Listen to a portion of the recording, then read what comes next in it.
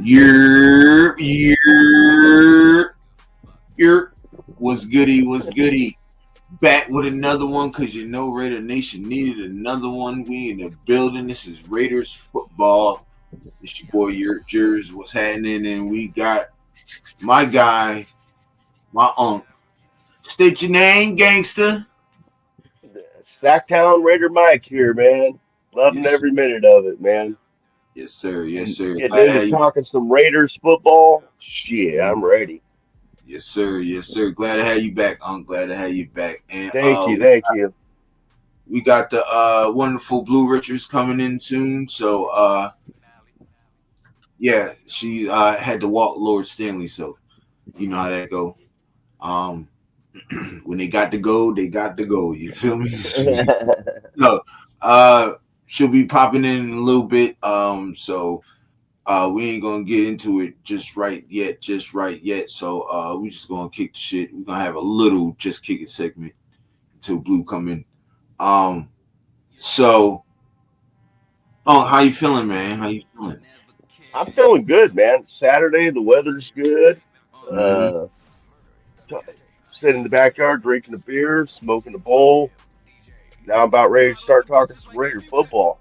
Yes, sir. Speaking of smoking the ball, let's light up real quick here. All right, I can do that. um, so Unc, man, I've been saying a lot of things over the past couple of weeks, and all Pete Carroll's been doing is saying, yeah, bro, you're right. That's why I feel like he's saying to me that I'm right. You know, Yeah, right? you might want to check your house for bugs. I know, right? I think he planted some shit up in there, so he be listening to me. Hey, maybe Pete Carroll listens to your podcast. That'd be fine. He Hey, probably do. that's not a Hey, bad idea, man. yeah. Let me take a look at the younger the smaller things. And I am at 529, y'all. I know I was at 600 and I dropped. I fell. It's all good. I'm not crying and pouting about it. It's all good. But we did get a sub though, so for the guy for a person who ever subbed, I appreciate you the most. Thank you. Oh, just Uh, now somebody did. All right. Welcome to the no, neighborhood. it wasn't just now, but I wound up looking at it earlier. And oh, the dude you was talking about because the banner is right here, Tom McDonald. Oh, Yeah, that was it. That's it. Tom McDonald. Yeah.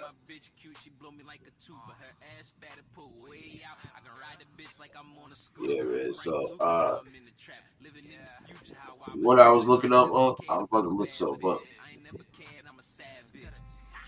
Oh yeah, that'd be wet. Hey. So we can't go over what we're gonna do though, what we're gonna talk about. So um, so a couple segments we're gonna go over. You know what I'm saying throughout the show. We're gonna do a couple recap pressers. Um, audio, of course. You know what I'm saying. I can't deal with the copywritten and stuff like that. Appreciate you. So wife got me some food. I love that woman. Oh, So no doubt. um, so No wonder why her name is Sweets. yo, I named her that, yo. I had a feeling. That's why I felt uncomfortable calling her Sweets, but that's the only name I know her by. No, That'd be too that's actually her real name though. Sweets. Yes, Oh, okay. Sweets Now, Simon Atkinson. Yes. So what she did was she changed her name to she made her birth name and her middle name, and she just put Sweets in the beginning. oh, okay, So it's Sweets Sonya Lynn Atkinson. okay. Probably gonna kill me for saying that, but I love you. Everybody knows. I think everybody knows your last name. Yeah. But so the like I said, segment one, we're gonna go over a couple pressers. And we got in segment four, we also got more pressers too. But I don't want to overpower you guys with a bunch of pressers in the beginning. So first segment, we got a couple pressers. Then the second segment, we're going to talk about the last 3 days of camp, because the guys are off this today. It's Saturday. The guys are off, so I think they get back to it tomorrow, and Yep. Mondays. Pads. So um, and way to start the week off too in pads. That's great. I think that's fine. Yeah. Um, and I got a I, scenario, guys. I got a crazy scenario that is dope, and I think John Spytek, he can be the GOAT if he pulls this off for next year and have and this offense at a dynamic level. Um, and yeah, you it, all got to stay tuned for that part, man, because Europe's got some ideas on that I can't wait for you all to hear. yeah, and it's dope too. Like it's crazy. Like this will put our offense. We'll probably have the number one offense in football if Spytek makes this draft pick next year. I promise you. And he will be in the talks of Howie Roseman and them other good GMs. I promise you. If he does this, you Yeah. know. And to be honest, I think we probably move up to go get him too.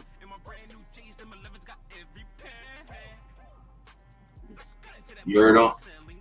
Yeah, I heard you. I'm trying not to say nothing because Right. I don't want to say who the person is. He is a cousin of our quarterback. Let's just say that. So yeah. Fourth segment, right? We are, and I didn't even write this down, so let me write this down now. But the fourth segment would be um the fourth segment will be a few more pressers. Um, I don't know if you want to write this down also, because I'm writing it yeah, down.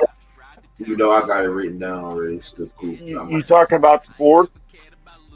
Yeah, segment four will be more pressure. Oh, okay. I didn't write that down, but yeah. God damn it, my pen ain't working. Uh, Four. Come on, pen. I It's think not the pen, it's the paper. that one would be the DJ Glaze one. Probably Brock Bowers. Oh, okay. Yeah, that was the one with Chip Kelly, Ashton Genty, JPJ, and Brock Bowers. Yeah, but we're gonna do the individual one, so you won't have to wait for the whole thing. Okay, Um, but that's going to be four. It's all four of those. Okay, gotcha. DJ Glaze, Brock Bowers. I want to say Elandon Roberts.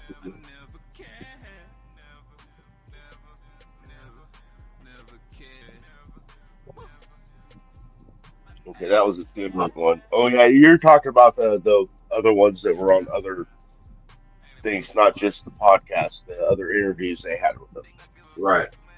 And segment five, which is the last segment, y'all, will be the Just Kick It segment. And we will be doing something special for Blue and Lord Stanley. Um, you guys know the situation. If you don't know the situation on Lord Stanley, Blue will be on here to um, go over that with you guys and let you guys know what's up with Lord Stanley. Um, so that whole segment will be for Lord Stanley.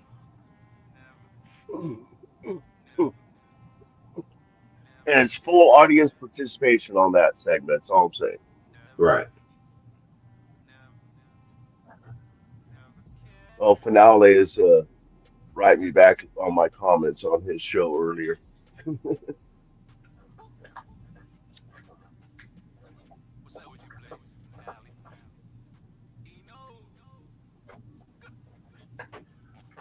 So, boom. That's all good. All right, y'all. So, yeah, like I was saying, so that's the whole show that we'll be going over with today. So yeah, y'all. Well, she's not back yet. I really didn't want to get into it, but we can go. We'll switch the segments up, or we could just talk. We'll just have a conversation. So Yes, so sir.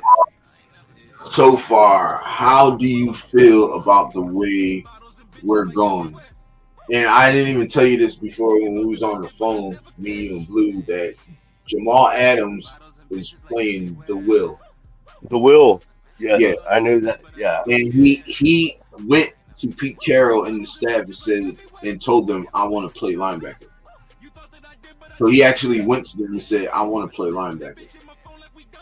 So that adds another linebacker to our situation. And Pete Carroll said that he's gotten a lot bigger, Yes. put on more weight than he did last year. The last time he seen him. So that's good. He's super healthy off that devastating injury, so there should be no setbacks with him. He's good to go. So I think sky's the limit for us. Oh, that yeah. Because when we first got Jamal Adams, I did a little research on, it, but I only went back a couple of years, and all I saw was injuries. You know, but what was he? A three times Pro Bowler, once All Pro. Yeah, yeah. I thought he should have been all pro twice, but I mean a few more times. But let's hear it. Here. Let's hear it here.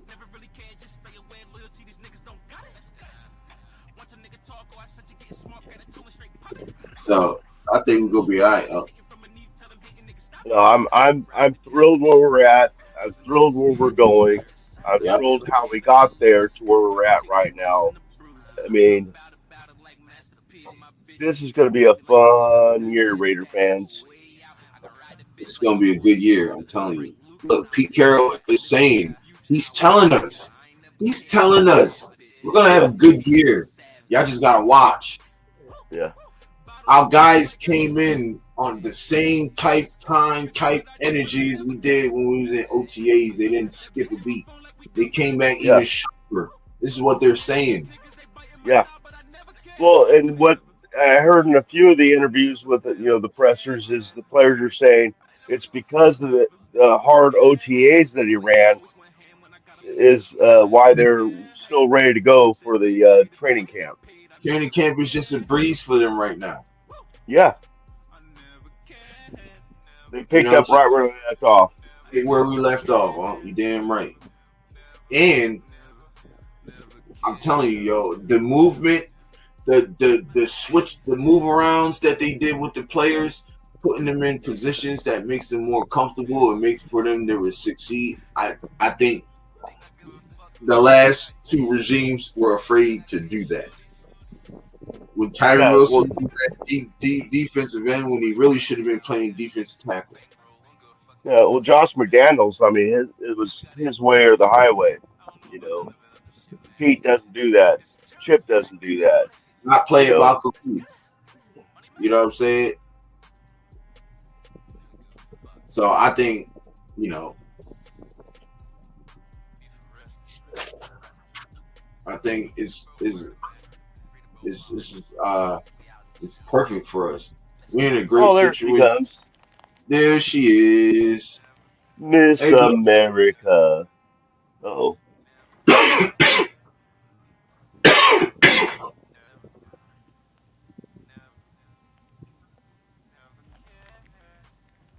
there she is. There's our Alrighty. beautiful Hey, blue. So how you doing, Blue? hanging, I know that's real. I hanging. know that. Happy to be here hanging out with you guys. It's my, for sure, it's my social time. I can dig 'Cause I that. don't go anywhere. I, as long as you don't get another blackout, we straight. We don't need another one. Tell Vegas. Tell No, I Vegas. know. God, Tell that would Mother be. Nature in Vegas. She need to chill. Goddamn. all these blackouts Yeah. and stuff. All right, I'm Dude, giving it's the worst. I'm telling you. Yes, Yeah. Mother Nature Vegas.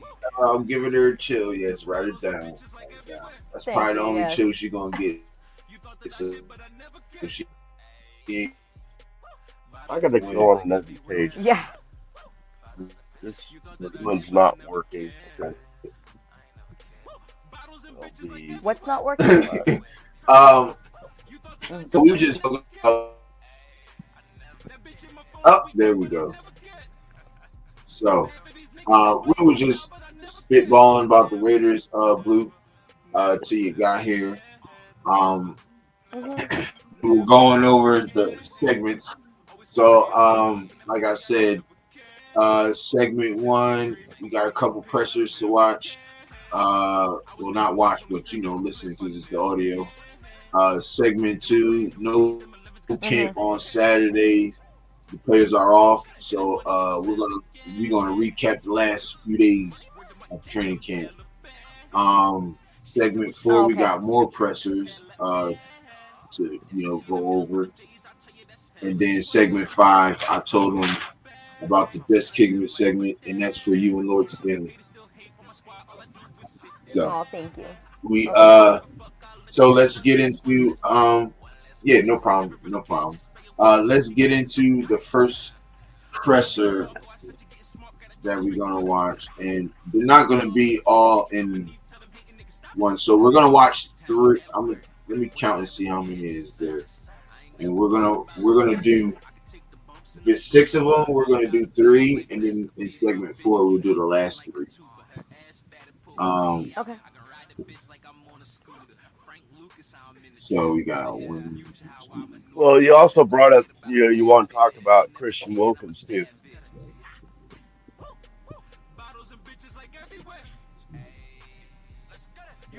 Unless I'm mistaken. Yeah, you're right on. Right. So the 6th segment will be to just kick it. Segment 5 will be Christian Wilkins. Thank you, all. So I got that. Yes. Okay. That's different. So I'm gonna change this.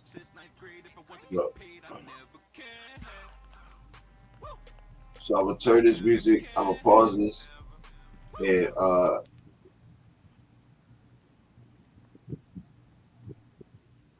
right, I'll pause that, and we're gonna get into the Jack Best. Y'all let me know if y'all can hear it. Y'all let me know if y'all can hear it. Let's get it. Okay, so it's gonna go in order. So Chip Kelly is gonna be next. We're gonna do that Chip Kelly one, and we're gonna do the Geno Smith one. He has actually 2 of them, so we're gonna do it like that. We're just waiting for it to play. Dad, this wasn't even taking long like this.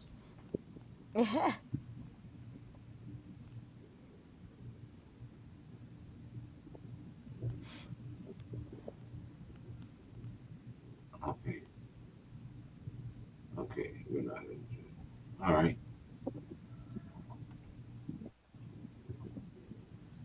Okay, I don't know what's going on with this, so this is what we're gonna do. We're gonna close out this. We're gonna go back in.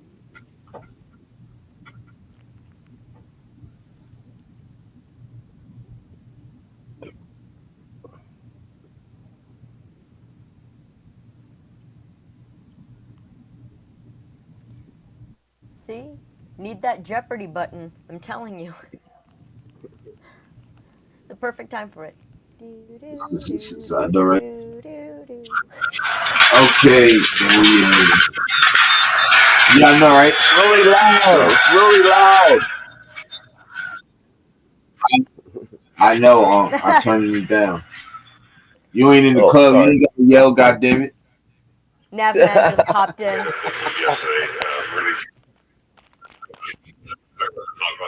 Come on, brother. I'm sending the link. Make our decision. And we watched our way through the whole thing. We keep it really clear with what we said. I think there was no clear path to his return. and so we just had to move on. Obviously, we won't talk specifics, but Chip is using a lot of weapons on offense, and he's being extremely creative. How exciting is it for you, because you're known as a creative guy, to see what he's doing with your offense? Yeah, matter of fact, you watch him as he starts each period, man. He sends a message about what's coming or what isn't coming to the defense. He's competing like crazy in it. He has so much history, so much background. Did y'all hear it? He is a creative master. Yeah. He's been that for years, all the way back to the Temple stuff that he did years ago that set everybody in their ear in football. He's just been that way. It's really fun, and we are feeling our guys. We are feeling the roles. We are feeling the opportunity to mix guys in and do the things they do really well. And we're learning. We've only been at it 3 days here now, but we're learning. But we already have a sense that we have something special going. Replacing Christian Wilkins, and how good do you feel about this young group of players? This place is about competition. It always has been, and it's just wide open. And I don't need to talk about any names right now. I think the fact, if you watch the rotations and we're giving everybody a chance, mixing guys with the ones and the twos all the way throughout, just to gather a bunch of information. I went right back to cut-ups yesterday of the first 2 days, just watching each individual guy, and we're just putting the information in the vault here, and we'll figure it out in time. But we have a good young, spunky group of guys now, and the young guys that came in this past draft are part of that competition too. So it's exciting. I've seen him do that a couple of years, and obviously out here, what you see in that third year? I think this is really his time. I think this is his time. He had a little bit of injury issue early on. Last year he made improvement. I'm counting on him to do stuff in a big way, and that's not. It's not just outside of the end where he is a real natural. We're moving him around, trying to see what we can do, and working complement with our other rushers. But I'm really enthused about how he's shown his effort and his concern about doing things really hard and full speed and all that. So that's a really good sign. So he's a marvelous looking athlete. It's very early. Okay, so first of all, Nav, what's happening, big bro? How you feeling today? Hey, Nabman's rocking the Boise State shirt there. He's rocking it for Ashton. Just walking through the door and there's fucking channels on, bro. Hi, Marcus. Thank you. Marcus Banks. How you doing, man? I don't see nobody's popping up. What's happening? Nobody's what? Popping up. I'm looking at the same thing. I don't know what's going on. Hold on. I don't see nobody in the chat. Yo, hey, what up, Furpo? Furpo, I know what he said. There you go. Now they go. Yeah, I know what Furpo said. I'm on break. I just wanted to yell out Raiders. Yeah. Yeah, we can hear you. You good? Yeah. I'm all Marcus, set, what's happening? You got me stuck with the work shirt. My bad. We put a hat on. Right quick. I'm still gonna say it though. It's okay. I'm wearing a Kings shirt today. We'll but what's up? The Sacramento Kings. Cool. Sorry. Yes, Mike, the Sacramento Kings, because I just love me some basketball. You know. No, you good. You good. So it's an inside joke. So he was talking about Tyree Wilson, right? And how he's seen the improvements, he's gotten better and stuff like that. He's been taking a lot of snaps at defensive tackle. And we'll get into that later on. He's been playing like him, and I don't know, I've been saying it for the past like couple weeks. Jonah Lalu has taken the job. Yeah. So we know that it's going to be them two subbing in and out for right now. Now the younger guys, I think it takes the pressure off them to know that they ain't got to come in and try to do too much. They could just go in there, beat themselves, and play their game. And I think that works. So when people was in such of a panic mode because of Christian Wilkins, and I'm sitting here trying to tell people like, bruh, like it wouldn't even matter because Jonah Lalu has already done this last year. Tyree Wilson has done this the previous 2 years, going in and out, playing both DN and D tackle. So I think because they moved him there, or I think because they're having him play snaps there, if he really develops and becomes a really good defensive tackle, like full time, I think that's where he's going to be at. Yeah, because he's I don't supposed to think be it's picking up no more. U.S. Sorry. You know what I'm saying? I don't think it's going to be any more defensive end. I think it's going to be straight up just, you know what I'm saying, straight D tackle. That's all you need to worry about is what you need to do right here. And then that allows other guys to move up.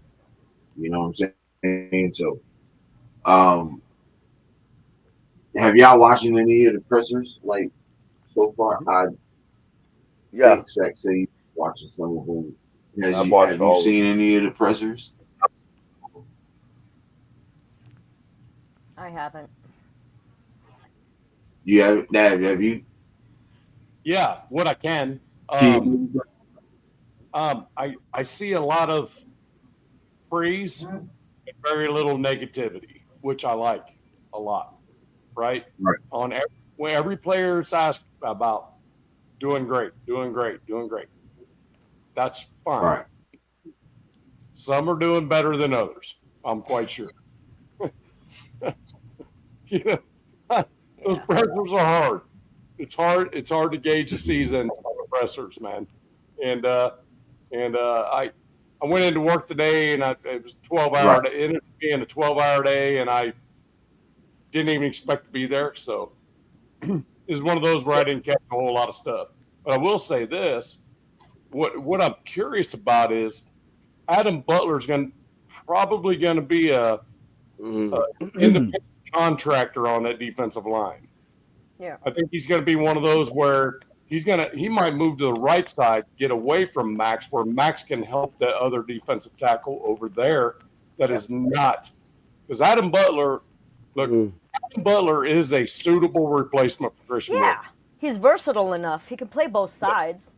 He I can. said the exact same thing last show. Yeah. I agree. So I think without a presser, that Adam Butler is not getting talked about a lot, other than with Max talking about it on his show on the Rush. Adam Butler's just doing his damn job, and that's what we need. We just need people to do the damn job. Yeah. And that's where I'll leave it. Right. Also, I want to. I think You're on another subject. I just want to ask you a question, though. You don't want me to stream, right? I'm not hitting the What's button. up, bro? Yeah, nah. Because I'll explain to you later. I'll explain after this. Well, I won't show. put any videos or anything up at your show. Yeah. But I'll explain because we didn't get to explain. But I got you. I'm off tomorrow, man. We'll have time to talk. No big deal. I just wanted to let you know that I'm not streaming. So. Oh yeah, no. I mean, I would know because it pop whenever anybody like streams on here, it pops up on the top. So I would assume. Right. But you good, right? So first we give my man Furpo a Raiders because I don't want to piss him off.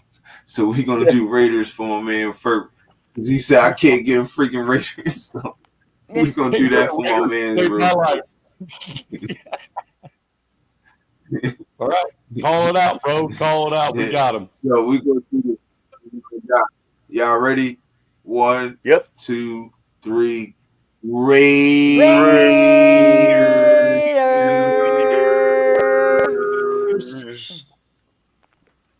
Hey, we sorry for we sorry. There you go, Furp. We got you, bro. We got you, Furpo. man. Yeah, we know there's a Los Angeles Kings hockey too. See, I'm wearing an LA Kings shirt. It's an inside joke between me and Mike. Because I said something about the LA. I said, "Oh, I'm wearing a Kings shirt today," and he's like, "Oh, yeah, the basketball team, right, or Sacramento, or whatever." I'm like, yeah, because that's my favorite sport, right? Yeah, we do. If she never said she doesn't say Los Angeles Kings, I always say that to her. That's our Yep. inside joke. I have to remember, and I always forget. But he So said, first said you. go ahead. Go ahead. I'm sorry. Oh no, you good. So what we're gonna do is I'll take all the he said salute to the Fab Four, you know, shout out Professional E. Yeah. Professional E, what's up? So let me get through this presser real quick. And then we're gonna go through all the questions, all the comments, and then we'll if y'all got anything to say about the presser and how y'all felt about it, then you know we're gonna do it like that. So let me finish this one real quick. But are you happy with your rookies? Looks like, I mean, they're really, the effort's been impressive. Right now, we had 3 terrific days of practice. We really did. I mean, each one of them was everybody did everything they could. Then we challenged to come back and do it again. And this is the 3rd day to finish this first rhythm of it. And this was probably our best practice. So the focus, the intensity, and working to try to maximize these opportunities, because we're still in a controlled mode, and OTA kind of mode right now. I love what we've done in 3 days.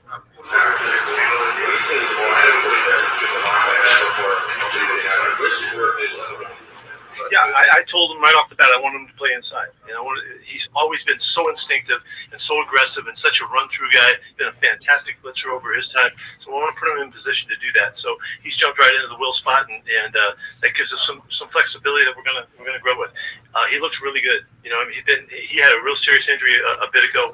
He looks like he's back, and so weighing a little bit more than he was before. He fit just right. So I'm really anxious to see how he takes it.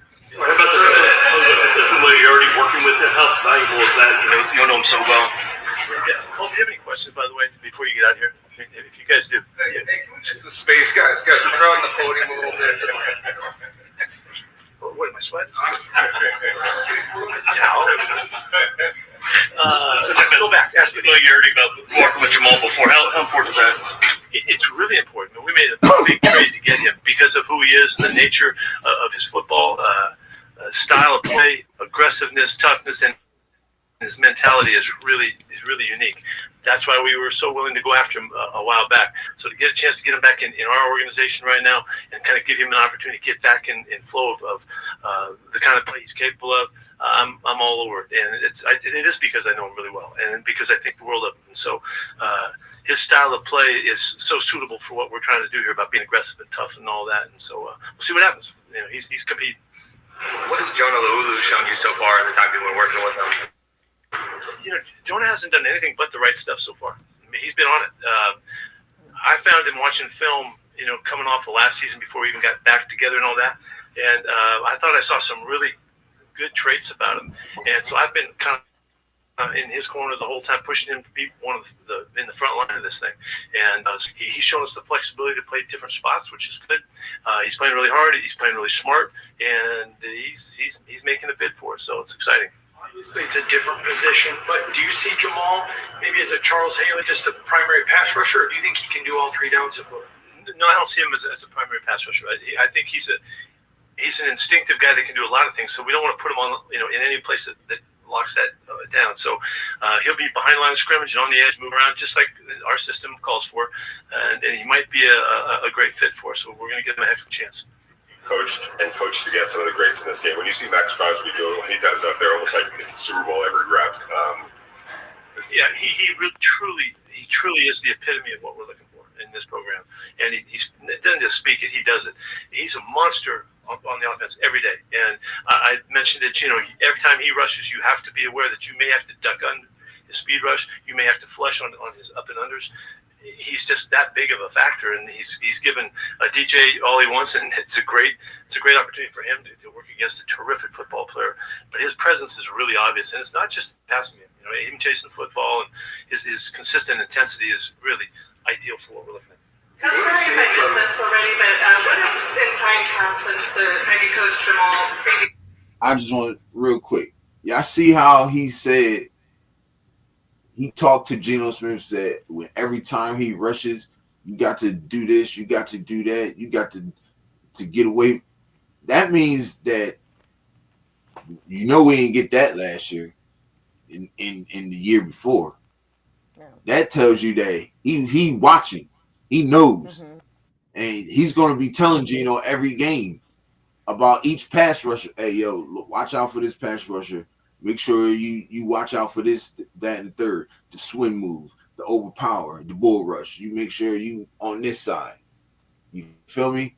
I'm telling y'all, man, the coaching staff, bro, it's like this is the type of shit we needed, like for years. Yep. You know what I'm saying? I love the optimism. For years. I love the optimism and all the positivity. You notice right. This whole presser, there was very few indications of anybody wanting to talk Christian Wilkins. Right. Yeah. They asked him that in the beginning. He shut that shit down. He was like, right. We did what we did. That is the definition of a good coaching staff. Yep. That is the definition of it. It's over now.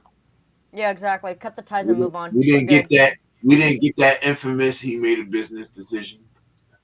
Mm-hmm. No, we didn't have to hear all that shit. Coach was like, "You're gone. You're gone. You didn't do what we told you. You're gone. Don't care what you fucking make." Yo, it's crazy. We act. It's. Go ahead, Nat. My bad. We're gonna get into that because we got a segment on Christian Wilkins anyway. So okay. Yeah, my only thing is this: this coaching staff is saying we don't care how much money you make. If you're fucking underperforming, not doing what we tell you, you're fucking gone. You're fired, and that's okay. You know, and I think that's something we've been missing for years. Agreed. They're looking for that work ethic. They're looking for him to do what they tell him to do, because he is, oh, by the way, an employee. Well, that's why I'm saying work ethic. Right. He's an employee. So when your employer says you have to do this to stay employed here, and you decide to do you, and it doesn't work out, you're unemployed. Exactly.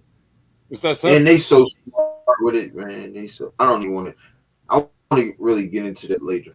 Like, no, we got a whole segment on that because this. No, I'm with you. It's some shit. I'm just saying it from a employee perspective. Yeah, what we're saying is that we're doing a deeper segment on that later. We have a segment. No, Mike, I absolutely know exactly what he's saying. Okay, then we'll get there. No, you good. Okay, Mike. Never mind. Hey, it's a long day, man. I'm gonna go ahead and bounce out of here. What? No. I'm tired, bro. Yeah, he's worked like a 12-hour day. I thought you were mad because I said that. No, I'm. Well. No. Yeah, you are. All right, man. Sorry, if that's what you think, but that's not the case. I'm tired. Go rest up. Rest up. Go rest up, man. Go rest up, man. Catch up on that. Talk to y'all later. Good to see y'all. Ciao. All right, peace. Appreciate you, man. I'm gonna call you later, bro. I'll call you tomorrow. I'll call you tomorrow because I know you're gonna get some sleep. Hey, Europe. You know how you were talking about Jeremiah Smith earlier? ECG just popped on and he said that he's actually not going to be eligible for the draft until 27. Yeah, I know. I seen it, but I mean, we can still go by 27 though. Even if he doesn't get drafted next year, we can still go by 27. So. Yeah. For sure. I'll talk about it. And I appreciate that, ECG. Appreciate that. So yeah, let me get back into this though real quick. Raider Paul, what's happening, bro? He's saying salute to everybody. David G said, "What's up, Raider Paul? Rest up, buddy." Yes, sir. Hey, David. Marcus, salute. Oh yeah, David popped in. That's why I raised my middle finger. Yeah, I know. Yeah, I know you're. That's why I was laughing. Yeah.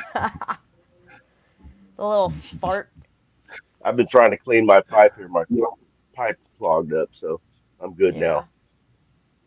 No, Furpo said, like, oh, there's an LA Kings too. And when I made that comment, David's like, oh, yeah, she loves basketball, especially the WNBA. That's why I'm like, oh, fuck you. I said, you got to chill. David back there pushing. You got to chill. David. Yeah. Oh, okay. Got it. David's got them. 2 of them. 2 of them? I saw 2. I'm just saying. Oh. I saw 2. Yeah. See? I mean, it could give, but only 1 counts. Yeah, because whenever I put something up there, it automatically has Finale put his stuff. Oh, okay. Yeah. See, so only 1, Mike. Only 1. Okay. And he says, "What up, Mike?" I'm doing good, David. I hope you're doing good as well. Mike, after you jotting down his chills. All right, I'm the show scribe. We about halfway through, y'all. We almost done. Obviously, now, like you speech about him, whether as a leader or as a player that you've seen so far. Well, he's overcome a major surgery and a major injury, and I've had a couple guys that have gone through that, and it takes a couple years, and so here we are. So I know who he is, and I know what he brings, and I know what he's trying to accomplish and getting back going again, and we'll see what happens. But he's going to get a real shot, as is everybody. But I'm going to give him a real shot because I can imagine how much of a factor he can be on your defense if he's out there. So he's got a great spirit, great competitiveness about him. So, I mean, there's nothing I love more about in a player. That's why we went for him in such a big way before. We saw season ticket day 1, and then it was open to the public yesterday with hundreds of Raiders fans here. I know today. Okay, we can have as many as we want as we can get in here. So the invitation is wide open. There's people watching. We're never going to play a game where they're not going to be looking at us and watching us, put us on big TV looks and all that. I want them to feel that as much as possible. So it's great to have them. We need more. Can you talk about Geno a little bit and just it's the early stages of camp, but you also have the OTAs. Where's he in terms of comfort level with Chip's offense? Well, first off, they're connecting. They're going shoulder to shoulder in this thing. We're really working hard with Geno because he has such good history. He's had so many principles and things that he's done that he's mastered. Those will be part of what we're doing as well as the stuff that Chips brings that's creative. Geno being here is such a positive factor for restarting this program. Mm-hmm. And not just because we were together and he extends the message. He is the message. He competes every single day, every step he takes. He's just the version of Max on the other side of the ball. And that kind of leadership, it's just obvious. I mean, he doesn't have to give any speeches or nothing. He just is a leader. And so it's just a big factor in jumpstarting. And also when we're on the field, you see the plays day after day. He keeps making great plays, great throws, great decisions. Scramble went in today. And everybody realizes what we got. And so the D-line are looking to take care of him in the pass rush situations. They're trying to keep him fresh and not get in his way because we want him playing for us. So it's been a great start, and we're just getting going. There's just no hindrances at all. None. Competition and energy has always been a big part of wherever you coached previously, but when you get a chance to reset and do something new for the first time, what are the biggest differences in terms of how you structure things and your message than maybe what you didn't see out of it? Yeah, I was talking a long time ago that you either have a philosophy or you don't, and we have one. But the philosophy is affected by the people, and how they adapt to it and how they make it come to life and all that. And that's what this process. So my biggest challenge is to give them the ways that we believe we can play our football, but then let it become theirs. And so it's really a fun challenge, and it's why I'm so charged up. And I've been a little bit fired up since I've been here. I know that. I know you might have seen that or not. But each practice is an opportunity for us. Each day is a statement of who we are, what we're all about. Are we there again? Are we consistent? Are we battling? And so it's a coach's dream to have an opportunity like this, really. And so the fellas are responding in a way that's making it really fun. And we're going to get pads a couple days from now. We'll really start to bring it. Looking forward to when pads come on. It's a big statement for us to make that we're stepping out of the OTA mode and all of that, because the game is at the line of scrimmage and both sides of the football. And until we start knocking each other around and battling to make each other better, you really don't know where you are. And so we can only evaluate what we can. And we've, at this point, we're in great shape with understanding our players. But this is the next step. And so there's not that many padded days before we really were playing, So we'll take advantage of every one of them and expect our guys to get after each other. They realize that it's the guy across from them that makes them. And so that understanding is to bring out the best in everybody. So hopefully it'll be really fun to watch. Yesterday, you guys said you have many sacks on and off the field. Was that sort of sending the message about the expectation that you guys had for this club? I hope so. Yeah, I hope so. We have extremely high expectations. I don't even know any other way to think. And I don't care what year it is or what team it is. It doesn't matter to me. I mean, this is either going for it or you're not. And that's what we're going for. And whatever that means at the end of it, we'll find out. But in the meantime, there is no standard that we can set high enough that we can't challenge for. And so we're going for it, like I said. And these guys are on board. They get it. Something that I noticed is how much you kind of move around your defensive backs and kind of like a rotation of a lot of guys getting in there in the backfield. What do you believe is the intentionality behind that and kind of being an open competition? Who's the guys that you like? We're gathering information, really, and I want them to feel what I'm saying. This is, you either compete or you're not. And so I've got to give them the opportunity to show what they can do and who they are, how far along they've come. And I'm not afraid one bit of playing young guys. If rookies play, I'm fine with that. I haven't been doing that for years. That's a positive if that can happen. So we have to give those guys opportunity to show themselves. And so that's really what it is. And if you notice, we're mixing everybody at all spots with that intention. Coach, you mentioned games are won in the trenches. What are your thoughts on Alex Kaplan and Dylan Parham? Well, both guys, as the question came up about the pads, we can't tell now. We can tell they know their assignments. We can tell they know their footwork and their steps. They're making their calls. But until we start knocking each other around, we won't really know. We need to feel their power. But they've done just positive things so far, so we're in good shape going into the padded days. Last one, Evan. Coach, you brought Jermaine Pratt in pretty late in the process. Jermaine Pratt came in pretty late in the process. I guess everybody knows what he can do. He's a very accomplished player, but how is he in terms of picking up what you guys want from him? Well, he was off to a good start first couple of days. He's got a hamstring just a little bit tight, so we're just making sure that he can get to the fifth practice. Is really what we're doing. We'll give him this break payoff and then try to get him right back. He's instinctive. He's physical. The way we're playing and the things we're asking him to do are right up his alley. And it's a pretty tough looking group now. Pretty tough looking group. Devin and what Erod brings and what Pratt brings and what we're seeing. Jamal has an opportunity to try to add. It's a physical, hard hitting, hard running group now. I'm really excited about that aspect of our defense. Thank you. So, y'all let me know.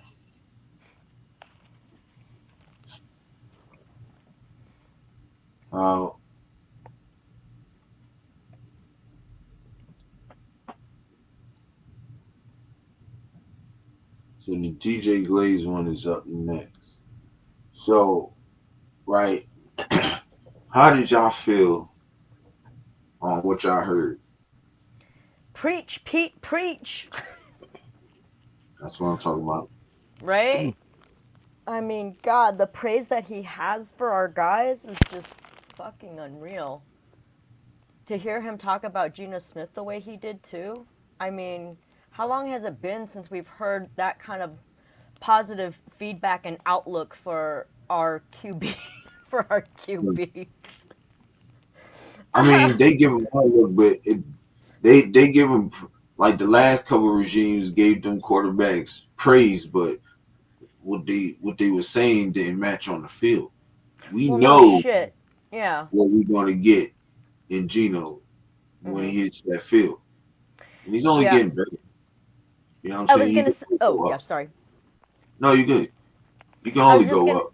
I was just going to say that, but one of the main differences here, too, is that Carroll has a history with working with Smith as well. So, so he already knows what kind of player he's going to get. So when he praises him and speaks so highly of him, for me anyway, it means something a little bit different. He already has a history with him. Good point. What you got, I got, this is the one presser that I had so many notes on, so I'm going to try to cut it down to some of my favorite things he said. One was Jamal Adams playing will linebacker. We already talked about that. But trying multiple players at different positions, seeing where they fit best. You know, not like Josh McDumbass, no, you're going to play my way, you're going to play this way. Mhm. They're trying them out in different positions to see where they work out. Uh, Mhm. Another thing, this is just a fan thing that Pete wanted, more fans to practice, and he's opening it up way more than it was even at Napa. As far as how many times fans can come in and see him. So I think that's a great thing, and he wants them out there. He wants more fans. That's awesome. Uh, the other thing is basically no playing rookies are not no problem playing rookies. Mhm. It's a productive thing. Mhm. That's awesome to Oh hear. yeah. Instead of how many times we want to check out some of the new guys and they would Mhm. never try them out. Right. And so we don't got that. And the other thing is going for it or not, you either have a philosophy or you don't, or you're either competing or you're not. I mean, there's no gray area with Yeah. Pete. Yeah. There is no, it all comes down to there is no gray area. I mean, it's either you are or you're not. Right. You Yeah. compete, you not. You do or do not. There is no try. Exactly. Right. It's either do's or don'ts out this way. Are you gonna do or you don't? And if you don't, we already know what happens. Well, if you don't, Well, you're yeah, out we the had door. we had plenty of don't already. Yeah, you got rid of 2 of them Yeah, already. right. Don't be a donor. And the second don't try to fucking finesse us. Crazy work. Yeah. But we're gonna get into that. So I'm trying to get another. I don't know why. Let's see if there we go. Hold on. Okay, so this is the Colt Miller one, y'all. Oh, no, I haven't heard this one. No. I don't own the rights, and I'm not getting paid for this. Just to let you know. Don't hit me for nothing. Back at it. It's great to see all the boys together. Guys took some time off to get back, take a break from OTAs, but coming back this week, they came back with purpose. It feels like we didn't skip a beat from OTAs. We've just really been on it. Offense, defense has been competing day after day, and it feels like, okay, is there going to be a drop off? No. Kind of just kept taking steps each day, and I thought we finished the kind of week off right today with before the break. We're excited. Pads are in two more days, so no, things are good.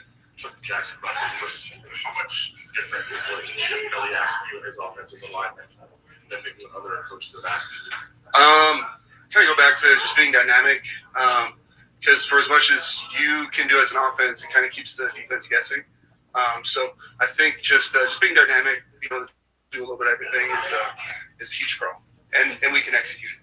Everybody says this camp feels different, the staff feels different, like there's different energy. Like they say that every time there's new coach, every time there's every team, like it's different. It's different. You don't see a big bowling ball taken right out to, or the coaches bringing the juice. The players are having fun. No, you do feel it. When you step into the in the locker room and on the field, like it's contagious. And it's got to come, it's either from the coaches or players, but we're all bringing it along. And it's still early, but you definitely can feel it for sure. I guess how does that kind of manifest? Like when they're setting a certain tone, like it just carries over. So the locker room feels different. Like all the camaraderie is different. Like I guess how does that kind of show itself? Yeah, I think it shows itself in the locker room for one. Guys hanging out and. We have all this time. We're spending, 12, 13 hours here, and we're having lunch together. Even when we take our lunches or we can go back home, we're all hanging out, talking to each other, shooting the stuff. So no, it's been cool. And of course, we have a lot more to go, but it's been good so far. Got a couple more kids there. The room this year, and offensive line. How are they kind of adjusting to the life of the NFL? Good. I think all the young guys have been looking real well. Even Lockie, he, from not playing any football to trying to pick up something each day. It's been pretty cool. He came back from Australia. And he's like, "You ever think? What's your family think? Like, you ever figure you're not a snap of football?" Like, yo, Lockie. Yeah, I guess. I thought about that. What do you see? Understanding. It's a lot in general with the new offense. So he's just trying to pick up as bits and pieces as he can. But he's doing great. The rest of the young guys are doing. Did y'all hear what he said? Yeah, go ahead, Blue. I'm sorry. No, go ahead, Mike. Y'all didn't pick up what he said.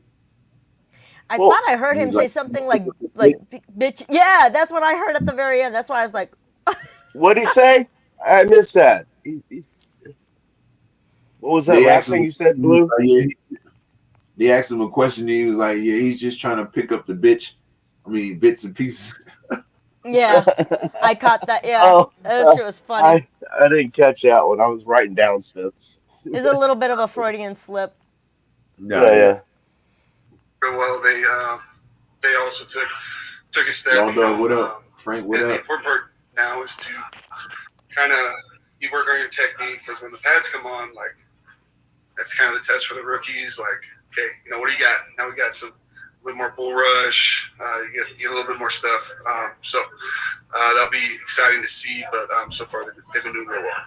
Yeah, like yesterday and today, you guys are the biggest stories in the football world. Everybody's talking about the Raiders. Everybody's talking about what went on yesterday. How do you guys give that attention? Do you compartmentalize, discuss, and then move on? Like, how do you deal with something like that when it happens?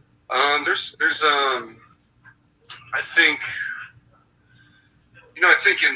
in that scenario, I think just letting the obviously staff handle it, but we don't really have control of that.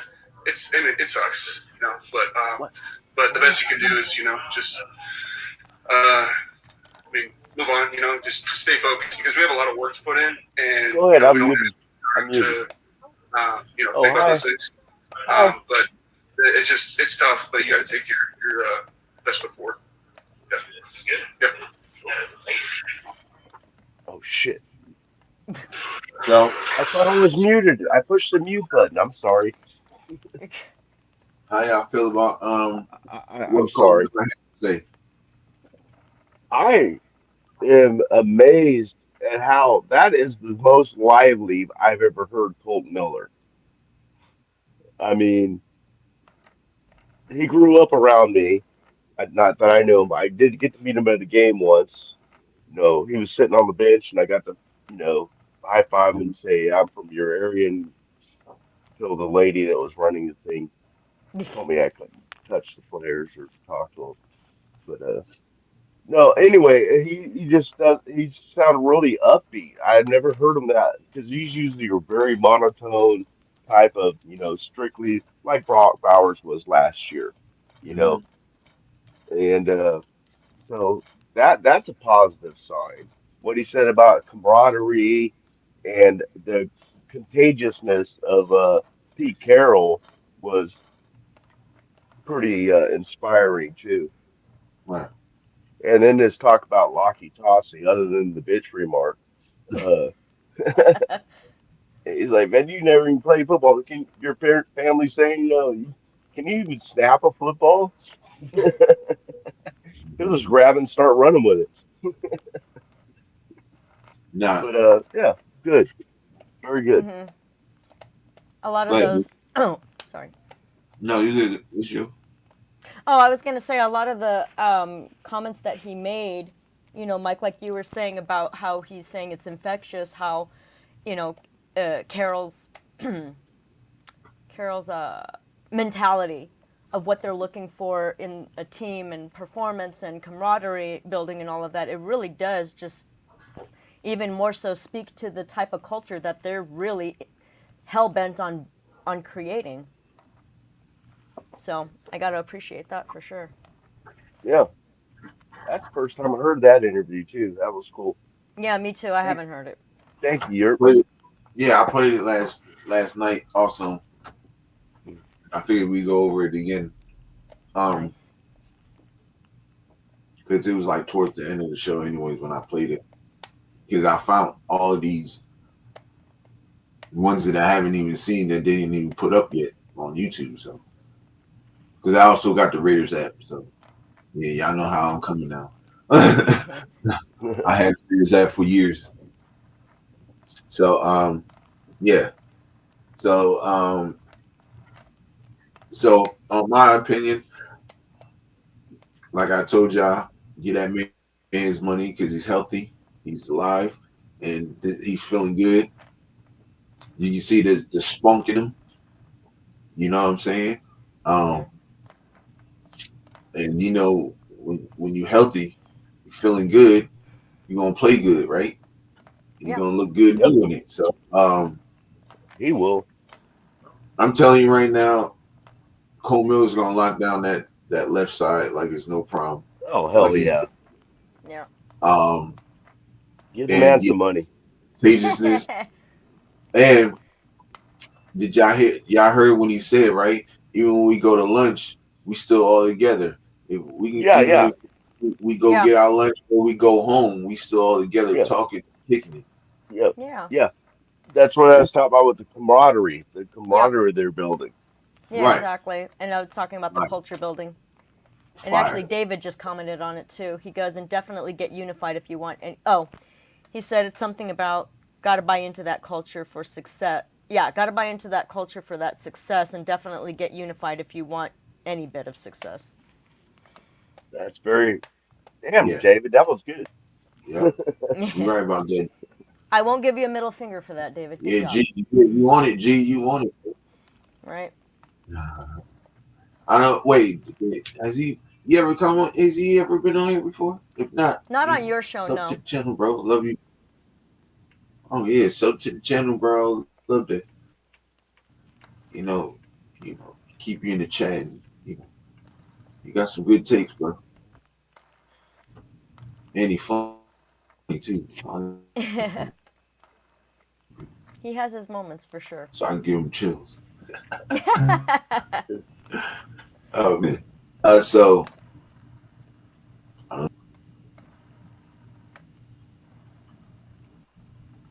okay, here we go. All right, y'all. So this one right here is we're gonna play one more. And then we'll play two more. And then we got a few more after that. So we'll play two more and then we'll get into the last 3 days of camp in the next segment. All right. Hey, Ardell. So Ardell just rolled. Oh my guy. I'm not lumberjack today, bro. I didn't have I'm just regular Europe on the weekends because oh man. David said, and definitely get unified if you want any bit of success. Exactly. And Law Dog agreed with him. He said, David G, 100%. Yes, sir. Deli in the building. He said, you're lumberjack. Yeah, on the weekends. I'm just regular Europe. Hi, Ardell. It's this blue hay. See ya. Yeah. How you feeling, though, Deli? That's good, brother, right there, man. Appreciate you always pulling up, man. Absolutely.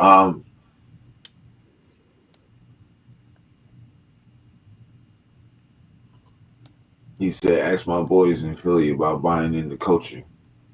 2 rookies who were drafted early in the draft showed up late to the first day of camp, and AJ Brown and a few other vets all gave them shit. Hey, I'm pretty sure if you show up late to practice, Max Crosby is on your ass like white on rice. I'm just telling you that right now. Yep. That motherfucker is on your ass. What the hell are you doing here being late, bro? Like, yeah, you will not get his respect. So I know about Philly. Hey man, my father-in-law, my wife, they Eagles fans. I got most of my friends is Eagles fans because I'm from Jersey, so But Philly they're right Philly across the fans, bridge. not. So Oh, interesting. All right. yeah, So they went. because Jersey Decided don't to have forego the Jets we and don't the have no, Giants. we don't have no sports teams, and plus Right. Yeah, you do. you know what I'm saying. No, You got the not no more. Devils. They took. Oh yeah, The yeah, yeah. I Devils. forgot. I forgot about the Devils. Yerp. Oh my God, that hurt my heart a little bit. I'm sorry. Because you know why? Because I don't really like. I don't know. The That's Devils okay. is I like. know. Ah, they have one of I my don't know why I favorite got. goalies ever, or had I should They say, do. from back in the day. Martin Brodeur. He was one of my favorite goalies ever. I love him. Sorry. Okay, moving Yeah. on. No, you good. You good. You good. And Steve Satan. He said, "I'm a lumberjack." Frank said, "I'm a lumberjack and I'm okay." I'm a number Rick and I'm okay. You gotta chill, Frank. Top wood all day. Chill. If you got Jersey, you're spot on the field. You got to, yes, sir. This new Raiders team is no tolerance policy. Show up. Yup. You know it. Where's Flag said Hawaii just started a new tradition where you have to earn the logo on your side of the helmet and the stripes down the middle. Yeah. We should start doing that. Well, like a 3-patch thing for the bikers. Yeah, you gotta earn your shoelaces, you. Yeah. Did you guys already talk about Jeremiah?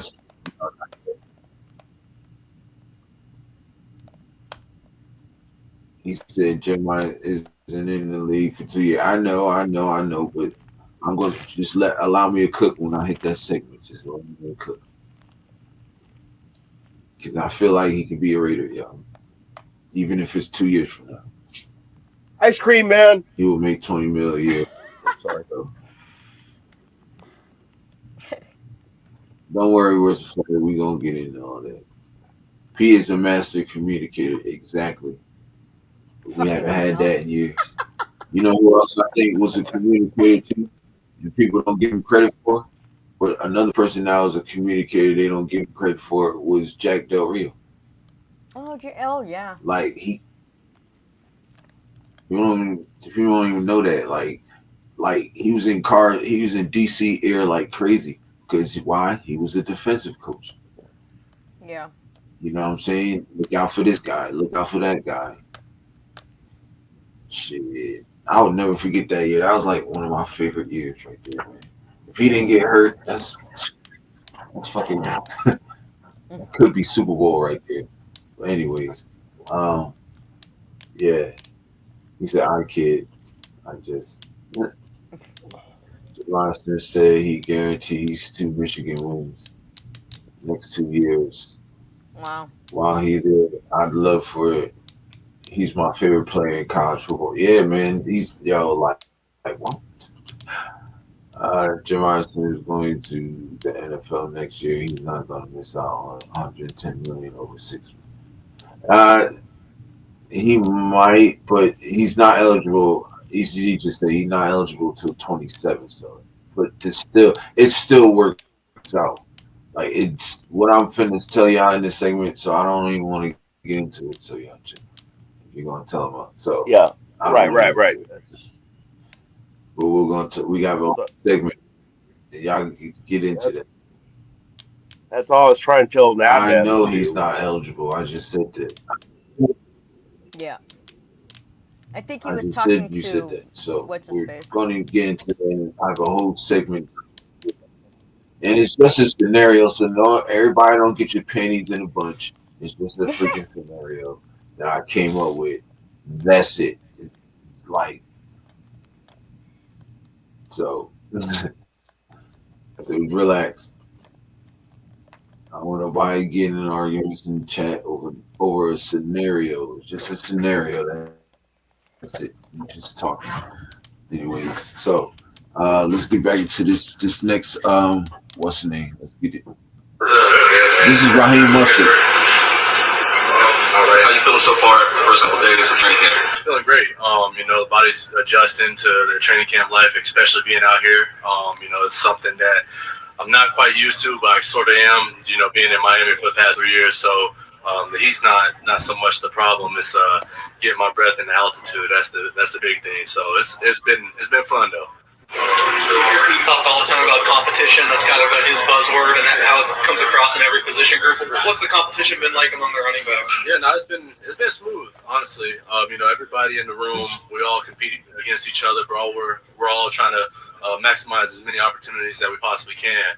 And especially the younger guys in Ashton, right? I've been able to help him out in some of his reads and everything like that, and tell him, hey, look, you need to make a one cut. Instead of trying to jatter at the line of scrimmage, because that just slows your timing down with the O-line. So just little things like that, just trying to help not just him, but a lot of different guys, and they're helping me as well. Just understanding the vision of everything, and it's been fun. And the competition is always going to rise up. I always got to lead the room because I'm the older guy in the room. So it's been fun though. That like being that veteran voice in the room, being that leader to the younger incoming players. Like I know you did that in Miami just with A-Chain, so now you have that trajectory. How is that for you as a leader and veteran? Honestly, I like the challenge. I feel like it's a way for me to display who I am as a player and as an individual, and also to showcase my abilities as being a leader, right? You want to say you want to be a leader on the team, but for me, it's all about action. And this league is what have you done for me lately? That's the mantra that's always going around. So if I'm able to come in a situation like here and provide my leadership and my presence, and to show everybody that, hey, look, I'm gonna put in the work. You could learn from me. Just ask me questions. I'm an easygoing guy. I'm one of those guys that you can come up to and talk to about anything. And if you want to, keep it on the hush, that's fine with me too. I have a open door policy with my personality, as you guys will get to know. So it's a lot of fun, and just wanting to be there for those guys, because once once my career is over with, I want to look back and be like, hey, I helped that guy out, and whether he took the advice or not, I did my part, and that's something that I got to look myself in the mirror at. How real is the learning curve and pass blocking for rookies? It's something that's talked about all the time, but how real is that? It's really real. The game, when you're in college, right, and me and Ashton talk about it, when you're in college, you have a lot of different things coming at you. The game's not as fast as like what it is in the NFL. And you have to slow down your thought process. You have to make sure you're reading all the defensive keys that allow you to in response to whatever the defense is doing. So it's a challenge for guys, especially the young guys, but they're getting the hang of it. Especially this generation, they're picking it up just like that. So. There's something that you were a rookie, or wish you knew when you were a rookie that you've been able to kind of impose on these younger guys? Yeah. One thing that I try to tell guys, even when, looking back when I was a rookie, I had one guy that was, a huge presence, Darren Sproles. I was with Chip with the Eagles, and Darren Sproles was my mentor. He was a guy that I truly leaned on. And, one of the things that he helped me out, with my growth was that, look, you might not be the biggest, might not be the strongest or the fastest. In my case, I am the fastest, right? But it's all about your heart and your want to, and your determination, and ultimately your goal. Once you're done playing the game, because this game's been going on for 100 years, right? And so, what can you do to leave your legacy? And that was one of the messages that came across and hit me so hard. If you start that foundation right now, it's just like building a house, right? You have to have a good foundation. If you can build that foundation as a young guy, and work your way up and continue to showcase yourself each year, in and out every year, that in itself is going to leave behind a good legacy. And that's something that I try to tell the young guys too. So, and they, like I said, they pick up on it. How have you seen him change? What has it been like being back with him? Yeah, no, it's honestly, it's kind of like a full circle moment for me. I was with him at the Eagles, and then the following year I was with him at the Niners, and then we dispersed, but we always stayed in contact somehow, some way.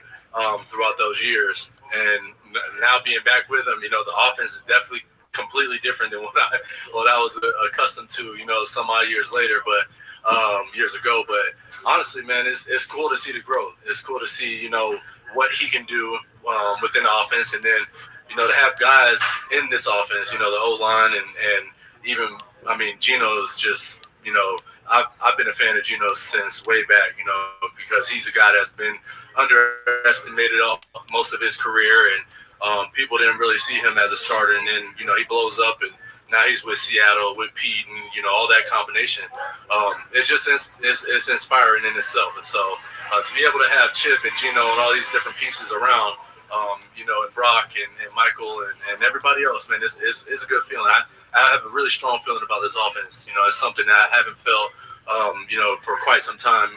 No disrespect to, my previous employers, but, just the camaraderie and being a first-year team is definitely something that's, taking a huge still on. That's an estimated bucket to me, an undrafted guy coming into the league. And obviously, Chip gives you a chance right away. It seemed like you guys hit it off. Was he big in your career in that way, having a guy believe in you? Yeah. Obviously, because he believed in me. He gave me my opportunity, and I tried to make the most out of it. And, I always bust his chops here and there. I'm like, hey, man, you didn't really have to let me go. I was really working my tail off. But, now it's all fun, man. It's all, it's just a part of the process. And that's something that, as a player, that's what I want. I want those tough times. I want to be able to look back and be like, hey, man, it was all worth it. That was one of my biggest things as a player, is just looking back and being like, you know what, you put in the work, you did exactly what you needed to do, and people can't take that from you.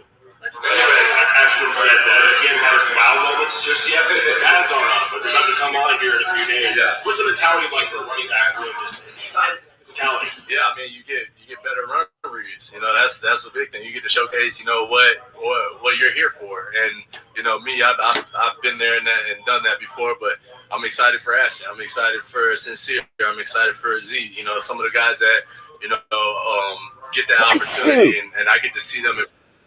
It's going to be fun, and I can't wait, because those pads do tell a lot. When you put those pads on, you gotta really bring your stuff. You gotta really have that mentality and that attitude of want to. So it's gonna be fun. I can't wait. With that being said, how important is it? What's most important for you right now, and your running backs right now in this activation? Just getting used to the footwork. Just getting used to the calls and understanding the sign and the footwork. And then now when you get those pads on, you got to squash all that out of the way, because that should be routine now. Now when you get into the pads, it's more so about getting those fits. Having that mesh with your O-line, having that mesh with your quarterback. That's the most important thing. Thank you. Yeah, appreciate y'all. Wow. Okay, so the next one is Jackson Powers Johnson. But so y'all let me know how y'all felt about. Sorry, I had to bust a grill throughout each video. So, because I ain't eat all day. I don't eat on Saturdays. Let me know how y'all felt about what Raheem Mostert had to say. Blue, either you or Blue go first this time. I went first last time. I feel like I keep regurgitating myself. The way these guys speak up to the culture and the team building and the leadership and all of that, it's infectious. Every player and coach talks about it. It's just so impressive to me. It really is. Yeah. Even when he touches on these are things I got to work on, about he's talking about his footwork and whatnot, and that's right. And that's great. Everybody's got areas to improve on, but some of the things that you just can't teach a person is to really value culture and leadership and all of that jazz that we're trying to incorporate into our culture. It's a really phenomenal thing to see happen, and I'm really, really stoked to see what our team can do this coming season.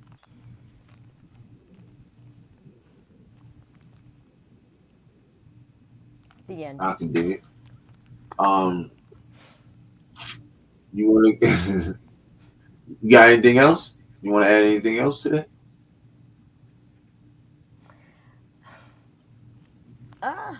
Not really. That's why I said I think I'm just regurgitating myself. Okay. Okay. Oh, but you What you you got got, a baby? theme going there. But I what? What? What'd you say? We, you're regurgitating stuff, but the same thing is that's great because that means it's staying consistent. Oh, Right. What the players are saying. You know. yeah. Ooh, talk that talk. God damn, you came back on fire. God damn, go ahead, All talk right. that talk. What you got though? What you got? Yeah, it's How hard you not to felt? regurgitate. Okay, Raheem Mostert. I did see this one before, but I added more things. Now I gotta find it on here. Uh, what's this one? Well, one of the main things I picked up from him that I really liked is how he's mentoring Jetty, and Yeah. it's not big things, it's just like little things. Hey, man, I saw you kind of stutter on that move. Just take one cut and go. You know, don't hold yourself up at the line. So he's obviously being a leader, being a veteran. He talks like a veteran. He acts like a veteran and he has no problem. He has an open door policy. He said it right there that he has an open door policy, and if you want to keep it on the hush, that's cool. We can do that too. I don't care, man. Just come to me when you want to come to me. And he's taking that leadership role, which is what we need in the running back room. We need that, veteran presence, to mentor these guys.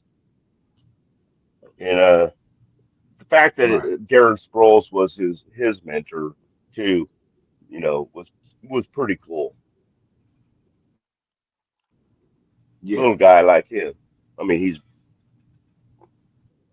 bigger than him, but he's not I'm taller off. than him. Right. He can run the rock though. Yeah, yeah, he can. He can eat it. He was a fast motherfucker, man. He's what he was. Yeah. Um. Nah. He. So yeah, that's all I got. So what I want to say is right. I think Raheem Buster is perfect for Asher Jetty. You Yes. see how he was saying, he was telling him, he was like, yeah, sometimes I tell him you got to do a one cut, do a one jump cut, and then, different shit for the line and stuff. And it's easier for the offensive line. Like telling him certain stuff like that is gonna get him more yardage. You know what I'm saying? Like certain stuff like that. Hmm. Like Raheem Mustard still got it, bro. That motherfucker is Yeah. nice. You know what I'm saying? And now he doesn't have to be the starter. He's gonna have a full season, bro. Like, you know what I'm saying? In Miami, he was getting injured a lot because he was the starter. He was getting most of the carries. He's Right, not gonna right, be getting right. carries like that. It's gonna be Genty. So, I mean, he's gonna get carries. Trust me, he's gonna get a lot of carries. But he's not. They might even split carries. But even if they split carries, that's still good for him and his body. He's not taking Yep. most of the bang. Genty is. You know what I'm saying? So, um, I think we're gonna be we. I think our running game is solid, yo. I like our running game for real, for real. And then you still got Sincere McCormick, which I think Sincere McCormick gonna be fine. You know what I mean? He gonna come. He's healthy, coming back. So if we run three running backs, two running backs, it don't really matter. Like we still have a good running back core. You know what I mean? We got a good group. Um, this next one is Jackson Powers Johnson. Um, and then we're gonna talk about how we felt about the last 3 days of training camp since they're off today. That's the next segment.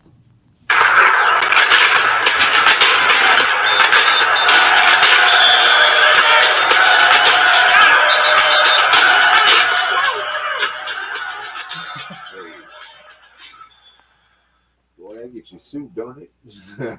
Damn, yeah. Get you ready for the game.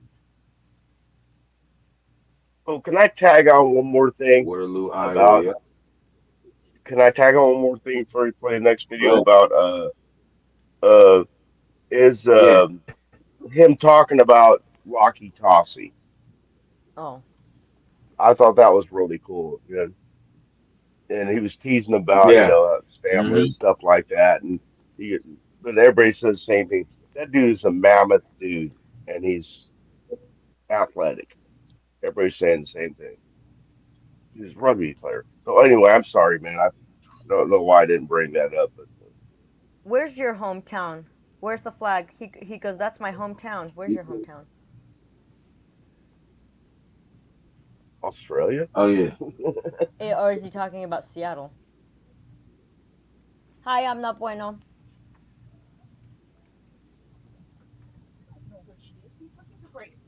My bad. I'm a little. My hometown. Yeah. Oh. Bueno. Oh, What's Waterloo, happening, my Iowa. friend? Waterloo, Iowa? Oh, Waterloo. Oh, Darren Sproles. Okay. He said that's where it's there. Bueno. Yeah. Yeah. The 319. Yeah. Throw them 319s up, y'all.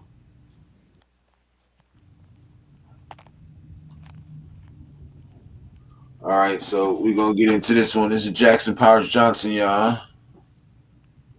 Ratty. He's always good for an interview. Okay, they're not. Hold on, they're not playing it. Stop playing with me. It's not playing with you. All right, Weber that's said not that Jackson Powers Johnson. Weber said that nobody ever used Mozart correctly. That's true. Nah, I didn't he shout, didn't. I didn't shout I out think my Chip. nephew. Oh, go ahead. Sorry. No, go ahead. I haven't thrown out a salute to my other nephew, Frank Klepper.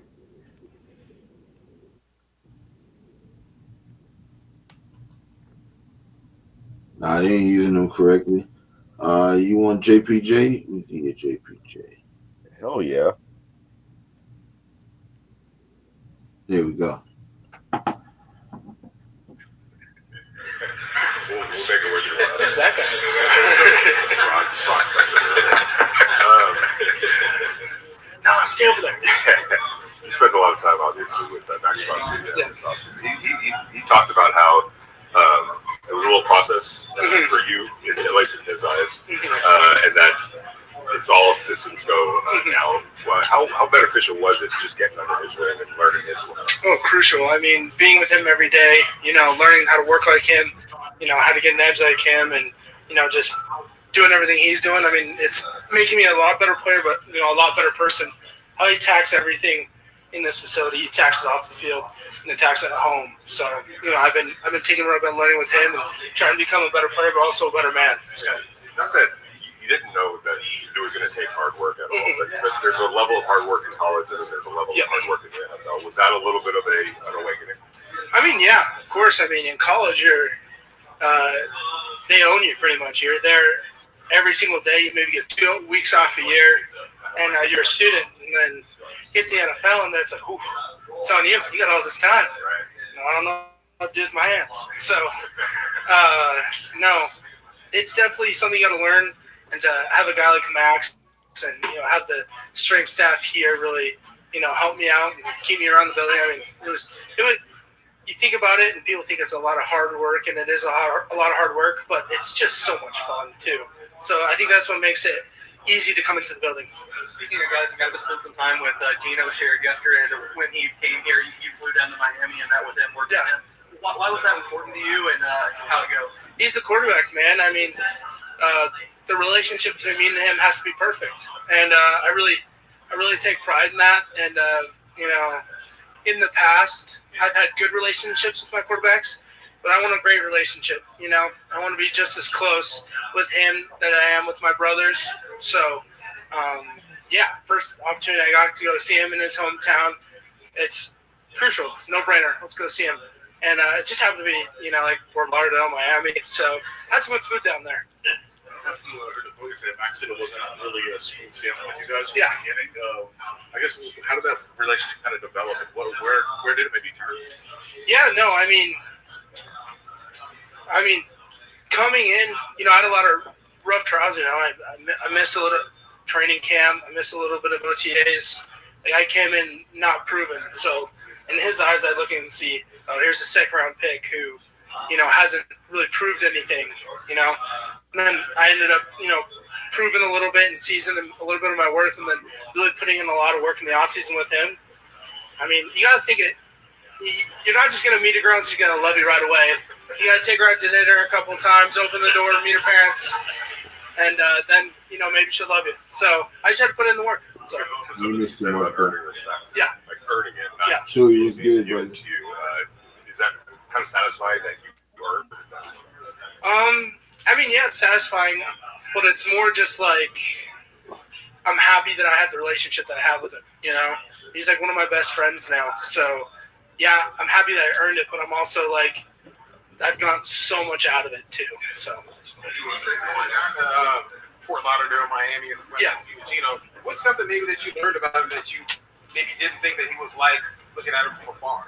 We kind of look at his age and you go, oh, he's maybe a little bit of an old man, No, he just has so much youth, so much fire in him. I've talked about it before, but he just has so much energy and so much want and so much, left in him. I think that's the biggest thing I kind of took out of it, just because before I grew up watching Gino. Like when he was drafted, I'm in middle school, elementary. Like I don't want to age him like that, but it's just you get to meet the people that you kind of watch growing up. So it was just really cool to meet him and see who really he is. So that being said, how about his athletic ability as far as like his ability to throw the ball and whatnot? Do you see like, man, he's got. Oh yeah, of course. I mean, first time he stepped in, he's lifting lifts, he's moving, he's throwing, he's got so much fire, he's talking trash. Like he's not old.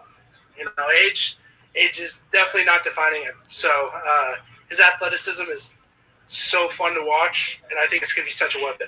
What did you take out of the trip to Australia, New Zealand, and being able to tour down there? Yeah, no, being down under was awesome. I mean, I didn't even know I was going.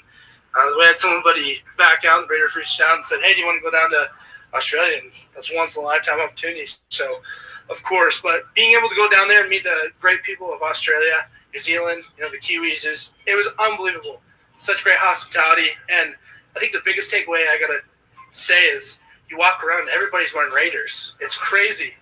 Like, they love silver and black down there. So getting to walk around, I think I had some funny interactions. So I walked by and someone's wearing the Raiders. Like, hey, like, nice shirt. You guys like, oh, thanks, man. I was like, all right.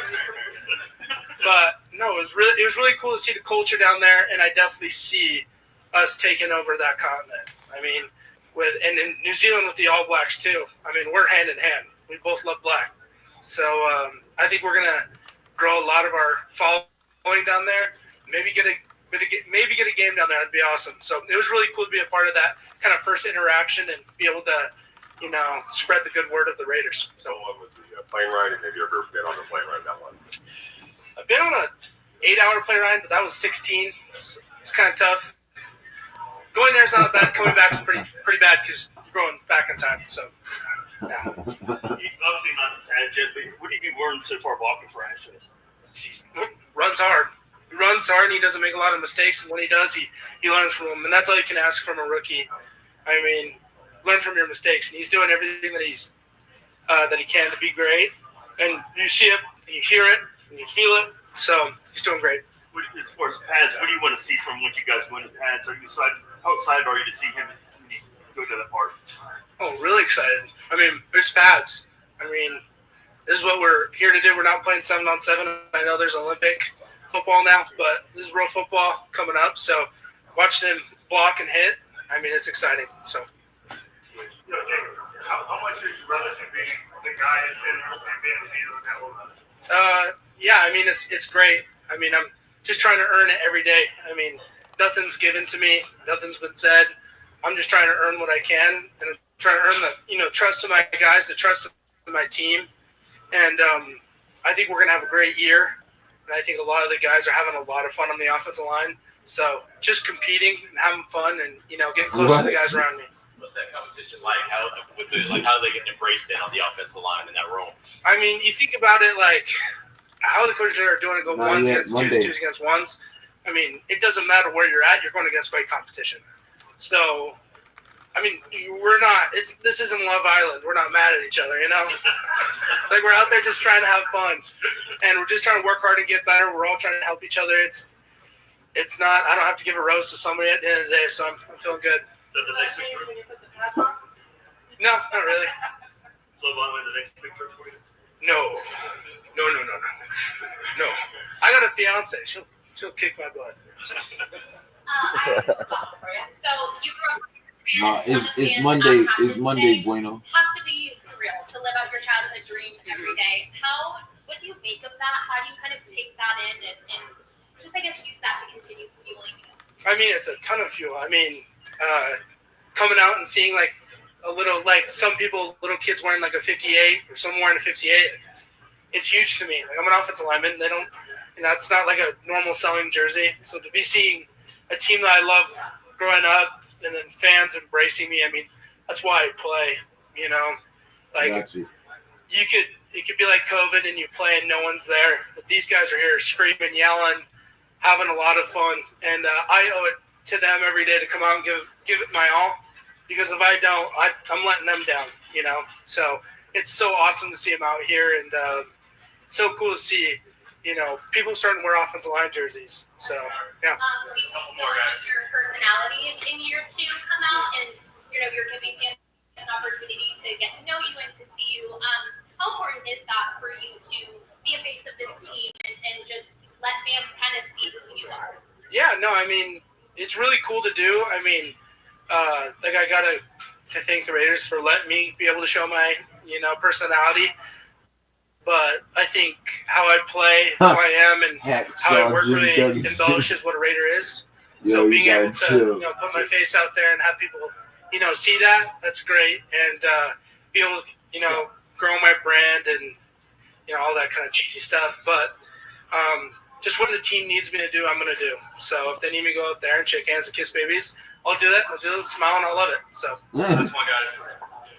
When you think about Chip Kelly's offense, what are some things that you believe are like kind of some non-negotiables or things that you really feel like you have to master to really hone in this offense? And what do you think are some things that you really think are to your advantage in it?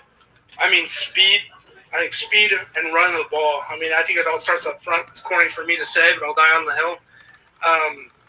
Everything's going to run through us. I mean, you can do all the cool stuff, the motions, you know, all the trick plays, but if you can't block anybody, it's not going to go. So I think the non-negotiable, at least this year, is that we need to be on our part, and we need to be the attitude and heartbeat of the team. So, and I think that's being communicated by the coaches. It's being heard in the locker room. So, yeah. Thanks, guys. Appreciate you guys. Thank you. Oh, that's crazy. He was deaf. Wow. Man, he does the best interviews, I swear. Yeah.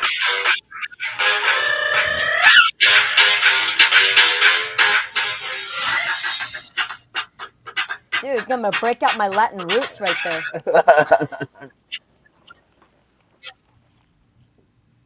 Okay, so we're gonna do. I know I keep saying we're gonna do one more, but I like these interviews because I like talking about these shits, and everybody's having a good time in here. So check this out. So the next one is for Law Dog, and that's Ashton Jeanty.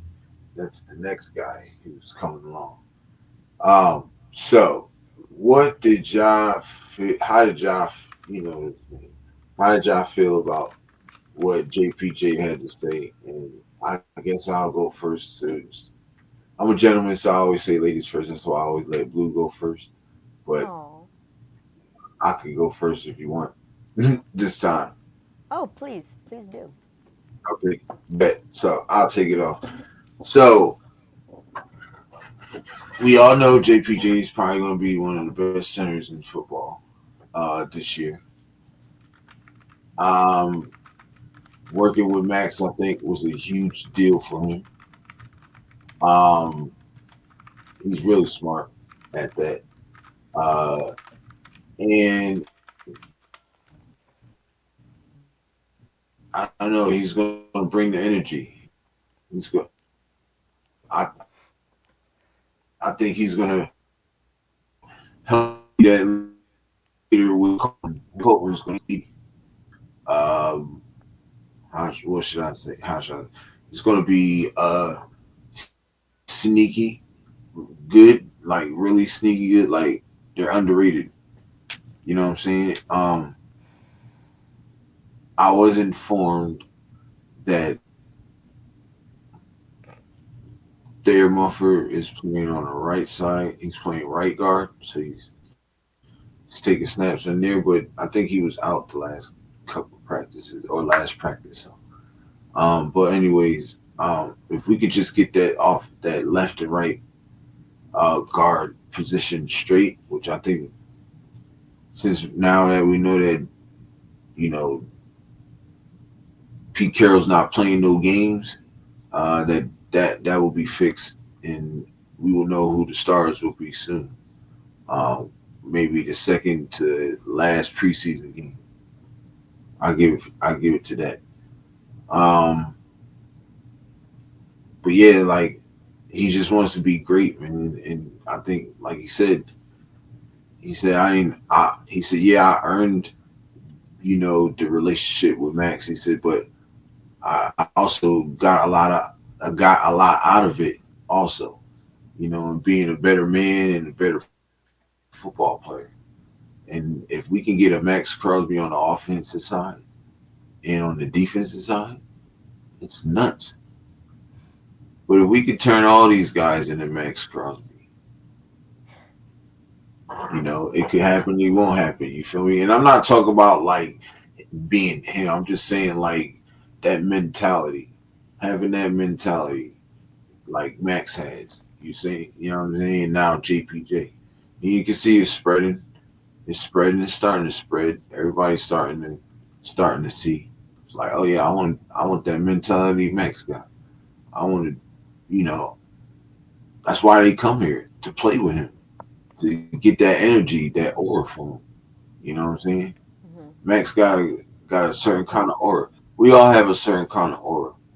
You either rock with it or you don't. You know what I'm saying? You either there is no iffy. It's either you either rock with it or you don't. And Max got one of them auras. So is JPJ. A lot of these people, Ash and Genty, they got them auras to them where you just want to be around them. You feel me? So, that's my take on everything. What do y'all got? Go ahead, Mike. Blue. Well, ladies No, first. go ahead. Yeah. Well, all right. I saw you typing away there. I thought you might have had jot down some notes too. Oh, Anyway, I wish I did.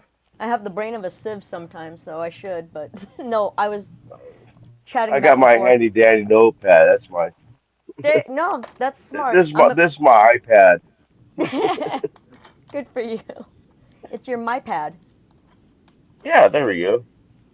I mean, I'm gonna regurgitate part of what you're G-Fan, what up, saying. G-Fan, what's up, nephew? My other nephew. Yeah. Shit. Thought to deal with him and Max Crosby last year, and I thought his analogy was really funny. You don't meet a girl and just she automatically loves you. Take her out a few times, meet her parents, and then maybe she'll love you.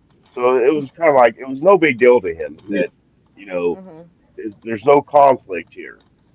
That him and Max Right. are tied to the hit now, and he's learning from not just how to be better on the field, but one of the things he said he's not just teaching me to be a better player, he's teaching me to be a better man. Yeah. That's freaking huge. Right. And Max is taking him under his wing now, so um, only good things can come out of that. And the other thing that Right. was the last thing was, yeah, they say it's a lot of hard work. Yeah, it's a lot of hard work, but it's so much fun. I mean, Right. and that's a regurgitating thing. That's what they're all saying. It's so much fun. So that's it for me. Well, yeah, you're getting paid millions of dollars to play a fucking game. Oh yeah, man. You know Right. what I mean? So But it I takes mean, 24-hour designation, termination to do that. Oh Right. yeah, no, absolutely. Like we were saying before, work ethic. The work ethic that these guys have is incredible. And it's really really awesome to see, for sure. Actually, something that he had said that I never really thought about was when he was talking about like one of the differences between transitioning from NCAA into the NFL was that in NCAA, you're a college student and you're kind of at like the mercy of everybody because you're there all the time. That's where you have to be and what you need to do and yada yada. But when you get to the NFL, you're instilled with this sense of like personal responsibility. You're kind of on your own and expected to be an adult and be there, and Right. show up. But it's on you. It's not like you're always on the field like living on campus the way you are in the NCAA. So There you that go. was actually something I never thought about. Very interesting. Right. Yeah. Awesome and point.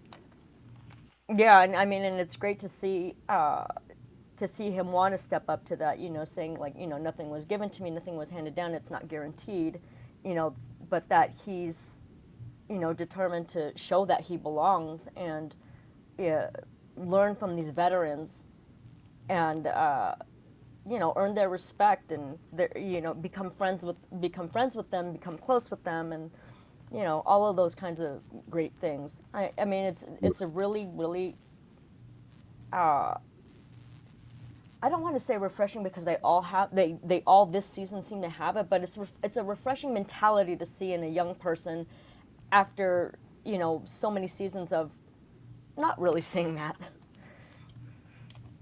So yeah, that's No, kind of my take on that. I can dig it. I think, like I said, he's gonna, the O line respects him. He's the leader of the O line because he's the one calling the shots. He's the one that has to. He's the communicator of the line. He's the center. Yeah. Mm-hmm. Mhm. You know what I'm saying? So that's why I say he's the leader of the line. But he's also a leader with Colt Miller as far as gathering all the whole O line and stuff and making sure everybody is straight and on their toes. I think, like I said, we have a very young O line if you think about it. Yes. I think the only people besides Colt, I mean, everybody's young besides Colt Miller and Kappa. You know what I'm saying? Everybody's either 1 or 2 or 3 years in. So we have a very young offensive line. That's And great. Yeah, that is because we can grow together. You know what I'm saying? And if Alex Kappa, which I think he's gonna have an okay season, I'm not gonna say okay. I'll say solid. I think he's with the new regime and everybody stuff like that. I think he's gonna have a good. I think he's gonna because he's back with Spytek and you know what I'm saying, and Brady. You know what I'm saying? I mean, he's not with them, but just to be in a presence in the same facility, I think changes his whole mindset. And then not to mention, the O line coach and Pete Carroll, which is young Pete too, because I think he's the O line coach. So just having them two there is another plus. So I think he could change it around for this last 2 years that if he can give us 2 good solid years. I think our offensive line can flourish, and then he can because I'd rather him have success and flourish for these next 2 years, this year and next year, and then give the reins to Caleb Johnson instead of him just shit in the bed, and then we gotta just throw Caleb Johnson in there. I mean, not Caleb Roger. You know what I'm saying? So, I get our new guard and our new tackles names mixed up. So Caleb Rogers is the tackle. I thought he was the guard. no, he is So the I'm guard. wrong. Yeah, He's you're the wrong. guard. Yeah, he's the guard, and the guy from William and Mary, he's the tackle. Okay, that's what I thought. Yeah. Charles Grant. Grant, that's Uh, it. Yeah. Yeah. Yeah, where's So the I just said it too. Yeah. So We have one of the youngest teams, well, a pretty young team, I should say, as well. Like our whole Yes. team, the average age is 26. what you said? Say that again. I'm sorry. I was reading the chat. Oh no, you're fine. I was just saying that, like, in general, our team is actually pretty young. The average age for us is about 26. Yeah. Yep. So, and it's We got nice about. to hear. Oh, huh? What? No, go ahead. I can say that. Oh yeah, I was talking about the whole team. I was gonna say it's just nice to see that we also have a coaching staff that are talking about wanting to play the rookies and the younger players more. So Yes. Yes. it fits in with that. Yeah. No, facts. Absolutely right. Law Dog said, hit that like button, everybody. Subscribe. Let's blow it up. Right. Sir. Yes, sir. So this next one right here, we're gonna go. We're gonna do. Let's see. All right, we're gonna go. Ashton Genty. So, have y'all seen the Ashton Genty one? Yeah. You seen it? I didn't see the Yeah. most recent one. No. Well, there's been a couple of them, but Yeah, that's why I'm saying I haven't seen the most recent one. I'm talking I'm about not the sure training. much. The training Training camp. camp. Once he starts talking, I'll know if I've seen that one. But yeah, I saw the one with him, Chip Kelly, JPJ, Brock Bowers. Okay, yeah, that's this one. So Okay. blue this. That's good. Okay, bet. What up, G fam? That's cool. I need notes anyway, so. You're a runner, but you're also a durable runner. What do you do to keep yourself healthy, I guess, and still keep that physical style? Yeah, it starts, right now taking care of the body, hot tub, cold tub, the right diet, nutrition, getting enough sleep at night, just everything I can do to keep myself on the field and, be accountable for my teammates. When you're in college, there's restrictions. You can't devote 24/7 to football. It's just the way it goes. There's rules. This is now a 24/7 proposition. Have you noticed that this is now a job and you get to devote however much time you want to devote to your craft? Yeah, most definitely, and I think for me that's what's most exciting because you can become the best version of yourself. You don't got schoolwork to do and all that. Like you can devote all the time you want to the game of football, and this game you get what you put in. So I'm grateful for that, and I'm gonna keep putting in and getting out great things. Have you noticed any changes in your body? It looks like you're ready to go. Basically, I don't know if that's how you've always looked, but have you noticed that change, that the ability to put that kind of time into your body? Yeah, definitely focusing in on my weight, my diet. Coming in a little bit lighter, just so I can have more speed. Be more explosive, right? So eating the proper things to maintain my weight. I'm sure you were familiar with Gino and watched him from afar, but now that you've worked with him for a couple months, what surprised you about him? Man, he's I wouldn't say I was surprised. I've heard a lot of great things, but he's just a great guy. He's smooth. He runs the offense well. He makes crazy throws out there, threading the needle. So I'm blessed to have a quarterback like him to play alongside. You've been through mini camps and OTs and all that, but your first training camp in the NFL, so how much are you enjoying being in your first training camp? Oh, I'm loving it. It's a dream come true. This is a moment I've been dreaming about, working for all my life. So, now I'm here, and it's time to take advantage of the opportunity. Is there any different than it would be? A lot of hard work. Trying to get better each and every single day. Long days, early mornings, late nights. So, that's what I expected, and that's what the game of football comes with. Ashton, there was when Randy Moss was a rookie, I guess there were moments in his rookie camp that led everyone to go like, wow, that's Randy Moss as early as camp. And great players have that moment in camp. Have you had the opportunity to have that moment yet? Has it happened, you think, already? I don't think so yet. Especially as a running back, to me, it's really when we put the pads on. So, I'll let that happen when it happens, Is that Is that a moment you're like looking forward to? Oh yeah, most definitely. Most definitely. You mentioned you being a pro style to Boise. Compare and contrast both of those. What's that process been for you, like picking this one up? Yeah, I think the fact that I did run a pro style in Boise has made the transition a lot easier.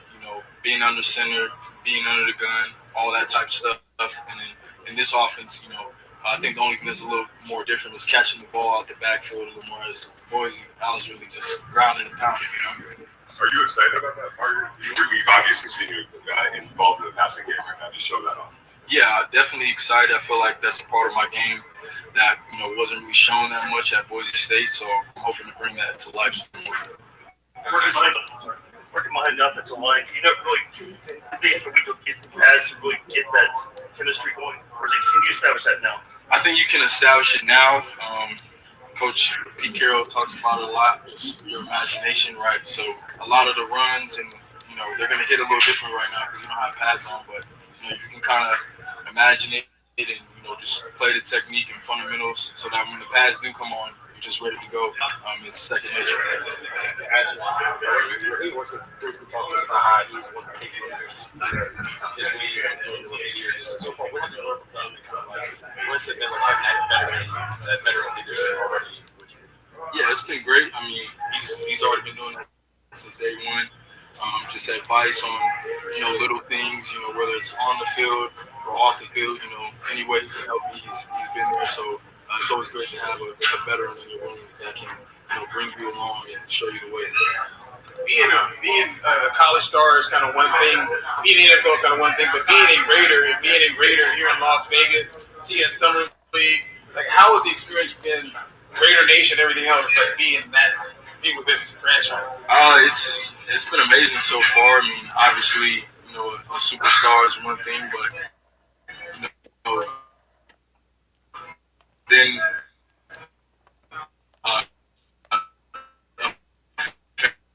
fan base truly loves all the players, no matter. Sorry. You mentioned some things that you expected from the NFL, the long days, hard practices. Is there anything that's kind of surprised you so far? I wouldn't say not too far. Probably the playbook, just how many plays and the level of detail being even higher. So just so much more plays to remember. I'd say that's the main thing. So much of your game is breaking tackles. Before the pads come on, what are you really trying to hone in and focus on now? Just the details in every single play. Getting to the right depth of my routes. Hitting the right aiming points on my run tracks. Identifying the defense and pressures, being able to pick up pressures. So just all the little things that'll make me an all-around great back. Everybody shared ideas about what you can do for the offense. In your own words, what do you think you'll be able to do for the offense? I say like a car. It's got the engine, so you want to run the ball. So I'm gonna try my best to make this offense run, and we got great receivers, great tight ends, great quarterback, and it'll start with the run game. Let's do one more. All good, guys? Okay, cool. Sure.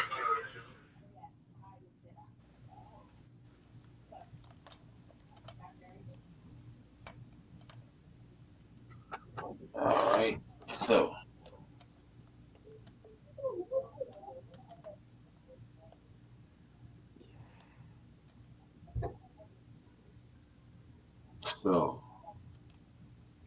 y'all let me know.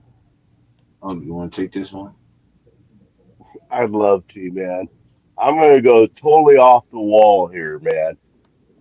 The first thing I want to say is that idiot reporter that compares Randy, a superstar like Randy Moss. Obviously, that dude does not know Raiders history. You don't bring up Randy Moss's name and compare him to one of our current players. I mean, I know Randy Moss was great, but when he was with the Raiders, it was total bullshit. It was another Deontay thing, But so I want to bring up that stupid reporter that brings up, saying, well, like Randy Moss, So F that. Okay, got that out of my system. Well, Mhm. I mean, it's a there's another reoccurring thing that they're saying, with linemen and running backs and stuff like that.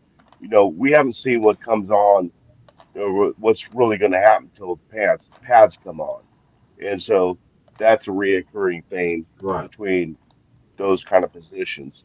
And Hmm. so, any knowledge that I ain't done, I ain't even started, you know, Yeah.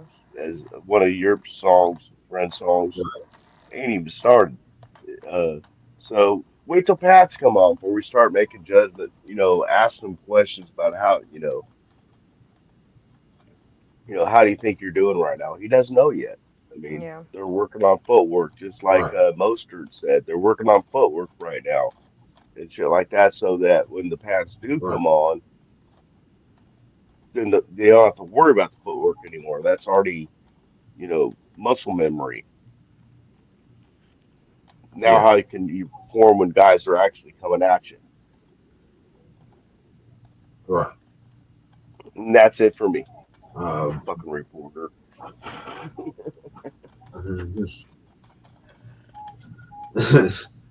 you gotta chill. You gotta chill. God damn it. All Uh, right. baby, So what's your take on it? I was about to say, building on what Mike was saying, at this point, all he can really do is like, okay, I'm showing up, I'm doing the thing and everything. We really don't know where I'm at this point because I haven't really played in full gear yet. So, we don't know. But one of the things that I did like that he talked about that I haven't heard the other players talk about was about taking care of themselves as far as like the hot baths, the Yeah. cold baths, and getting enough sleep. That's a big one. So many people like neglect that, especially when they're so excited to be there. This is the thing they've been dreaming of since they were, born. And now they're finally there, and Right. sometimes sleep goes by the wayside. And it's like, not to get all sciencey Yeah. and nerdy, but lack of sleep can have a really severe impact on your psychology, on your mental health, Mm. and physical health, right? So I thought it was Nah, really, it's good. It's important that he talked about, yeah, taking care of yourself physically and all the other good jazz, and learning from other people and staying humble. Holy shit, he's so fucking humble. It's incredible. right. So yeah, there's my extra 2 cents to build on top of what Mike already said. So okay, and I'm gonna build off what both of you guys said, because I could agree with what both of you guys said, especially the take care of your body part. You know what I mean? Like you always, if you want to last in this league, you have to take care of your body.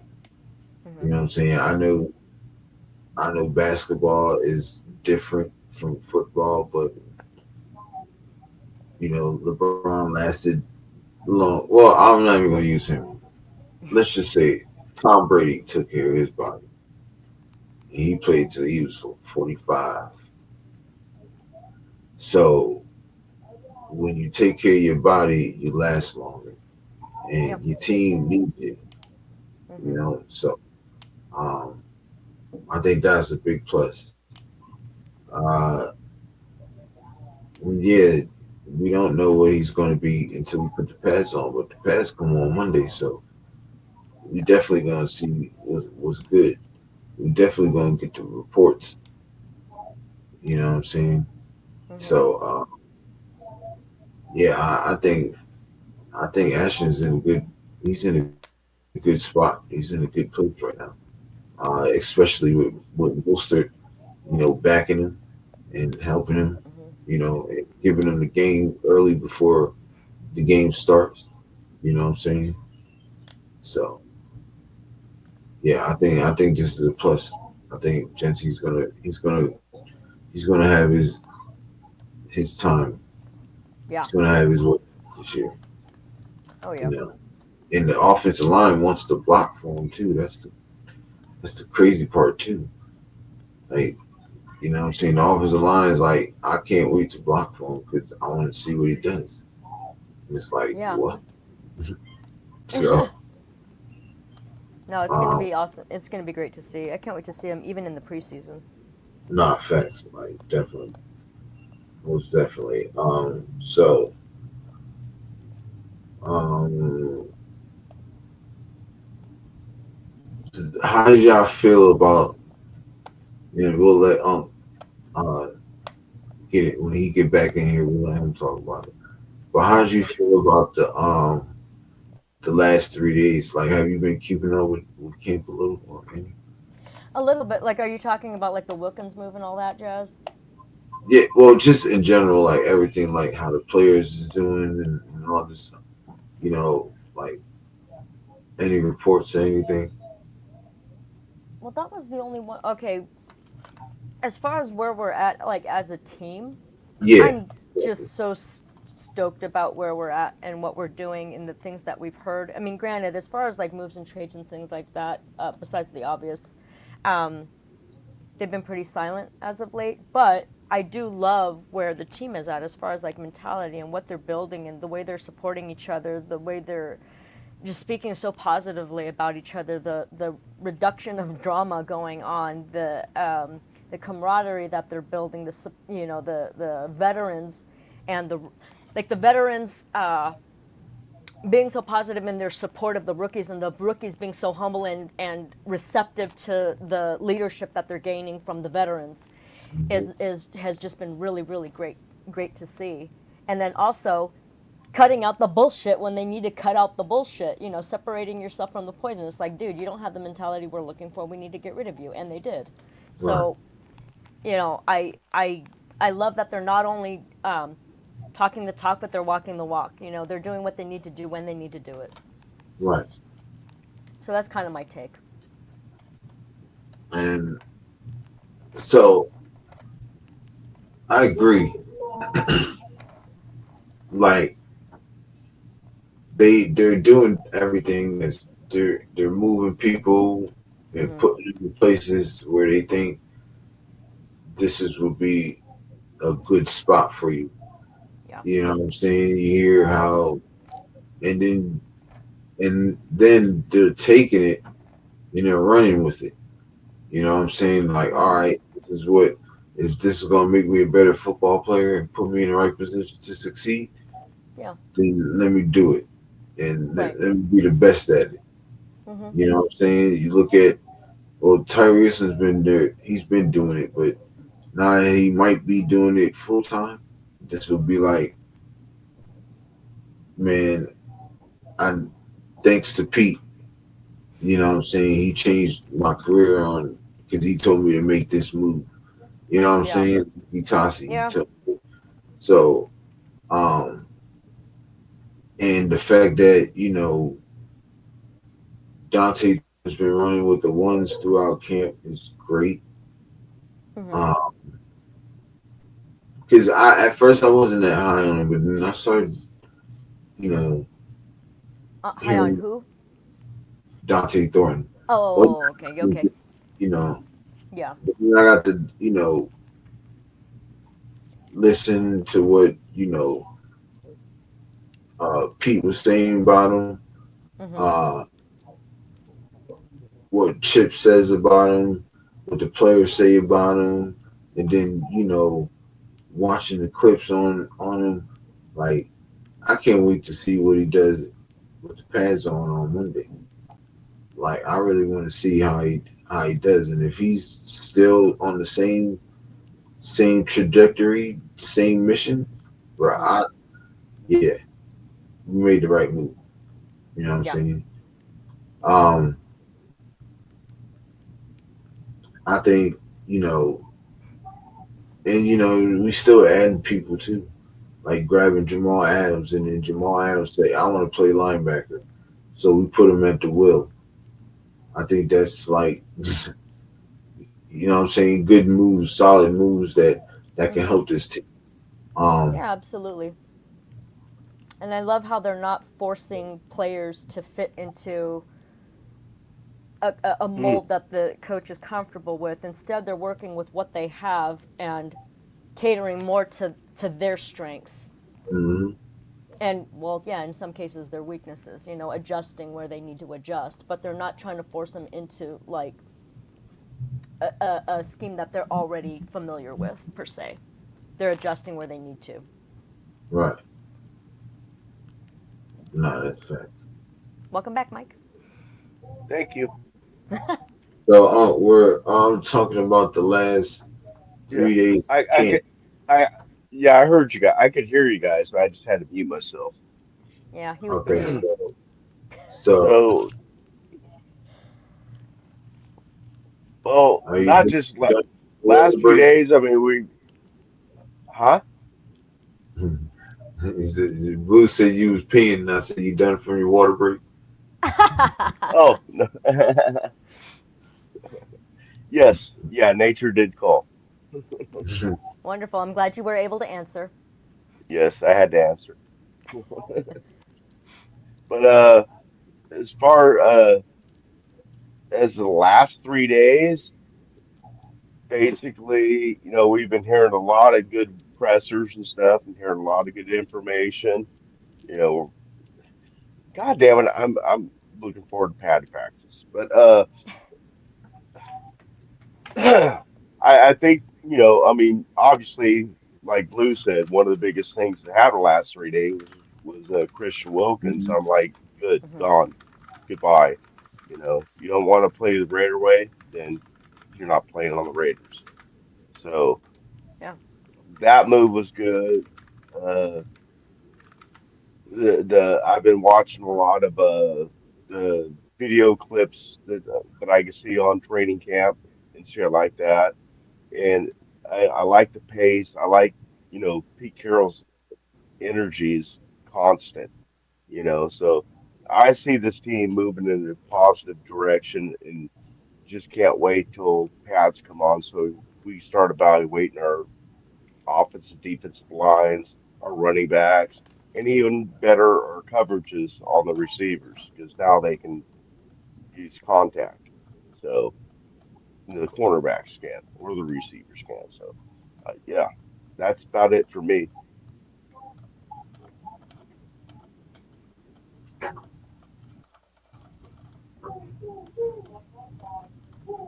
That's all I got to say about it.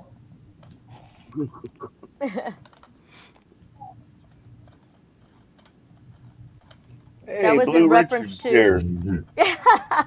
Yeah, that was in reference to G Fam. He was telling David not to let Big Bertha deter him from supporting his Eagles. And that's like, well, last night he was running from Yeah, I know. Barbara. Yeah, I know. Damn.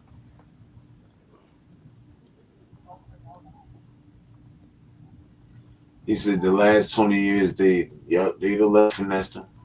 Yeah, for But sure. you got two guys that ain't with that.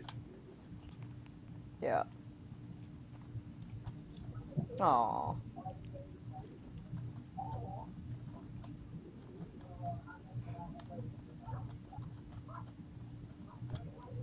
Yeah, G Phil, you gotta chill, bro.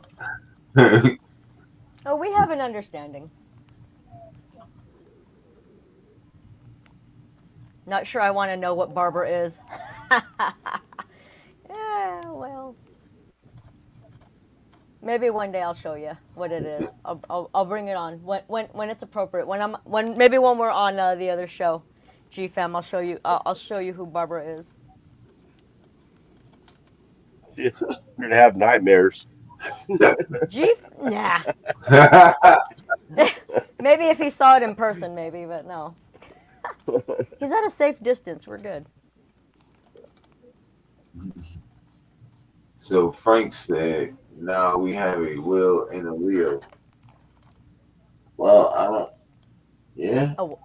We gotta see what Jamal Adams does though, but I think he's the better because he went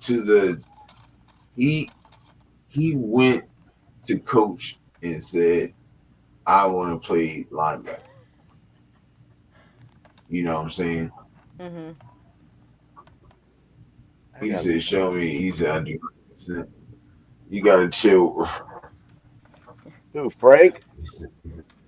No, Ardell too. He goes, Barbara Bush. I think that's No, not I said I said Barbara, not Brenda. Or no. If you know, you know. If you know, you know. Right.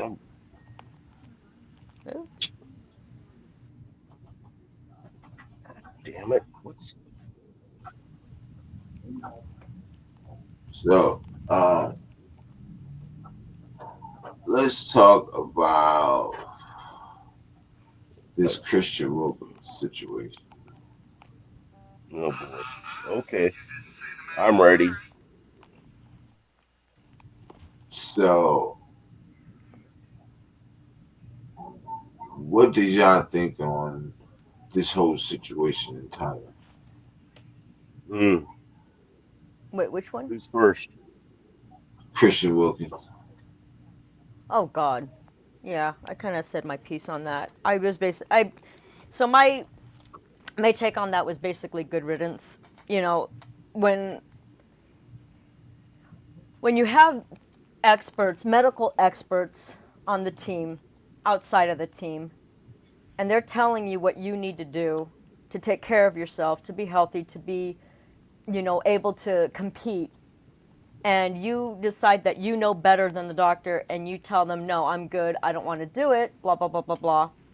And the team goes ahead and puts you on on the PUP list, and then you turn around and start filming yourself prancing around in the fucking weight room, but you're not practicing. Like, dude, you can go fuck yourself. That is a fucking middle finger to everybody who is telling you how you need to take care of yourself and to be better and to be a part of the team. And you basically said, fuck you.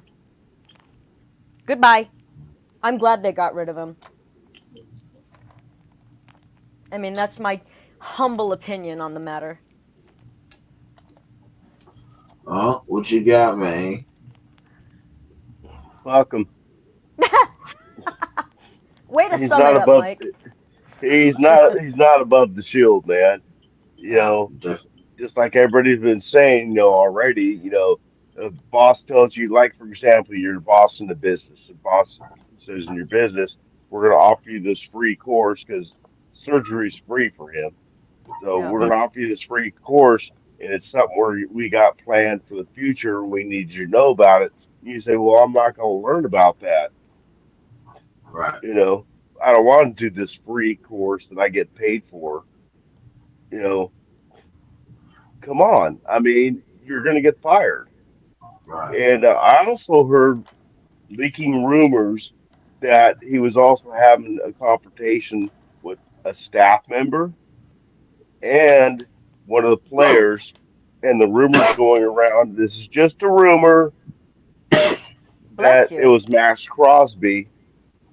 It was Max Crosby that he got in an argument with about, because I can see it now. Max Crosby was, if this is true, was telling him, hey, man, you need to do this. We want you back as soon as possible. You got to do this. Max went through his shit. I mean, he had 2 surgeries, on different parts of his body last year, and he got those taken care of early. Yeah, it's just came back. It's healthy. Everybody did what they do, but him. Yeah. Yep. Yeah. Well, even what we were talking about with, the new kid with Genty is when he's talking about how it's important to take care of your body to be able to perform and be there for your team, or as he put it, I think he said something like be accountable to your teammates, something like that, right? Yeah. And right. And I agree. Nah, you gotta do better, man. Like, it's crazy. And now we ain't gotta wait every week to find out. Oh, is he playing? Is he not playing? Is he gonna? Is he getting better? Is he not getting better? Has he had this? I mean, fuck. And then okay, he's playing now. Oh, how long is he gonna last? Because he hadn't had that second surgery. Right. Yeah. Now I want to get into, because that's all I wanted to hear. I already said my piece the last few days. You know what I'm saying, on Chris Wilkins. Like, he tried to finesse us and it didn't work. Right. You know what I'm saying? He tried to get your cake and eat it too, and it didn't work. You thought we was like Pete Carroll said, hey man, we made a decision. on to the next thing. No. Right. You know what I mean? So he got his walking boot papers, and yeah, Fucker. and he's out. I just You took know, a so hit when you said that. this is my bad. So let's get into Jonah Lalu. Jonah Lalu, really excellent. He really solid last season. Mm-hmm. Excuse me. As a Oh my God, rookie. bless him. Sorry, good weed. My bad. It's all good. He played really solid last season. You feel me? And Excuse me. I think he's going to be even better this year. Second year, you know, as a rookie, you're going through the motions. You really don't know what's going on. You know, you just running with it. You know what I'm saying? This time it's slowed down for you. Everything's slower. Everything's is decent and you know your way around now and stuff like that. And now you're able to just work on your craft and you know what I'm saying? Your rookie year, you was trying to get in the groove. You was trying to learn different things. You was trying to, see this, see that. Like, now you're just working on you and what you want to do. Um,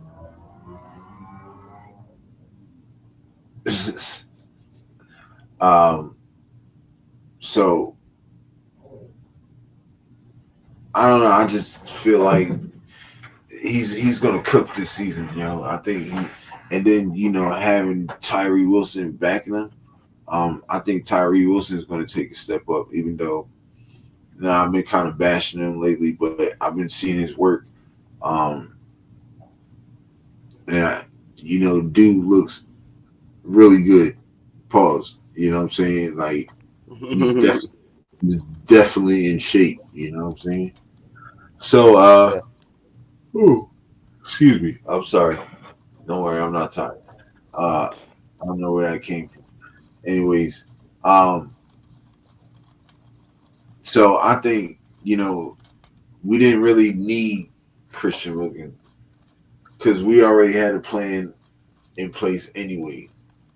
You know what I'm saying? Like Pete Carroll said, I took a look at his tape and seeing that he could do a lot of things. That's why I was in this corner backing him, pushing him, telling him, you need to, take this thing and run with it. You know what I'm saying? So the fact that, and he got the praise in the backing from Pete Carroll, I think that's everything too. And I think that's going to play a big part in his playing and how he approaches, each game. So that's all I got on Jonah Lalu. Like I said, I've been raving about him since last year when I watched him. And I've been raving about him this whole off season and up until now. And I'm still gonna rave about him because I'm really high on him. I really like him. He's a guy that does his job, you know what I'm saying? And now you're gonna see him be able to, do more. He's huge. He's like 6'3", 3 something. Like he was a big guy. So yeah, so we're gonna see. We're gonna see how he approaches this his second year. Now that everything done slowed down for him and everything, we're gonna see how he approaches it. So that's my take on it. What you guys think? Boo, you want to go? Go ahead.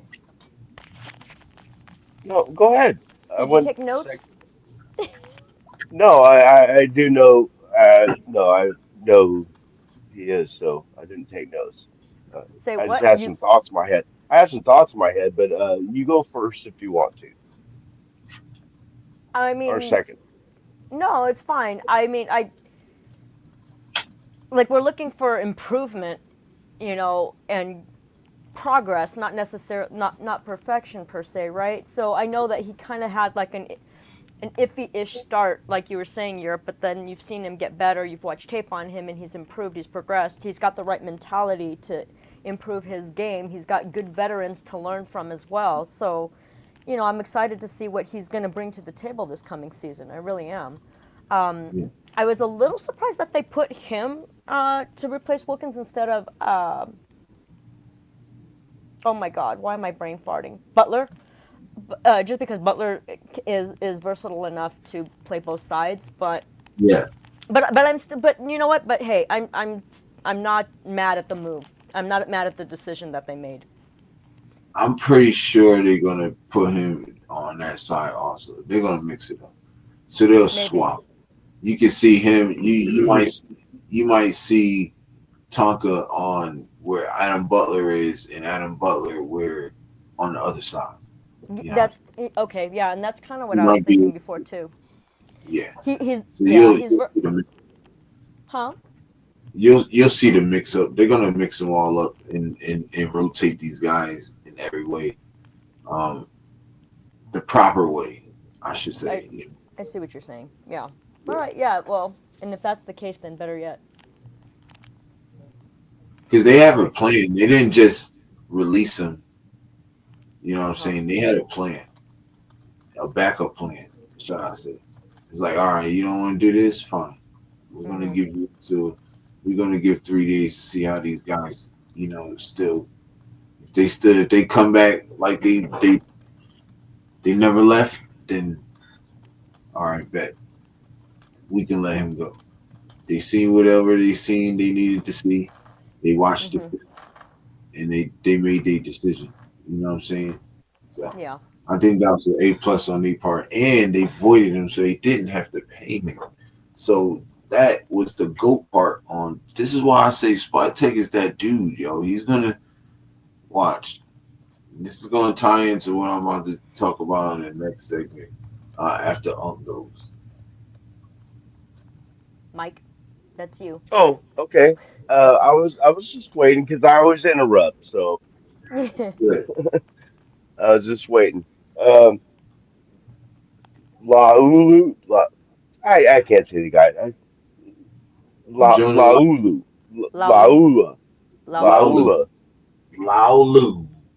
Laulu. Yes, okay, that guy. He got there. He was a rook. No, I'll never get it. I'm gonna call him Luau. Going to Luau. But he was a rookie last year. He wasn't expecting to come in and play. And of course, with all the injuries, they had to put him in there, and he rose. He rose. I mean, not even they didn't even want to play him yet. And he went in and he did a really good job. And from what I hear in training camp, he is impressing the coaches too, and he's got the first position there. I don't like the idea of switching Adam Butler around. I mean, why mess with what you got? Maybe if it's like we want this guy next to that guy, if they think that, then yeah, do it. Adam Butler, I mean, right guard and left guard is not bad, but it is different footwork. It is different footwork. So, you don't want to mess with the good thing either. So, but yeah, I'm high. Luau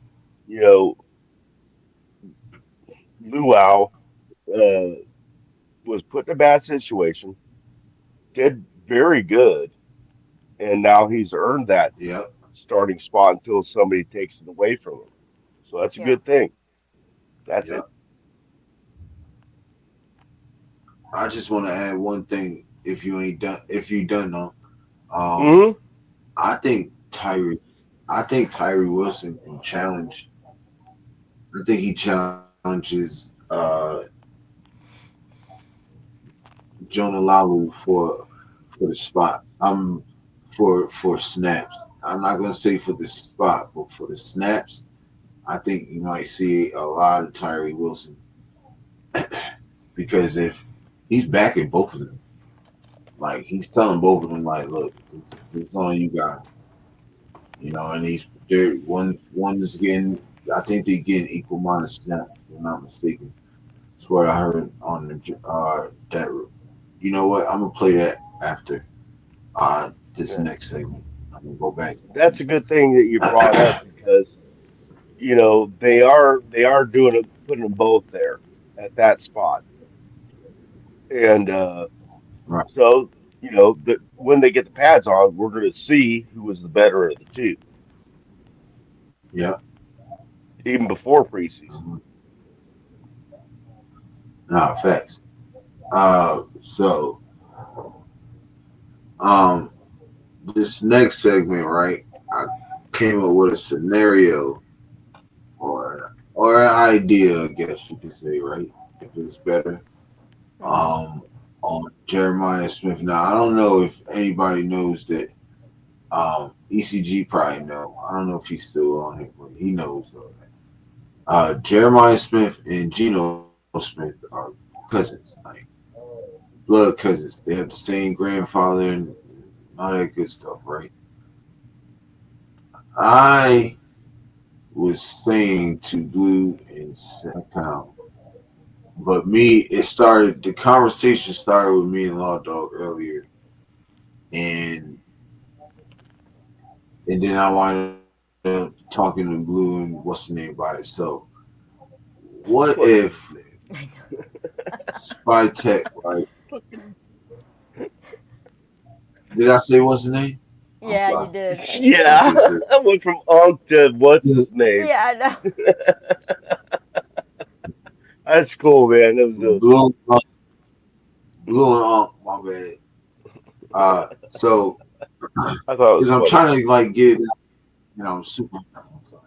So, so I was saying to Law Dog, right? What if, what if when Jeremiah Smith is draft eligible, if he's draft eligible, which in 2027, what if we go and try to get him? I think we will have, if we drafted him, this is just a scenario and a thought, right? If we drafted Jeremiah Smith, we will have probably the number one offense. I believe that we would have the number one offense. If you look at the offense that we have and you add him, that'd be crazy. Especially the receiving core. You have so you got Jacoby Myers, right? You have Trey Tucker, Dante Thornton, and Jeremiah Smith. Now the lineup would be Jeremiah Smith. I would say Jeremiah Smith, Dante Thornton, and Jacoby Myers.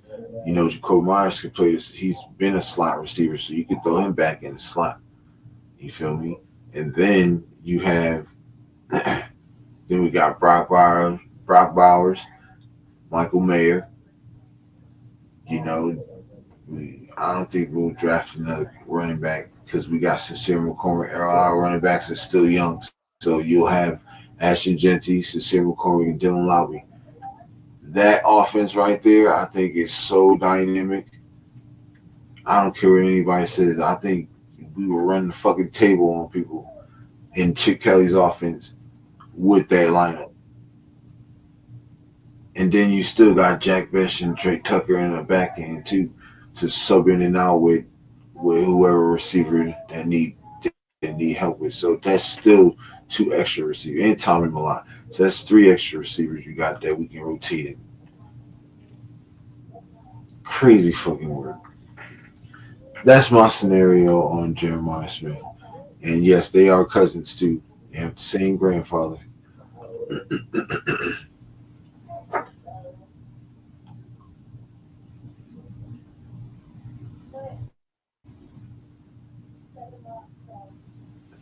He said, "Throw the late." I'll throw you the late, bro.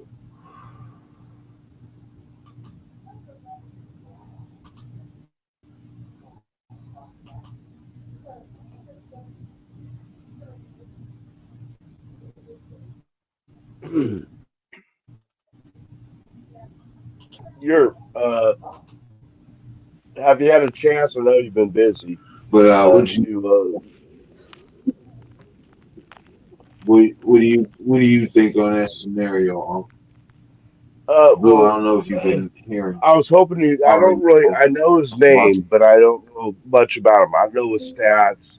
I don't know his height and weight. I don't know what his his receiving stats are and stuff.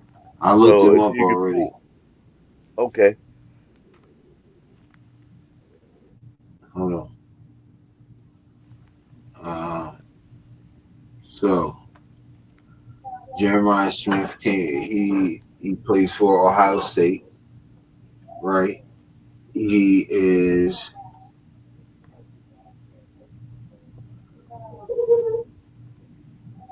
he is 6'3", 216 pounds. Holy shit! Talking about Smith, Yeah, yeah. Jeremiah Smith. I mean, you know what I meant. hmm Yep. Big boy. And you want to know is yep. So last season he had 76 receptions for 1,300 yards and 15 touchdowns. That was better than the two top receivers that got drafted this year.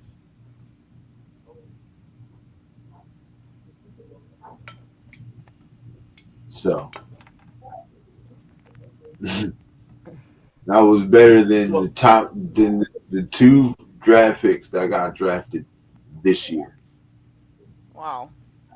So So if he would have came out, he was to come out this year, he'd have been a top wide receiver. He's better than Travis Hunter.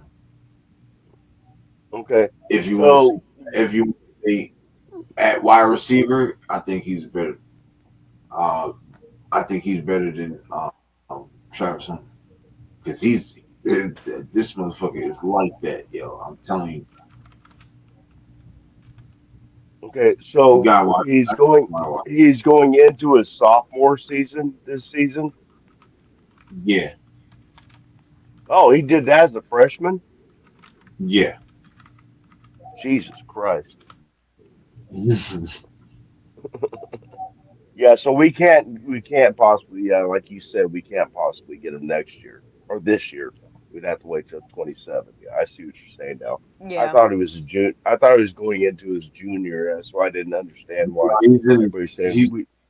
this year, this season he's a sophomore. Next season he'll be a junior. But I thought it's like after 2 years you can be draft eligible. I didn't know it was 3 I years. thought you had to do your. I thought you had to do just because they want their physical bodies to grow up a little bit before they get into the NFL. You know. I mean, shit, hell, he's 216 to 6'3". I mean, his body is well developed to be in the NFL. Yeah, he's yeah. Well, yeah, big, but I mean, they can't big, do it on a case by case basis. trust me, he's badass, yo. He's gonna have a really good season.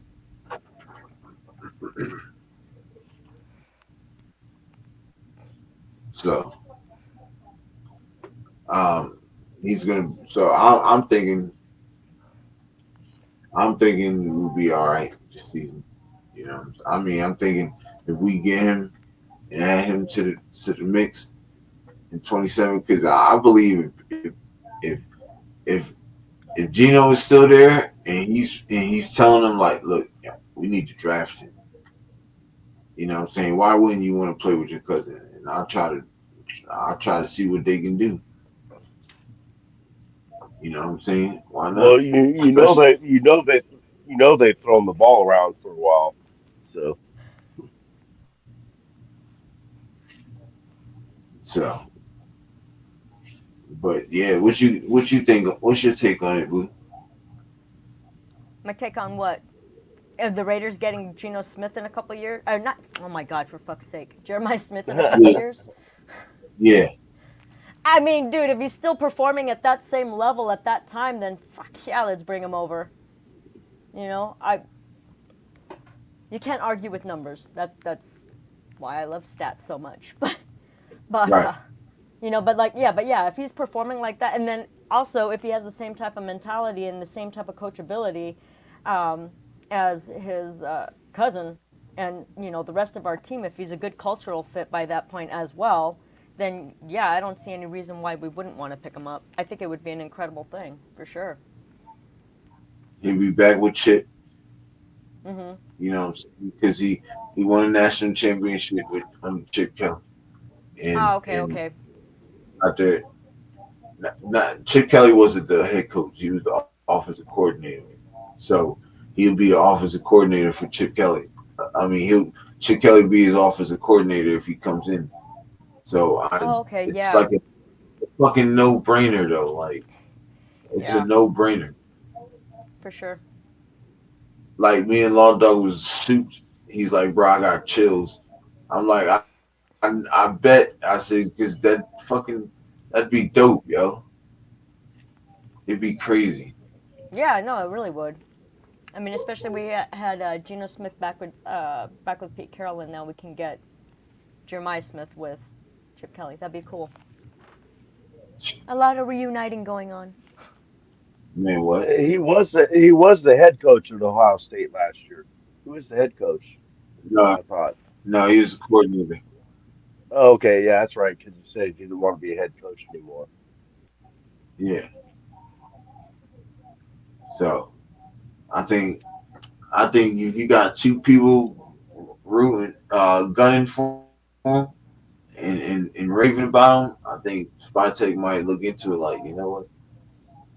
Shoot, if we got to trade up, we'll trade up to get him. I was just about to say, how far would we? I mean, obviously this is total speculation for the next 2 seasons, but I mean, depending on where we're at, I mean that might be a hell of a trade. I mean, to get him if he's still like number 1 at the time, you know. Right. I don't see him being a number 1. I don't see him being picked number 1.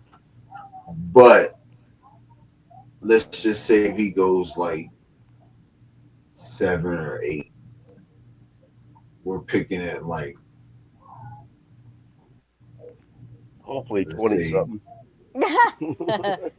10, 11, something like that.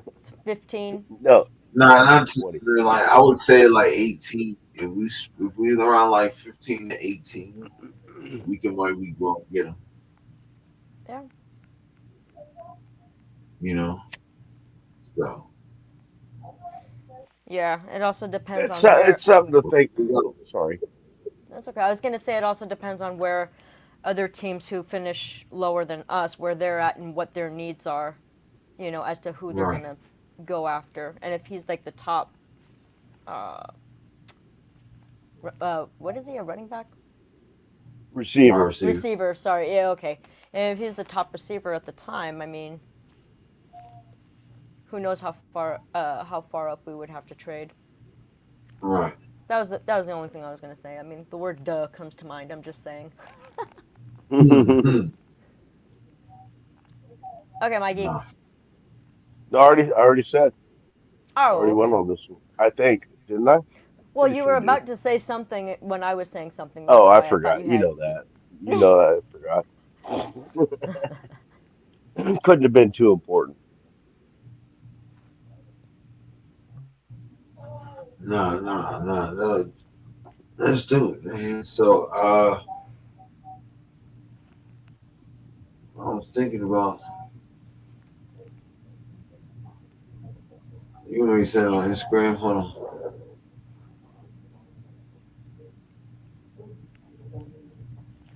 Okay, while y'all are doing that, I'm gonna go grab water. Be right back. Okay.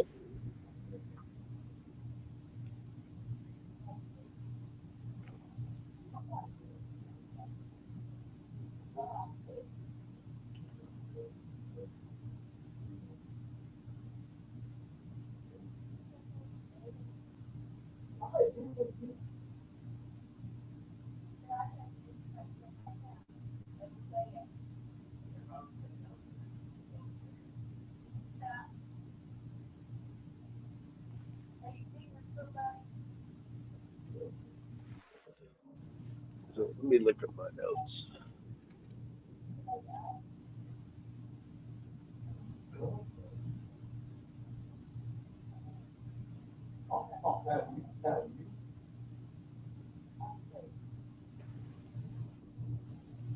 How many you still got in the chat? Like it's like 7 people. Well, hi, you 7 people. Glad to have you here, hanging out with us. I think we're having a pretty damn good show. I mean, for what we're handed right now. So,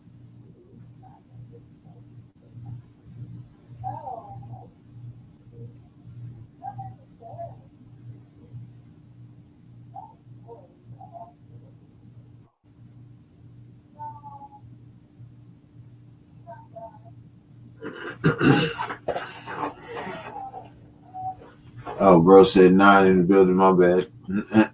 I seen 7 when I looked up real quick.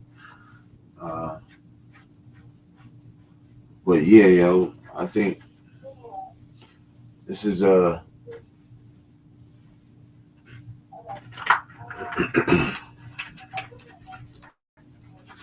think this will be I think this season's gonna be real productive, yo. Pete ain't playing. He telling y'all like, yo, we winning games. We gonna win some games. You feel me? Because at the end of the day, I ain't went under 10-7. 20 years, and I ain't finna start. So.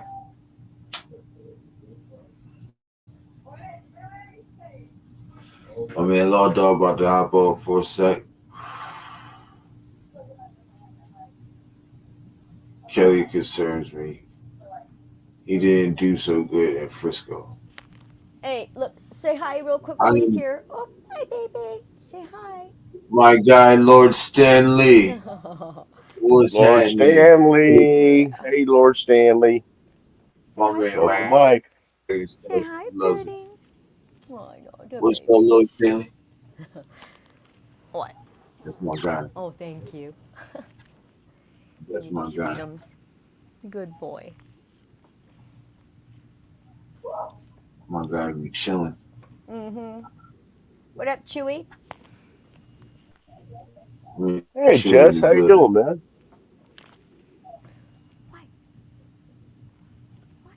Yeah, Frank said he didn't do so well in Frisco. Yeah, but then he went back to what's the name, won a national championship. You feel me?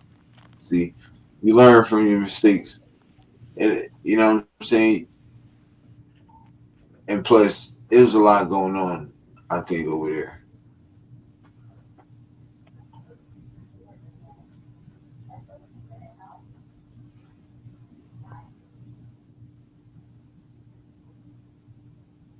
Yep. Exactly. Look at he said hi. Okay. Yo, Frank, you gotta chill, Frank. With defense, yeah, he's like one of the best defensive coordinators. I mean, offensive coordinators. That's why we gave him. That's why he's the highest offensive coordinator. You feel me? Like that motherfucker is watch. I'm telling you, like this season is gonna be crazy. I'm just waiting for Law Dog to hop in.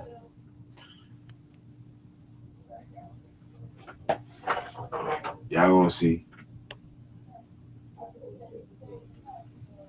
I jogged down Frank Jeff Weber's shield. I'm keeping track, man. I got my iPad here.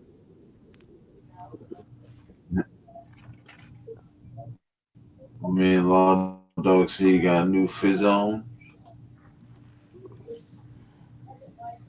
What's up, brother? Hey, what's going on? Law Dog, how you doing, brother? I'm good, man.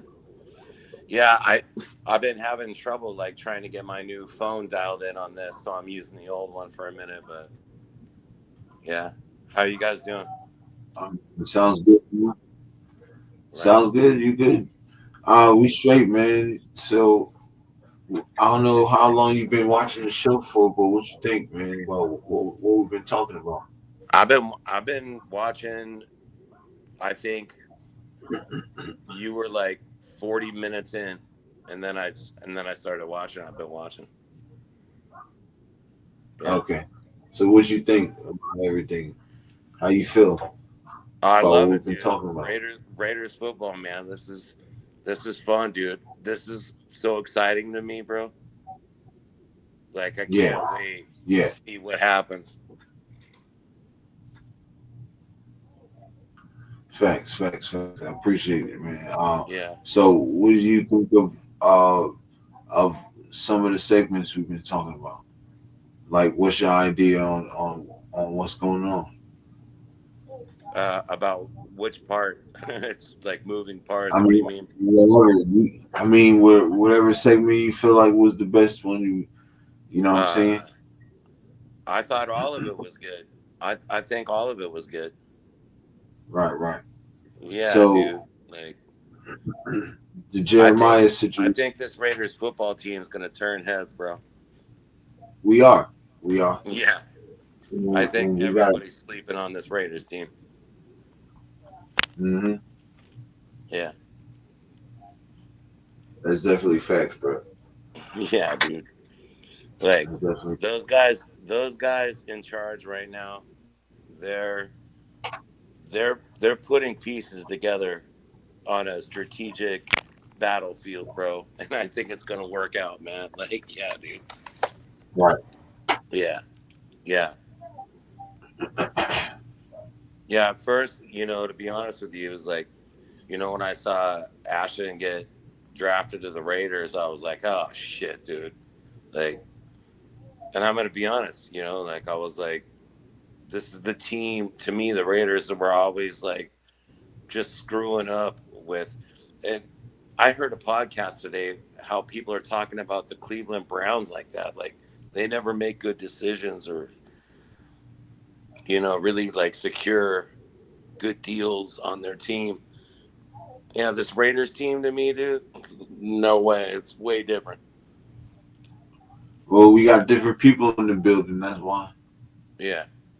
You know what I'm saying? We got different people. We got,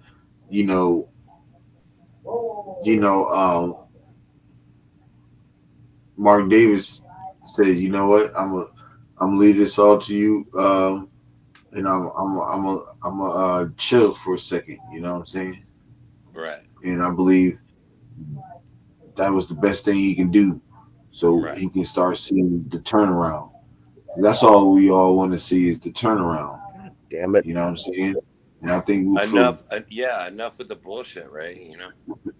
Right. And I think we'll feel good about the turnaround. You know what I'm saying? Dude, I'm so happy. So I don't know. I guess my favorite thing, and I'm not talking about the segment in the show, but my new recent favorite thing is the linebacker core of the Raiders, bro. Bro, midfield, I think they're putting something together that's like you ain't getting by us. Right. Yeah.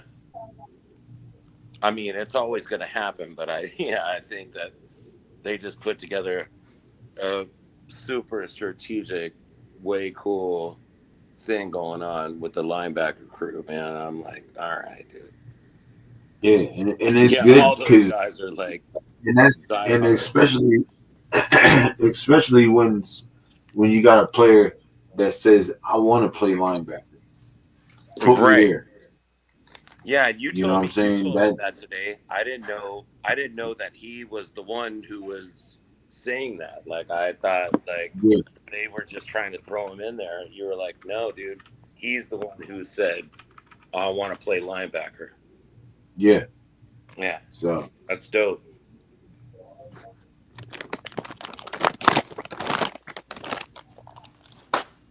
Nah, facts. Yeah, that's dope. So sorry, I was just rolling a cigarette. You good.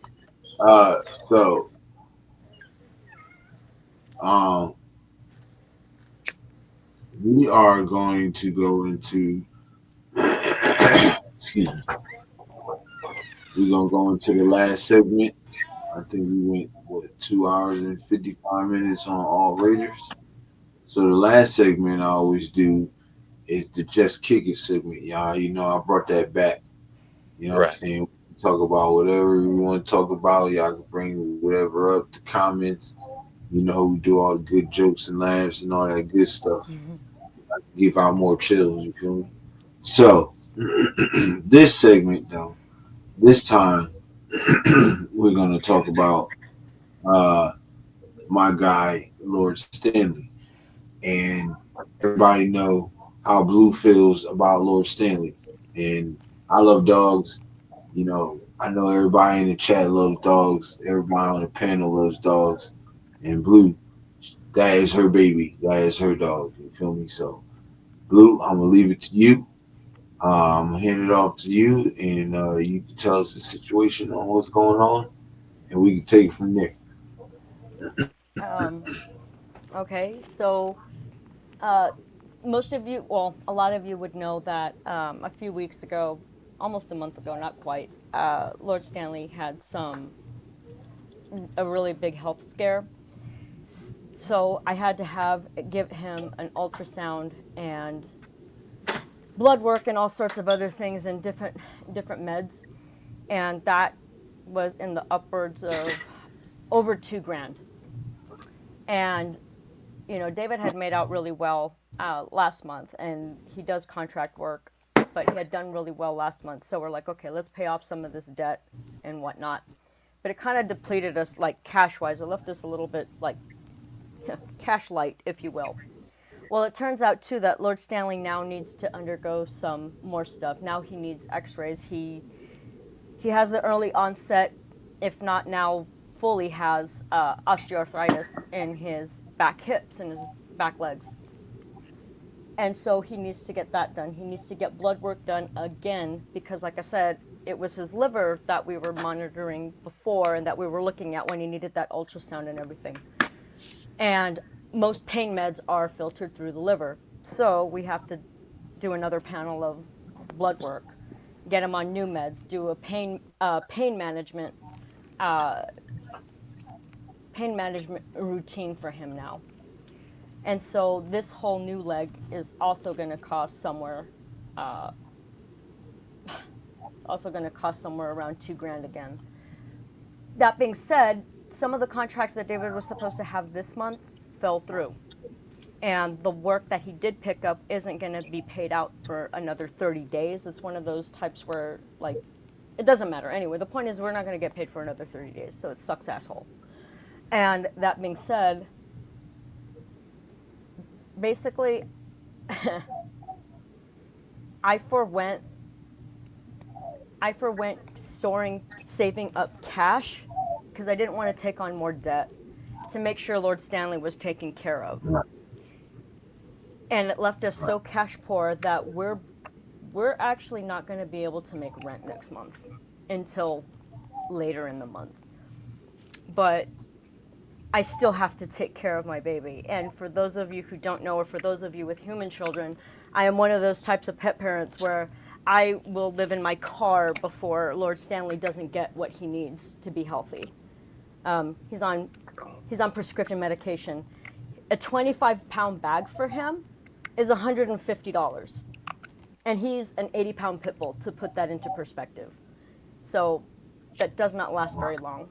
And his liver medication that he's on right now is $100 a month. So his care is it's putting mama in a bad situation, let me put it that way. But yeah, I mean, that's kind of the gist of it. It's just like I just constantly hear the cash register going off, you know, to take care of him. It's just going up and up and up and up. And that's all on top of the debt that I had originally taken on when our other puppy passed away. And I don't want to get into that one too much because that's going to make me cry, but basically I took on, and I never told David about it. If he's still watching, he's going to know now. But when our other puppy past, when he got sick and he needed surgeries and stuff, I took on about 15 grand worth of debt to take care of him, to get him medical attention and care. Yeah. Damn. And yeah, I mean, I've said it before, I think at one point, like, I still cry every single night because of losing him. And no, not because of the 15 grand, just from losing him. But the point being is that then stuff happening with Lord Stanley, you know, he's an older dog, which I refuse to acknowledge, but he's getting older. He is older, and I don't like it, but it's just kind of where we're at. It's just a huge amount of debt, being cash poor, and trying to get enough cash flow back to where I can take care of him, pay off some stuff, and yes, still keep a roof over my head. That would be kind of nice. I mean, I'm willing to live in the car, but I'd rather not. So this is I feel. Oh, thank you, GFam. Hold on. Yeah, that and Robitussin, right? Yeah, Robitussin, you nailed it. Just rub some tussin on that. Yeah, tussin. Almost out of tussin. Put some water and you got more tussin. Yeah, GFam's like, put some Vapo Rub on Lord Stanley. Hey, on the real though, I mean, I've had to do this multiple times in my life, and you look like a collector of like a lot of things, and I know people don't want to part with personal items. I mean, like, do you have anything that you think you might be able to just like, I mean, at least pawn or sell? Like, I've had to do that so many times in my life. Oh, I've been doing it. Right. I've been doing it. Right. I've pawned, like, I've pawned shit too, or not pawned it, but like sold to pawn shops, because I never went back to go get it. But like, I've, you know, sold jewelry at those places. I've sold a lot of things that, whatever I had that was worth something. Which is a shitty option. Sell Big Bertha. Unfortunately, she's got there's a very niche population that's interested in that.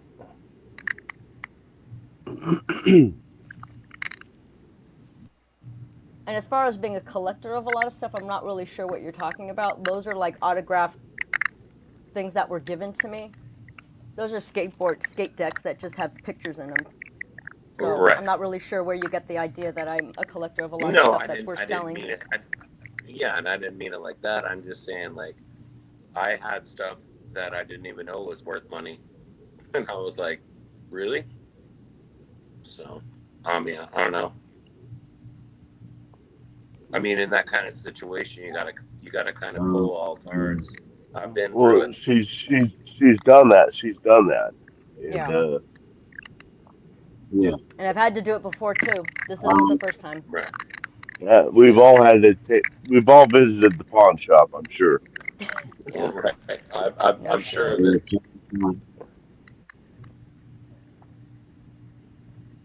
I think Sublime even wrote a song about it, the pawn shop. Anytime. Hold on. So I'm gonna try to.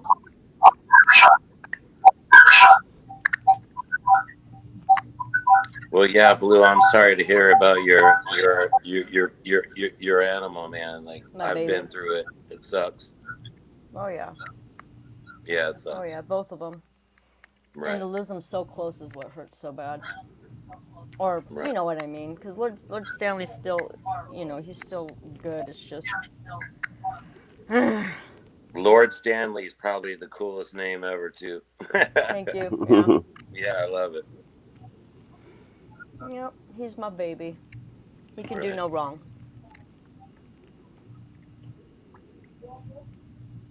Actually, that was part of the reason I wore my shirt. Yeah, I was just going to bring that up. Yeah. Baha! Nice.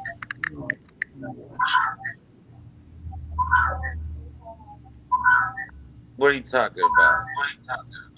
G-Fam's comment. Yeah. G-Fam, you better chill. So, I was trying to pull something up. There's a serious echo going on here now for me. I don't know if you all hear it. Oh, I hear it. I don't know if it's an echo or if it's like a replay or something. Yeah.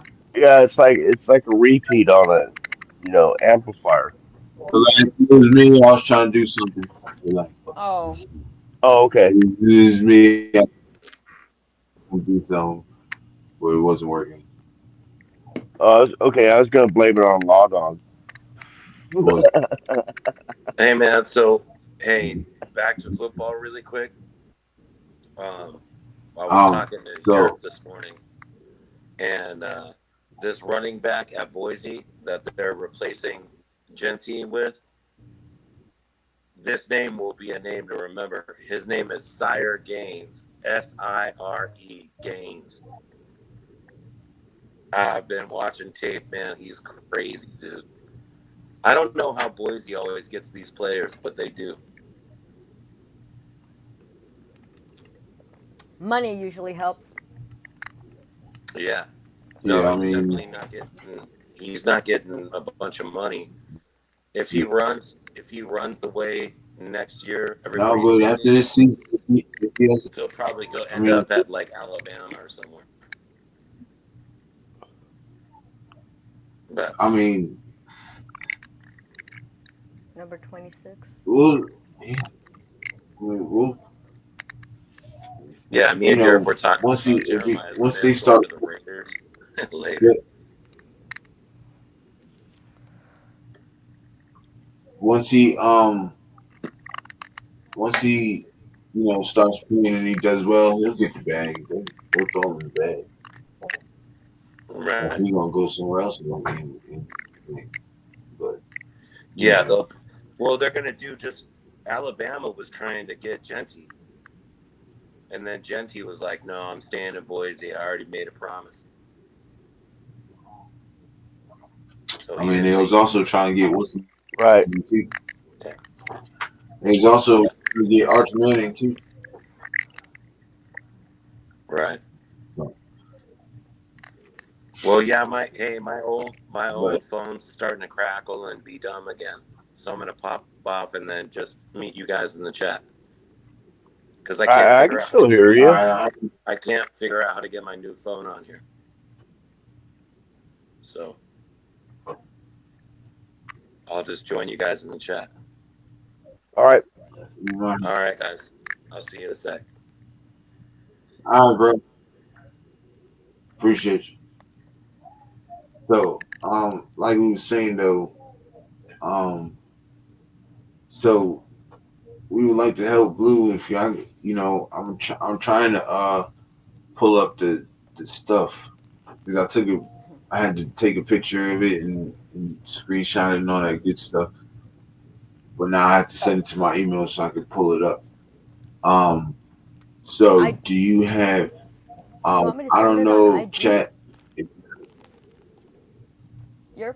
No, because Unc did send it on IG, so and all it does is it won't let me take it off IG, so I had to screenshot it. So what I had to do is take the pictures that I screenshotted off and email it to me, and then I can send it to But chat, y'all know how we do, man. We try to help each other out, we try to help the nation out. You feel me? And, Blue really needs the help. Laura Stanley needs the help. So, I know we it's just all good work, that we do when we help each other. I feel like it's God's work when we help each other out. Y'all did it for me. We all did it for Lil Raider. And now the lovely, our good friend Blue, she needs to help Laura Stanley. So maybe y'all can, whatever y'all can, it is what it is. If you can't, we understand. Nobody's angry or anything, but, if y'all can give out anything, that'd be dope. That'd be cool. I'm going to give it back to Blue, and she can, explain more or whatever, however she wants to do it, while I try to get this thing situated. So we're gonna do it like that. All right. You ready? Oh, yeah. I mean, no, I appreciate it. I kind of said my piece on that. Like he's just my baby. He's a bigger boy. I know that he's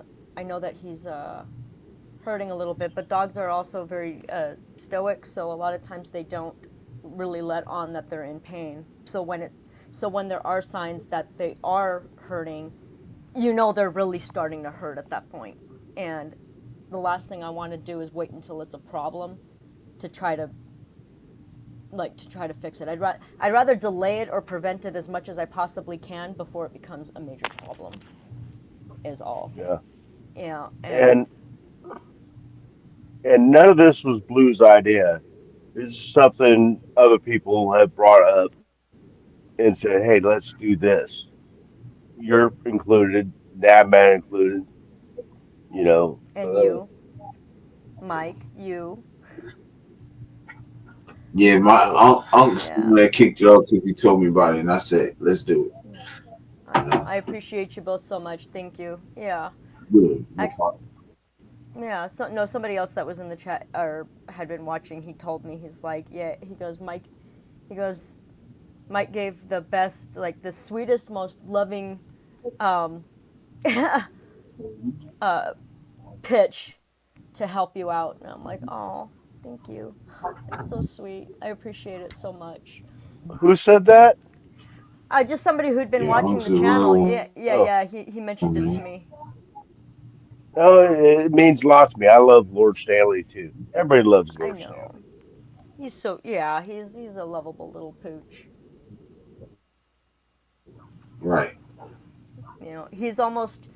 So he's put into perspective. He's an older boy. He's over 12 years old.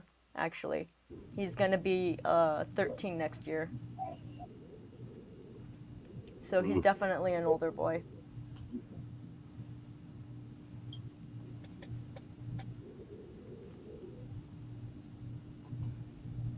But yeah, I always made jokes. I'm like, he's gonna break the Guinness Book of World Records for the world's oldest and longest living dog. So I'm like, oh, he's still young. He's only a third of the way there.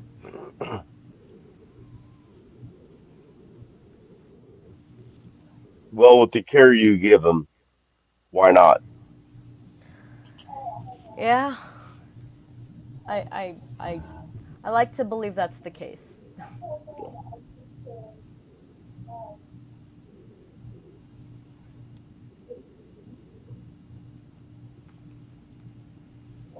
How's Gracie and Abby, Mike? How are the pups doing? They're doing really good, but there's, as usual around here, there's explosions going off, so they're kind of on alert right now. Oh, but you get that a lot? Yeah. Really? Oh, wow. A lot, yeah.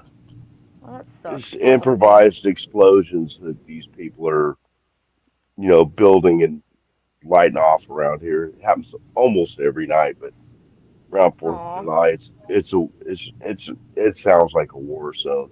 Yeah, that's what I figured. Over here, we don't really have that problem, but the bigger holidays, yeah, 4th of July, New Year's Eve. Yeah, that's when I got to get the doggy downers. Yeah, the trazodone. Okay, so it's not letting me pull it up. Fuck. Let me try. Ew, David. Try.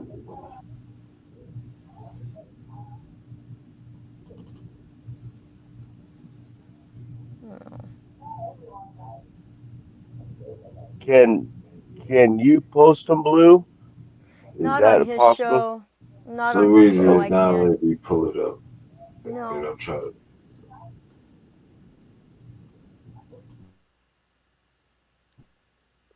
What if I pop off the show, send them to you again, or did that not work?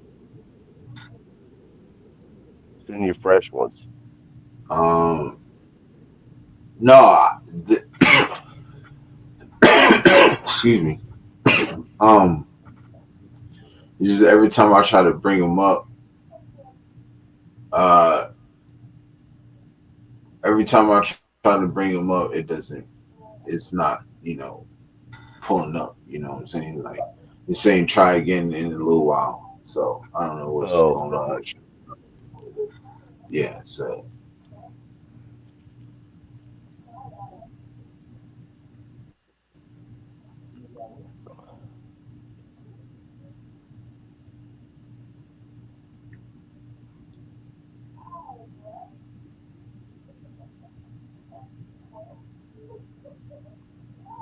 Blue, can you give them the name for where they can look you up on Zelle, Yeah. Zelle, and then on what was the other one? Venmo. PayPal and Venmo, yeah. Here, let me. What is it? Sorry, they're different, so I have to like look at what they are.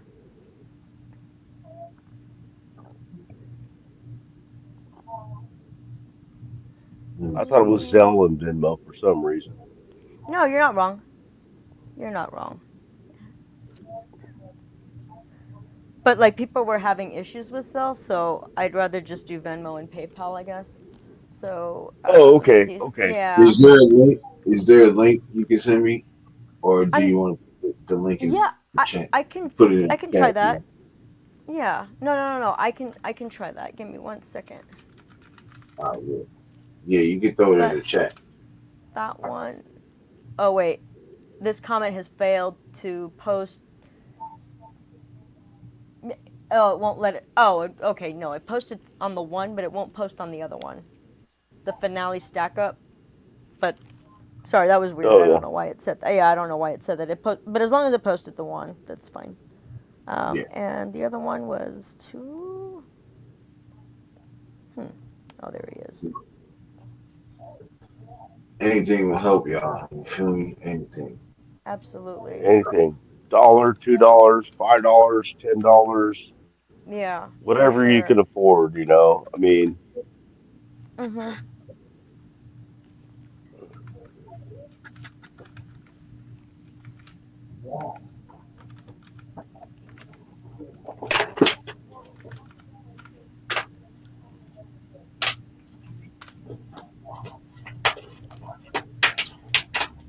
So that one failed to post to either of them.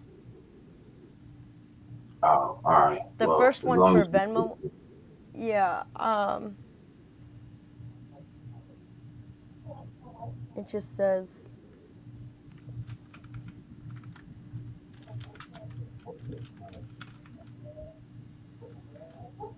I wonder. Let me see. Is it just because I put the word at? I wonder.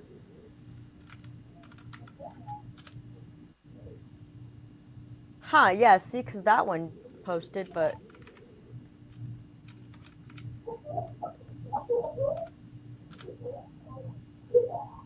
Okay, and then that one went. I wonder if... Okay.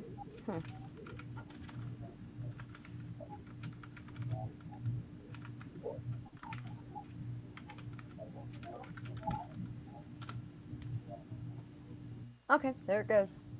I don't know, for some reason it won't let me do it in one schmagiggy. Oh, yeah. Yeah, it okay. Yeah, it split it up. I'm not sure why it did that, but yeah, there it is. So both of them are in the chat now? Yeah, they're just staggered a little bit, yeah.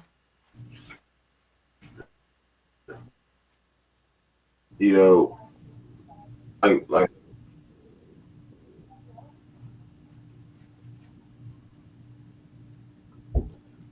so,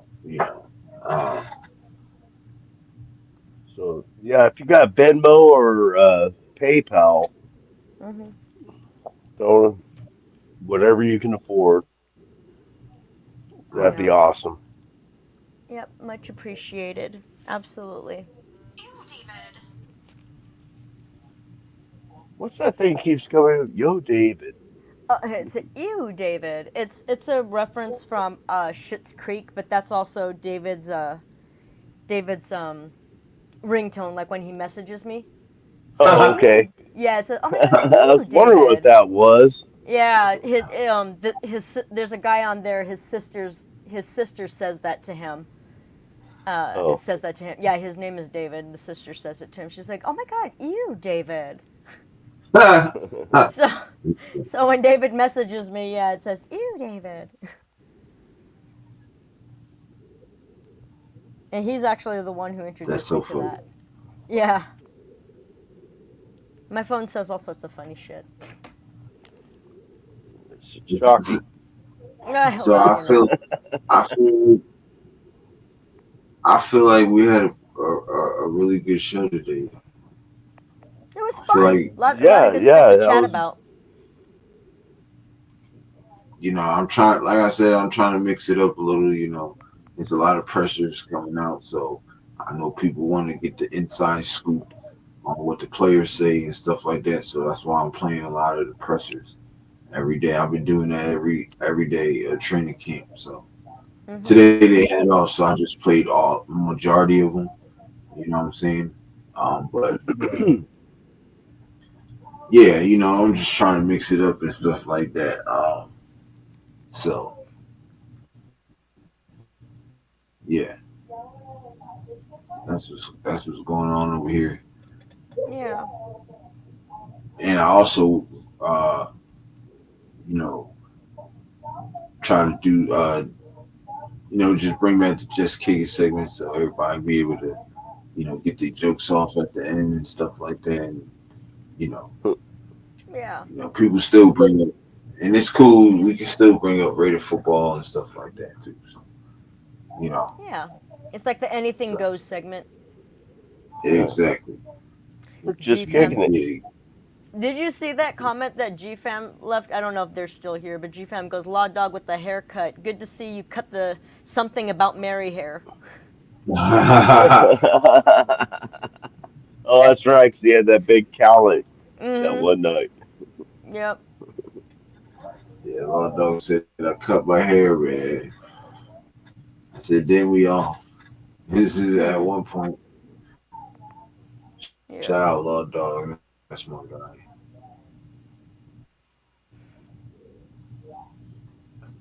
Oh, that's funny as hell.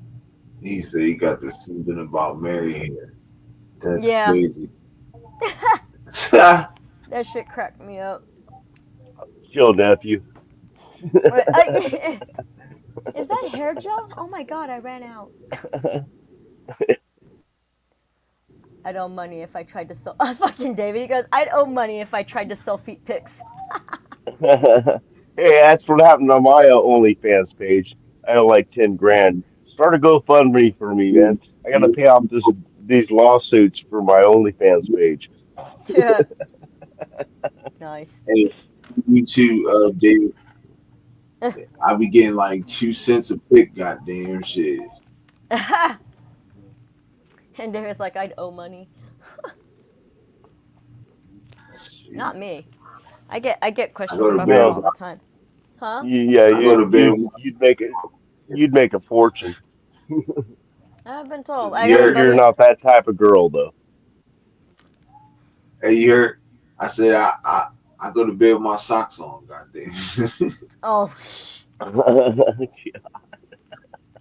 Nice. Hey, I do too in the winter.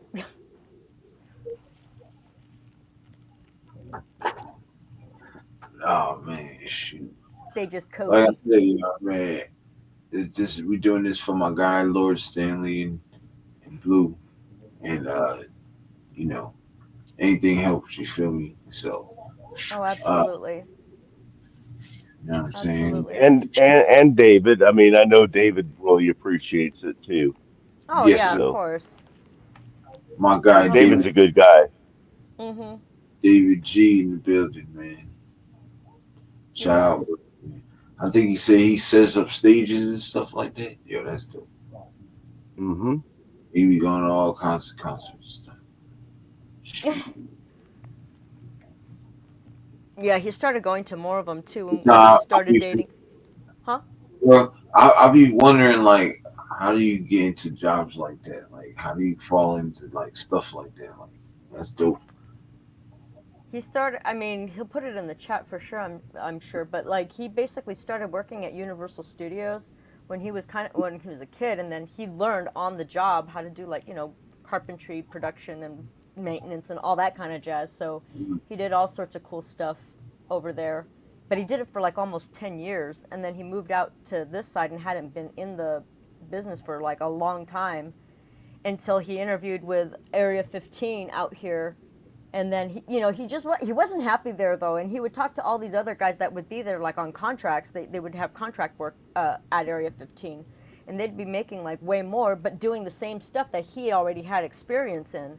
Right. So they would tell him, it's like, dude, don't work for peanuts, do X, Y, Z. So I talked to him about it too, and I told him, it's like, look, you're not happy where you're at. I support it. Quit. Right. Just go where you're going to be happy, go where you're going to be valued, and go where you're going to get paid what you're worth. And Yeah. sure enough, eventually it just started, building and building. People saw his work ethic, and it just kind of bloomed from there, if you will. And unfortunately, it's kind of a petty industry, so if one person doesn't like you and they talk shit, other people are gonna it spreads like wildfire very quickly, and there's no like confirming the facts or anything like that. They just assume it's true and blackball you from shit. It sucks. It's really, really shitty. And that's part of the reason why he got effed on a couple of the jobs this month. Was because of that, and it's shitty. But either way, he's with a lot of other really cool people, cool industries, cool production companies that he really likes. They take really good care of them. They pay for room and board. They cater meals for them. So, and they pay them well. They pay them what they're worth. So these guys are they're very well taken care of with certain companies. So he's very, very fortunate in that sense. So. Yeah, that's what's up. Yo. That's what's up.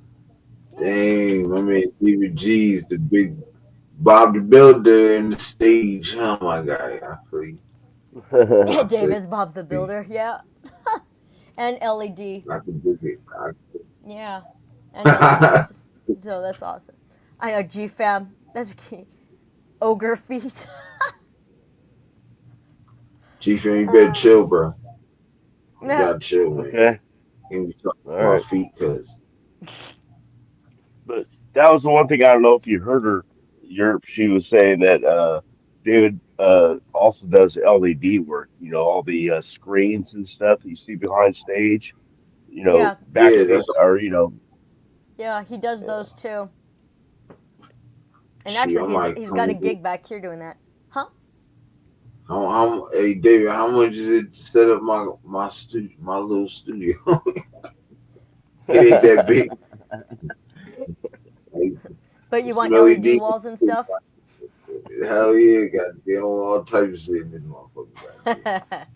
In this little ass box I got. It's cool though. I love it though. It's my little space. You know what Yeah. I'm saying? My little Oh yeah, little absolutely. piece of mind and shit. Yeah, I don't know what I'm gonna do in the wintertime when it starts raining because I have a huge hole in my patio roof. Get a tarp. Yeah. Yeah. Hey, it's welcome something. back, Jesse. You better get a tent with something, guys. Yeah, see, exactly. Yeah, I know what I'll do. I'll take my Raider canopy and just set it up inside here. See, My pops that's had a big thinking. Susie, Yeah, the old see. noodle. My pops had this big ass tent. It's like a walk-in tent. You could just chill. Shit, all Yeah. Oh, I got a tent. I got a nice tent with LED lights and everything. So Oh, bro. Mm-hmm. yeah, I Damn. camp a lot. I used to camp a lot. Dang, you Me and got that. David are still going camping sometime. I don't got Hopefully Yeah. next year. I Yep, don't got yep, that yep, yep, yep, military yep. tent. Goddamn. And she got TVs and everything. Shit. Glamping. I wish. I do Yeah. have a nice radio and a nice stove and a nice barbecue though. But that's See. all you need. I mean, you do like the real camping. I don't know. Yeah. Frankly, when you go out in the middle of nowhere, but you got this bitchin' RV that's like taking your house with you, that's not camping. Yeah, that's not camping. That's It's glamping. called RV. Yeah, that's what I called it. Ugh, RV. yeah, Glamour that's camping. exactly. That's why I say that's Glamping. glamping. That's rich people. Oh wow, G-Fam. He goes, Uncle Mike, ready to fill the big hole. Oh man, you gotta chill. Man. Oh my gosh. G-Fam G-Fam's got a you gotta chill for G-Fam. Oh fuck. Yeah. And then he goes, Uncle Mike, ready to I fill don't that have big a big hole to fill. Sorry about that. Yeah, you do in your roof, in your shed roof. Yeah, that's not what he was referring to, though, motherfucker. See, I get no respect for my nephews. Oh, you're not Rodney Dangerfield. Everybody loves you. Damn lie, you get respect over here, goddamn. Oh, I know. I'm just playing. Nah, G-Fam loves you, bro. I know, man. I love G-Fam too. And G-Fam is like cracking up over there. So, G-Fam, you want to come say hi? G-Fam says, send the link, goddamn, send the link. G-Fam said that? Yeah. Nah, I just bullshitting. Yeah. Oh. And David G said, David G said, it was rough at first, but like Blue said, she supported me in the beginning, but yeah, she covered it. Hell yeah, G. Hell yeah. Can I call you G? I like G. You earned the name G. What up, David G? Man, you got a nickname from Europe. What up, G? We're gonna call him G. So every time you pop in, bro, it's gonna be G, my man G in the building here. So you know it's referring to you. I'm gonna call him G Builder. That's what his name is. G Builder? My man G Builder. G the Builder. G the Builder. Oh, yeah. Aw. My God. That's so funny. Oh, yeah. G-Fam said finishing up an... Oh my God. G-Fam goes, finishing up an OnlyFans show. Give me a few. Because I asked him, I go, hey, you want to come on and say hi? Yeah, I'm like, hey, you want to come on and say hi? You done racked up like you done racked up like 4 chills in like 2 minutes, bro. You gotta chill. Yeah. You're exactly right. I'm keeping track, and he's exactly right. You had 4 chills. Oh yeah, and G is just talking about who he's contracted with. Yeah, he's with. Huh? G says single panel is like $5K a tile. Yeah. I'm good. I don't want no panels on my shit. Oh, he changed his mind. You're supposed to say, oh, dude, in that case, I'll take 2. Yeah, hey, if you give me a discount on that shit, hell yeah, shoot. Like a 5-finger discount? Yeah. Shit, you damn right. That's why I said about to say a big discount. I need one of them big get one, you get another one for free. Yeah. And it goes, yeah, so when you see these big shows, you're looking at a multi-million-dollar screen. You damn right. You gonna work. You be looking at a multi-million-dollar year. Yeah. You gonna be like, God damn, that boy clean, boy. Look at him. And he's currently contracted with Live Nation, Insomniac, and Golden Voice. Golden Voice was the one who did Coachella. Dang, you said Rock Nation? Live Nation. Oh, Live Nation. I'm about to say, dang, he with Jay. Well, Live Nation is also huge. That ticket. Yeah, they're under like Ticketmaster and Viva tickets. Yeah, they're another one. Your boy, get some tickets to the Coachella, B. What's happening? Talk to me, my guy. Talk to me. Can your boy get some tickets to the Coachella, man? And the lineup got to be 5. I was like, what, 2 months ago? Yeah, when he was out there in May, Europe. He was working Coachella with like Green Day, Jimmy Eat World, and all of those bands. Oh man! He's also worked with it. With who? Jelly Roll. Yeah, Jelly Roll, and Missy Elliott. That was like one of my favorites. She complimented his hair, and it was my hair, as in it was the hair I did on him. So yeah, that was super cool. I was like, ah. Dang, yo, Yeah, and from Missy Elliott's stylist too. I was like, oh my god, that's so cool. When you get a chance, bro, if you ever go back to the Coachella, holla at your boy. But not before your girl. But no. Yeah, your girl, but holla at your boy right after. Right. Oh, y'all three could meet up there. Man, Yeah, right, there you go. I'm up there. Me and the wife, we coming through. We need, you know what I'm saying? We're gonna take a trip. Coachella, let's get it. Have you ever been to one of the Coachellas, Europe? No, never been to not one Coachella. I told you I had a dream of performing at the Coachella. Oh, there you go. Keep that dream alive. Keep that dream alive. No, I've been to a few. I went when 9 Inch Nails was the headliner. Yeah, I went when The Cure was there, and I'm brain farting. Who was the other one I saw? Fuck, I can't think of it. Not Limp. Jimmy Eat World. Wait, what? Yeah, Jimmy Eat World and Green Day were there. Yeah.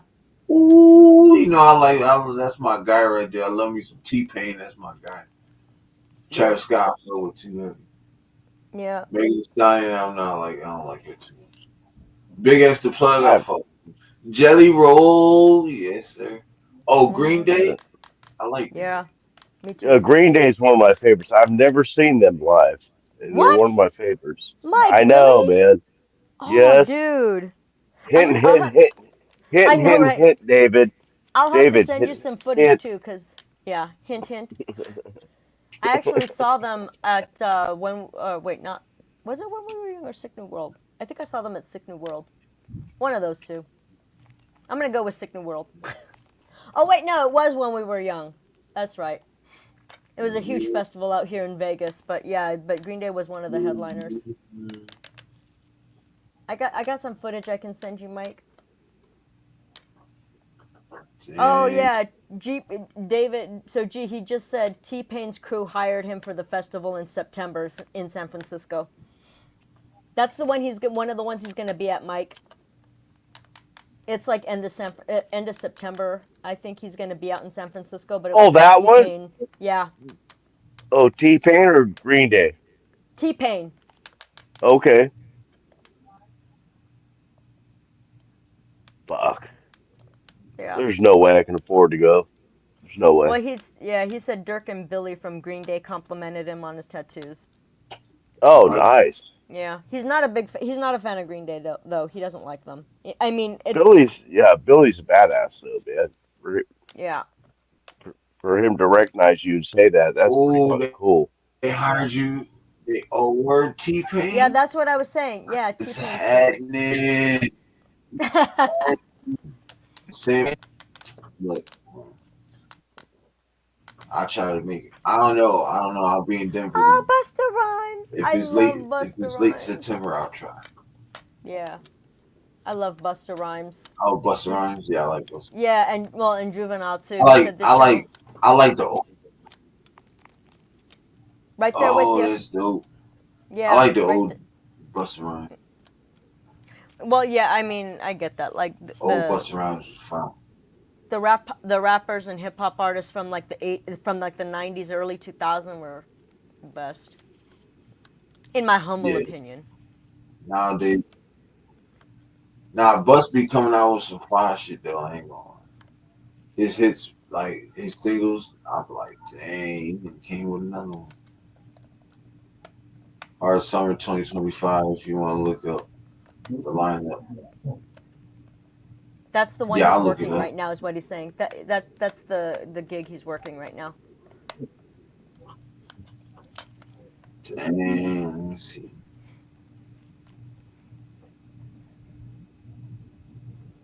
Oh, wah. What? G is being cranky. He goes, I'm pissed. I should be working Warped Tour right now, or at Warped Tour right now, because my buddy's at Warped Tour, just going to the show. Yeah, Warped Tour by bands is like, yep. But yeah, and David's like, I'm cranky. But it's a Live Nation event too. But he's with Insomniac right now. David, quit your whining.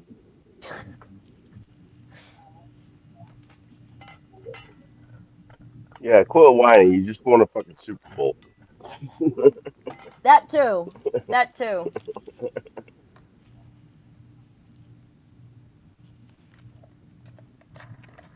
I'm trying to think of the name of the band that mentioned Warped Tour in one of their songs. Like the Warped Tour. I want to say, I don't. I know Rock Show, but like, but that was Blink 182. Yeah, that was the same song when they said Rock Show. Yeah, yeah. When they mentioned them, it wasn't about the Warped Tour. They just mentioned it. Yeah. Yeah, it was Blink 182. It's called Rock. Yeah, Girl yeah. at the Rock Show. Rock fell in Show. love with the Rock- fell in love with the girl at the Rock Show. Yep. Rock Show. Fell in love with the girl at the Rock Show. Yeah. I suck. I mean, all about the failing Well- part. I had a story about that.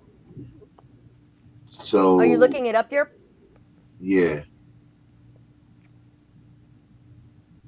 Oh yeah, David. They did the same thing. They did the same thing over at Sick New World when Goldfinger was there. Tony Hawk came out and did a song with them. He did so. Okay, so he did it over there too. Nice. He did it at Warped Tour too. Deborah Tony DeLuca. Tony Hawk is a badass, man. I love that dude. Oh yeah, me too. Stoosh. Overmond. Marlon Hosted. Crankdat. Hybrid Minds.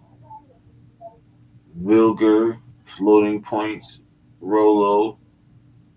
I don't know none of these people. Black Child. Yeah, I thought it was more of the one in San Francisco was more of shit. What do I want to say? Well, it's with T-Pain, so. Yeah. So that, yeah. I think, but Europe, you're looking up the show he's at right now, right? Yeah. Yeah, So- that's Mike. It's a different show. That's this weekend that Oh, David's okay. working right now. The one in Yeah. September is with T-Pain and a bunch of other guys. So Okay. that's a different show.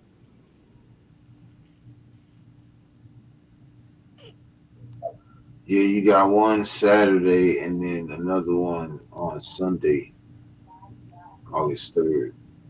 Who are you talking about, David? You met T-Pain out there? He said that he's so fucking nice. I met him at Universal when I worked there, but I'm not sure who he's talking about. Oh, I guess he's talking about T-Pain. He goes, yeah. Currently, the show I'm at now is like 2,000 artists and DJs.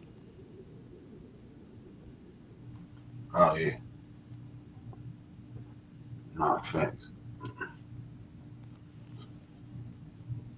Shoot, that's dope. And he goes, though. I ain't fire! gonna count that. Yeah. Oh, Tony Hawk he met at No. Universal.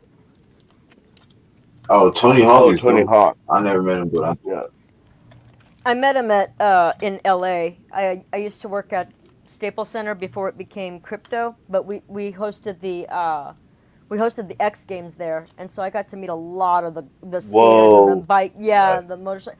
Like I met Mike Metzger. I've met Bob Burnquist. Ooh. Obviously Tony Hawk. Yeah, I met a lot of Mike Fabiola del Metzger. Sol. I love Fabiola del Sol. She was one of my heroes back in the day for sure. And if you guys don't know who she is, she was the only woman to compete against the men in the vert skate competition because she was blowing all the women out of the water. She was just way too good to compete against them, so she started competing against the men. Damn. I'm like, Mhm. I know. Yeah, I like Metzger because I mean, Mike Metzger? well, he's Hell yeah. yeah, he's a dirt bike rider. Yep. I don't really know anybody, but No, it's all good. And that female skate, that female but there's skater, this snowboard. This dude nice though. I forgot his name. or like Shaun White, who did. Oh, Shaun White, yeah. Yeah, and then he started competing in the Winter Olympics too. Yeah, And But he's like there's this other dude Oh. right now. I forgot his name. Oh, right now. Okay, gotcha. Black dude. I forgot his name. Snowboarder or wait, what sport? Yeah, he's snowboarder. Oh, he's a snowboarder. Hmm. Let me see. Yeah, Fabiola del Sol, David. Let me see. And she was a blader, like rollerblader, vert. Oh, yeah. Well,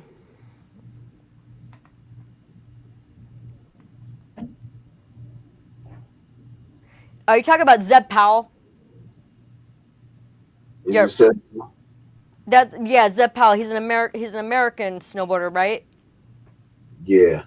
Yeah, Zeb Powell. Yep, Zeb Powell.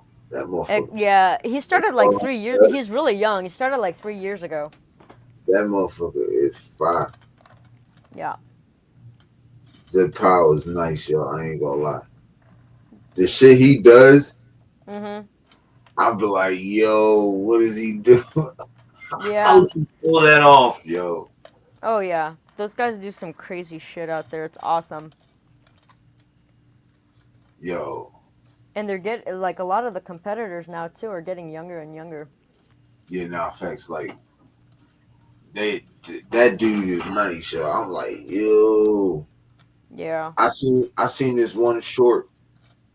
You know, I'll be rolling through the shorts. Like if I see a short, and then I'll be scrolling through. Yeah. Yeah, I seen him on one, and he was doing these crazy tricks. I'm like, yo, this nigga nice. I'm like, yo, who is he? And then they said, and then as soon as I said in my mind, I'm like, who is he? As soon as I said the dude was like, and another one from Zeb Powell. I was like, oh, okay, thank you. Appreciate it. But yeah, yo, that dude is nice, yo. Like, that dude is crazy. I used to like snowboarding back, like when I was younger and stuff like that, because we used to have this big hill, and you know, I used to live upstate New York, Utica, and it's like close to Buffalo and stuff. Probably like an hour from Buffalo, whatever. And it snowed crazy. Like when I tell you it snowed crazy out there, it'd be like snow to your knees type shit. Wow. And, well, or to my waist. Everybody else's knees. so you know what I'm saying? So we used to, you know, go sledding and stuff like that. Like, so, you know, I told my mom one day, like, I used to use my homeboy's snowboard and stuff, and I used to like that joint. We used to make like jumps and stuff. So I was like, I told my mom, I was like, I want a snowboard and stuff. Oh, nice. She ain't never given me one though, but. Aww. What's up? Have you ever gone? I wind up using my homeboys and stuff like every. Cool. Nice. So you have gone. That's very cool. Very, very cool. That was my little snowboarding experience. Just that big ass hill. But that, I'm gonna tell you though, that hill was like, man, that hill was huge, yo. We used to have.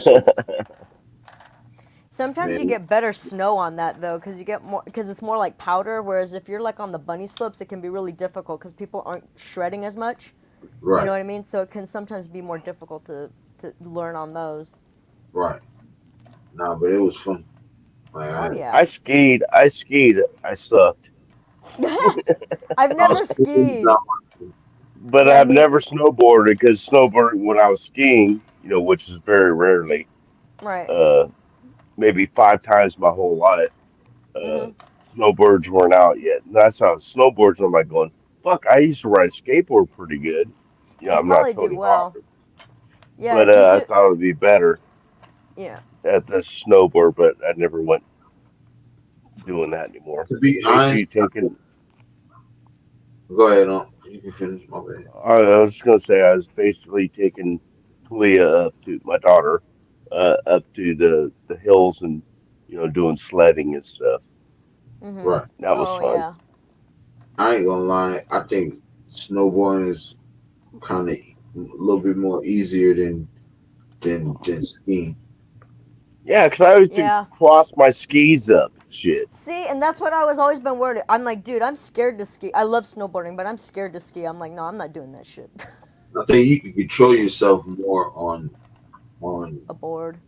on a Yeah, board. and I'm more used to that because, Yeah. I had some skateboarding experience when I was a kid and shit. It's actually But closer to surfing than it is to skateboarding. yeah, I've never surfed either. David was a surfer. Really? Yeah, I Yeah. know Well, because he surfing. grew up in Florida, so yeah, he Oh, was a that's little right. Yeah. yeah, a little Oh surfer yeah. boy. Mhm. I Yeah, thought he was from Philadelphia or Pennsylvania. He was born in Philadelphia. He was born in like right outside of Philadelphia. He was there until he was like 3 years old, and then hopped all around the U.S. Basically, military kid.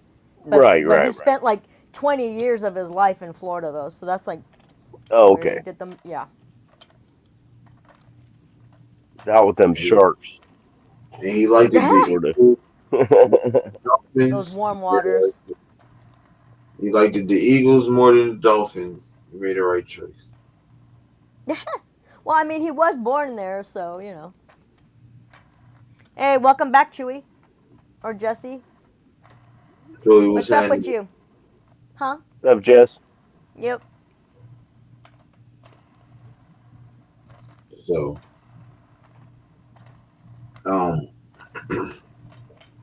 so like I was saying though, um, for those who's been watching and been in the Just Kick It segment, we trying to do a little something for my man Lord Stanley Thank G you.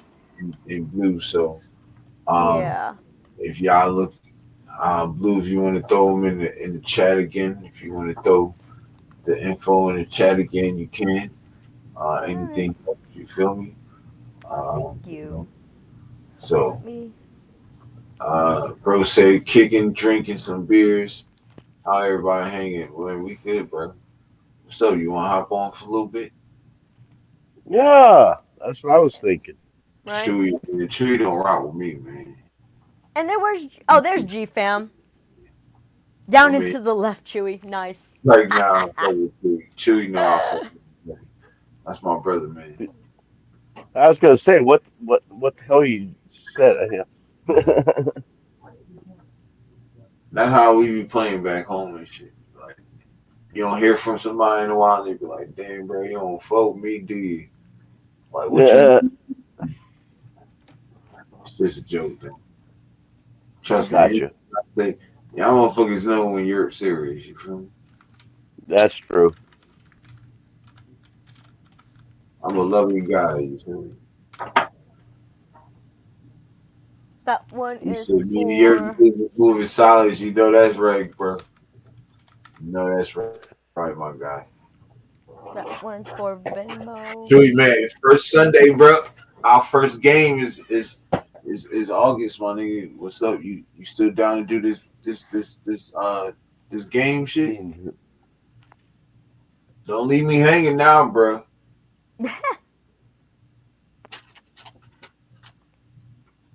What the heck is that?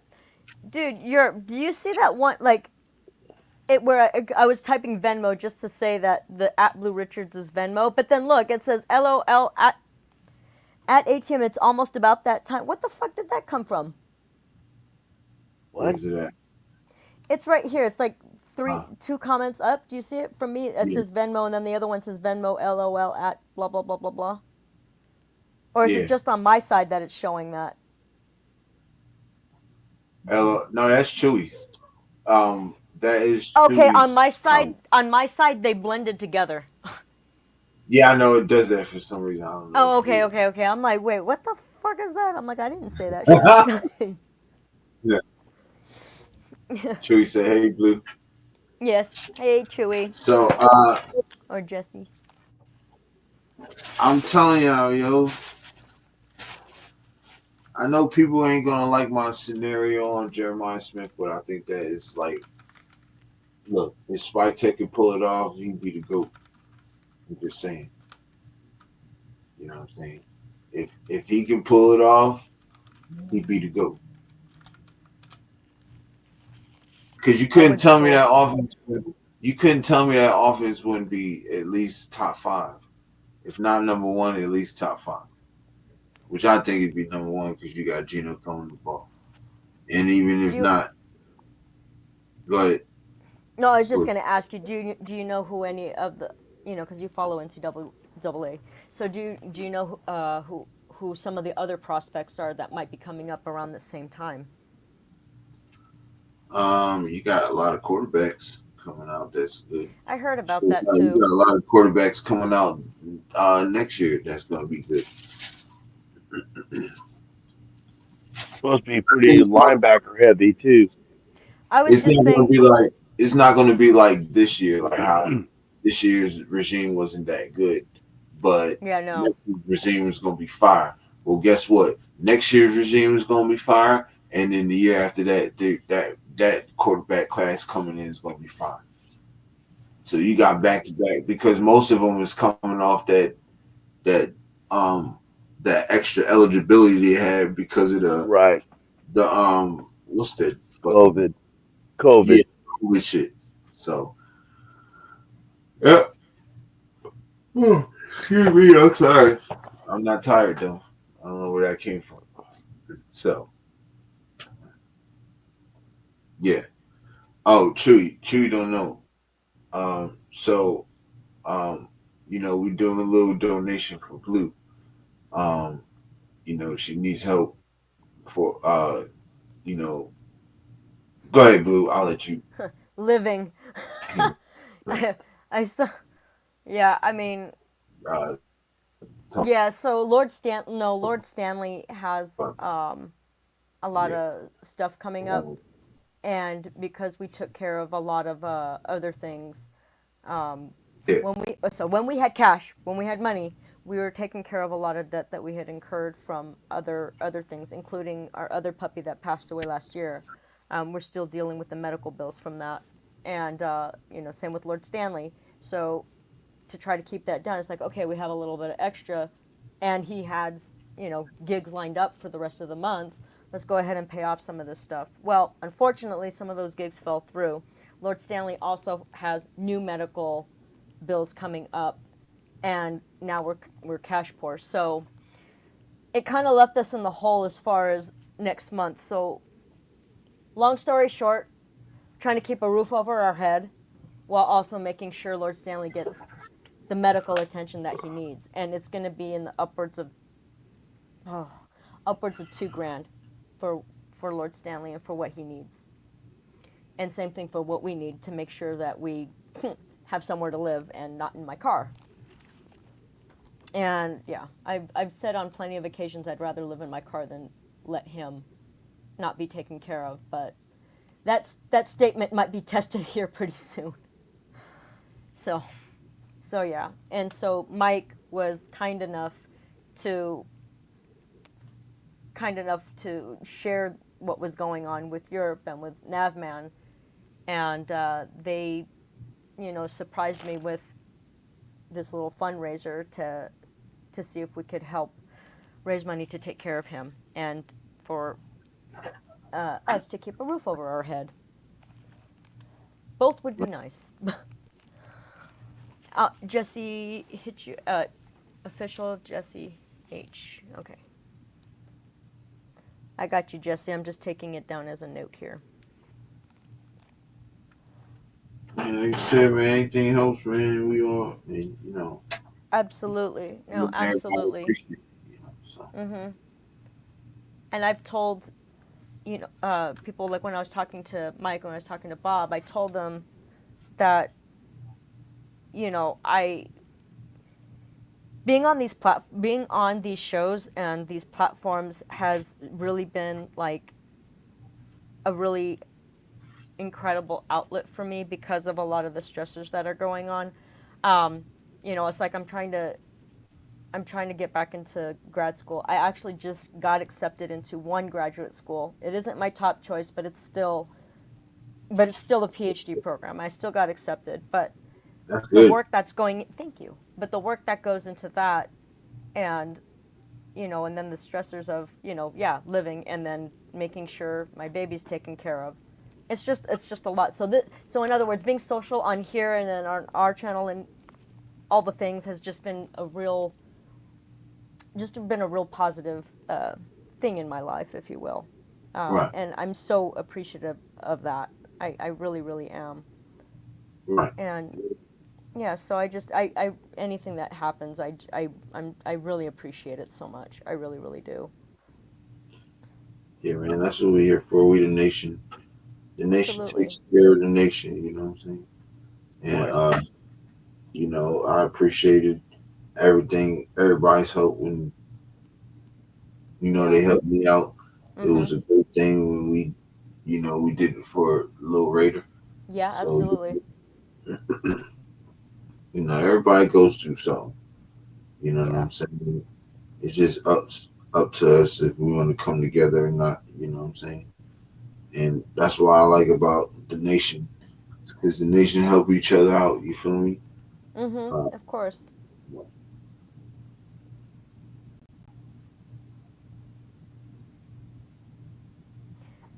Exactly.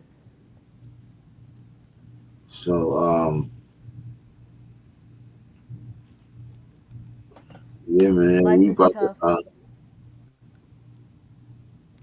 Nah, that's definitely fact. Are you? No, oh, sorry. Go ahead. No, go ahead, Blue. I'm sorry.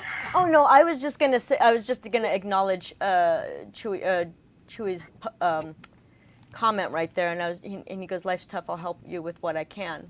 And I'm like, "Yeah, Chewy. No, I greatly appreciate it. Like I said, you know, even the smallest amount, even just the social support has been just a huge help for me to help me get through this. At least to alleviate some, or to balance out rather, some of that emotional stress that's been going on. So yeah, I appreciate it so much. Thank you. That's a good thing that we can, you know, get on our platforms and stuff like that, and you know, still be able to, even though we got, you know, stuff lingering around, and you know, we're still able to be ourselves and, you know, give the people what they want. You know what I'm saying? Because it was plenty times earlier, like a few months, like a month ago or two.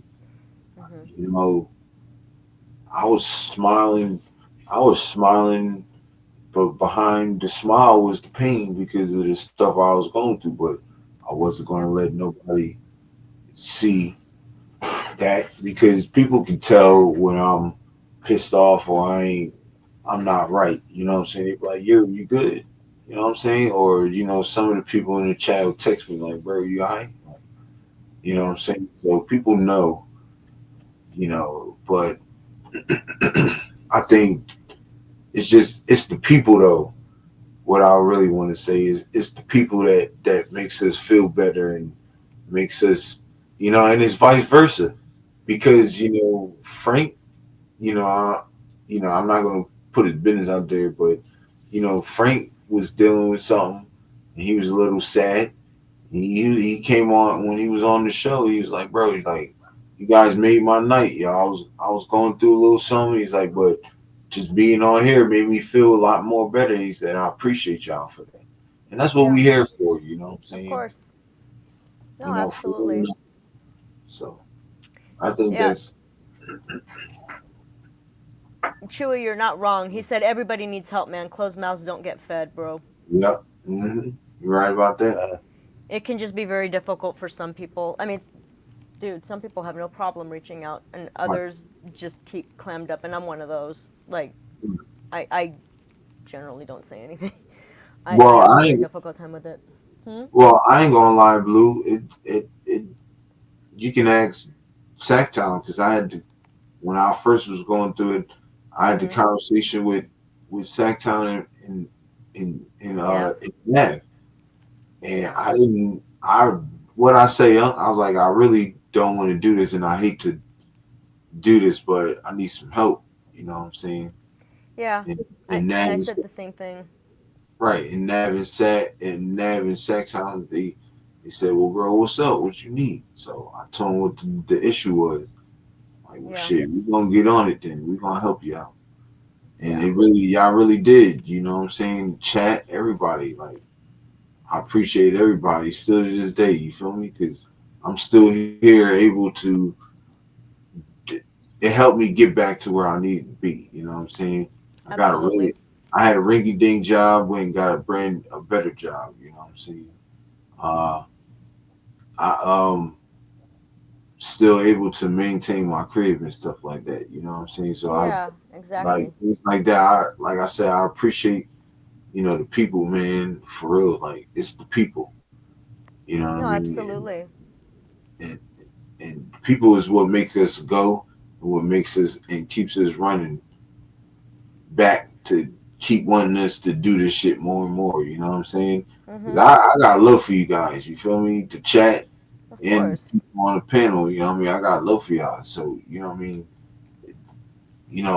I'm always excited when Unc texts me like, nephew, we getting on tonight? Like, yeah.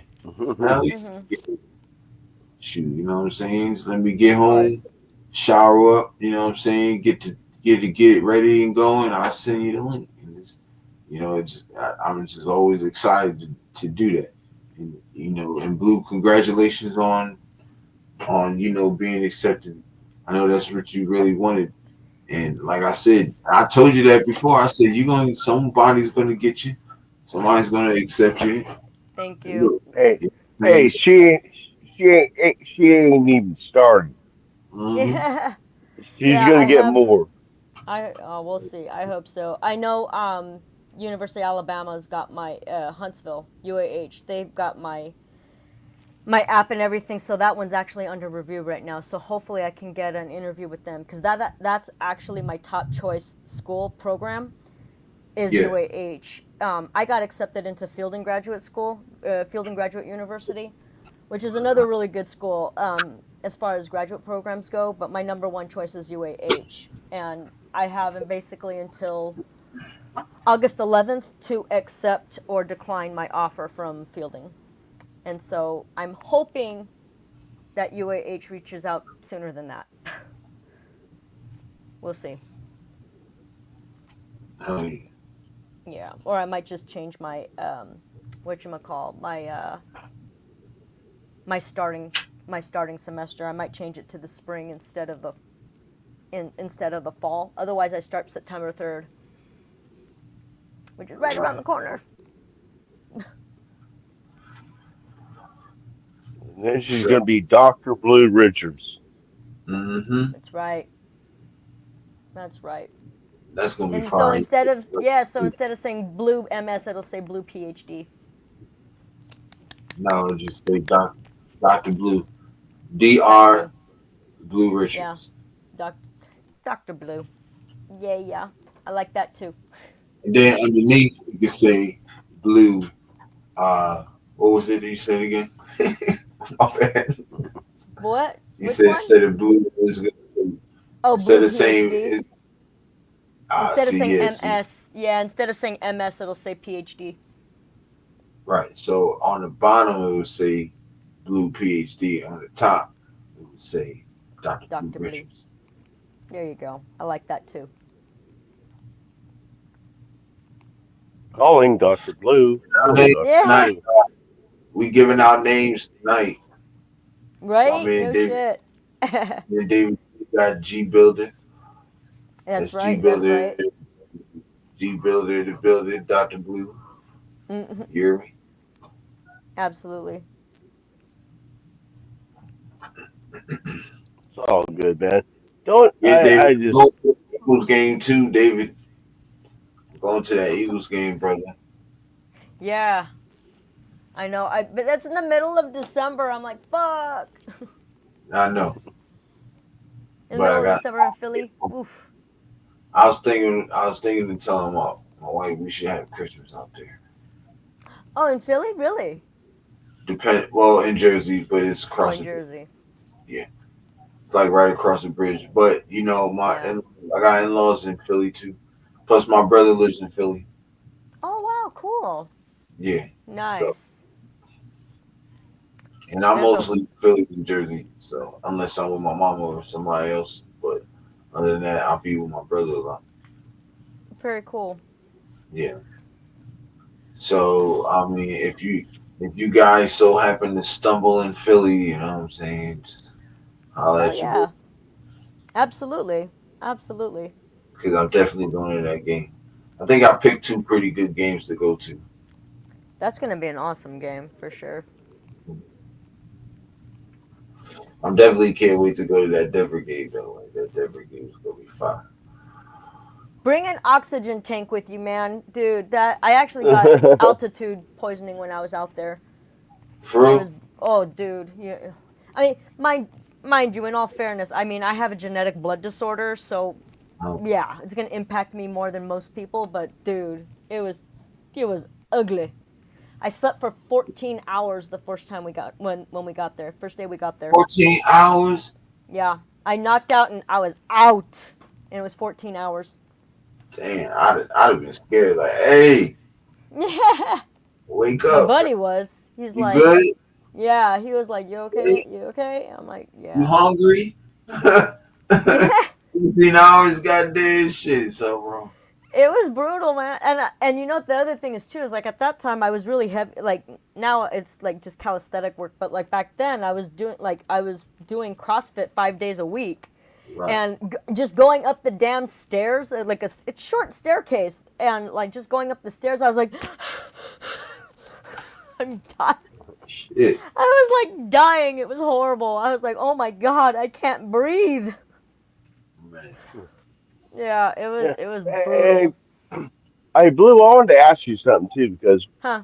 in the pressers that Europe was playing earlier, Yeah. I mentioned that guy coming out of Florida, no, not Jamal Adams. Anyway, the guy coming out for us, and he mentioned the altitude Oh yeah, I heard that too. I thought in that was Vegas. I'm like going, what? There's no Yeah. altitude there, is there? Or am I wrong? I mean, is No, that you're the not. higher part?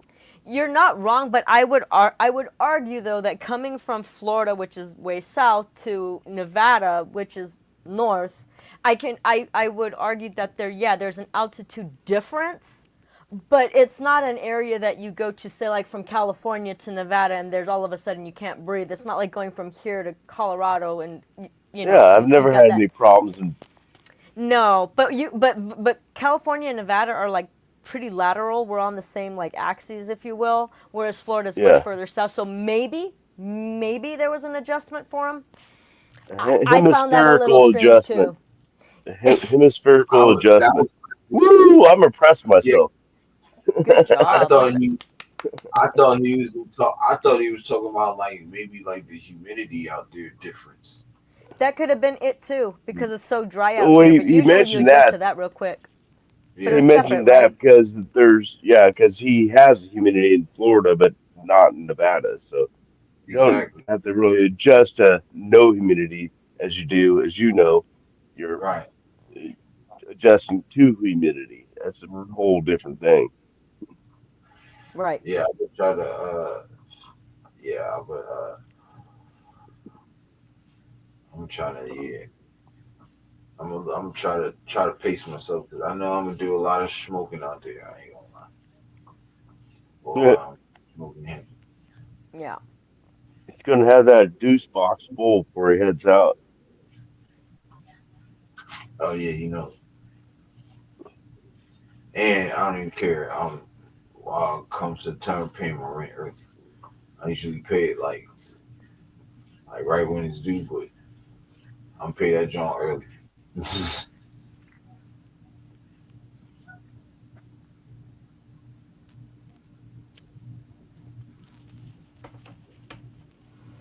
But yeah, Which damn, we going on 4 hours. Let's go. I know. I haven't Jesse, been- where are you? Aren't you gonna come? Aren't you gonna hop onto the show with us? So we can Who all was be nice that? to each other? Bless you. Oh my God. No, you. Bless you. Bless you. Excuse me. You all right over there? Yeah, I'm good. He's Perfect. got good weed. He's got good weed. Right. Mhm. No, I told Jesse, I was like, aren't you gonna hop onto the show with us?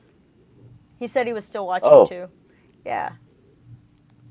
Jess, come on.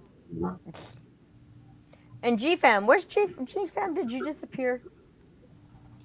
Yeah, G-Fan went to sleep, goddamn, off his OnlyFans fun. and Going to David sleep. too. And David would have said good night or something. He doesn't work until he works a little bit later than usually on some of these. I'm looking to see. Yeah, no, he hasn't said anything. Unless he just passed out. Right. Which wouldn't shock me. Spent a little too much time in the office. Yeah, G had some good food. Oh, he goes, I'm always here, ready to snipe. There you go, G-Fam. Get a couple hats, Nice. goddamn shit.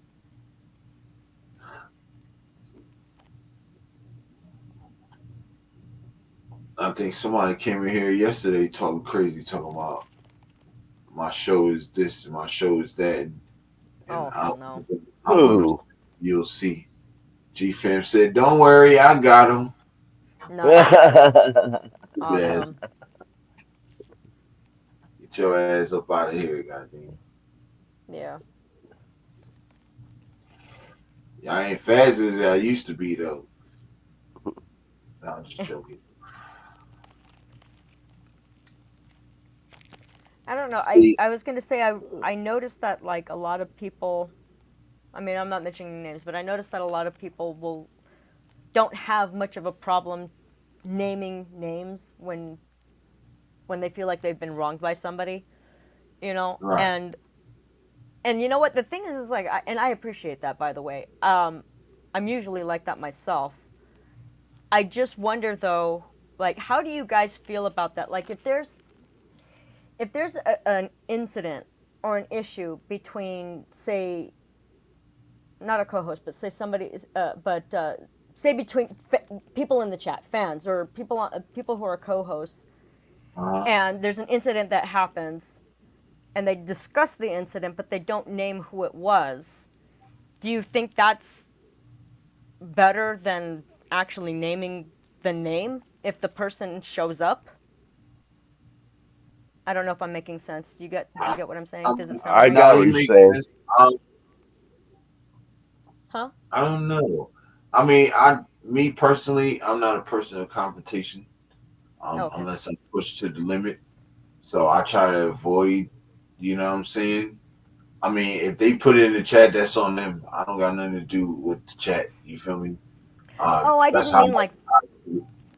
I didn't mean like that. I meant like if it was somewhere else, for example, and then they happen to come across each other in a live and a chat. You know what I mean? And it's obvious that there's a little something going on between them. You know, as in like kind of cold to each other. You know what I mean? Not as friendly, not as engaged as they normally are. And it's because of an incident. You know what I mean? And like, I'm not saying it's something that was said in the chat. I mean, it could have been a phone conversation, and then they happen to follow the same people. You know what I mean? Right. Yeah. So if one of them is like, I mean, if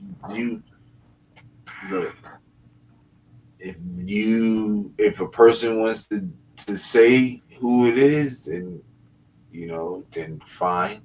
I mean, if they want to get their stuff off, then fine. But my thing is on here is I don't allow one person to get their stuff off and another one don't. So yeah, me personally, I'd probably invite them on. Like, look, if y'all want to hash it out, y'all can. You know what I'm saying? If you know what I mean? But that's me personally, like I kind of leave that to you guys. You know what I'm saying? I got you. Yeah, no, that's kind of what I was thinking too. Like, discretion is sometimes the better of that. Is there anything you want to get off? Off the show. Off the show, definitely. Off the show, we can do that. Mike already knows what I'm talking about, but like off the show, yeah.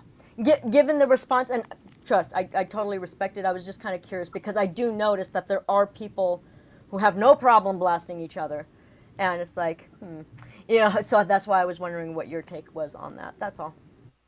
Right, yeah, no, we can get on that. We can get Well, on that. I got blasted. I got blasted 3 times before I blasted back.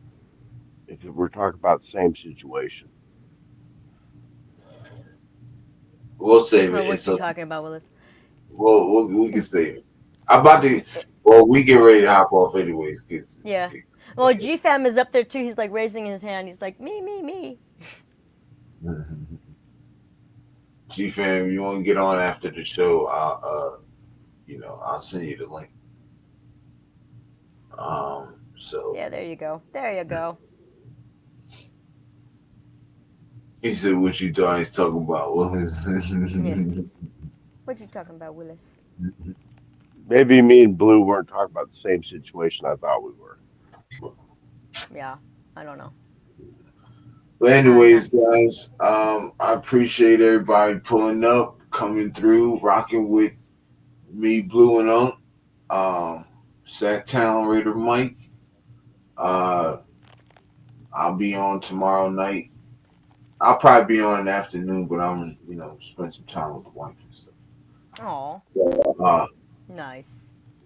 I would, yeah, I'm probably gonna be on probably in the afternoon. Then me and Finale got this Raiders Sunday night cap, so y'all make Oh, sure that's you right. Yeah. do that. You know what I'm saying? It's gonna be dope.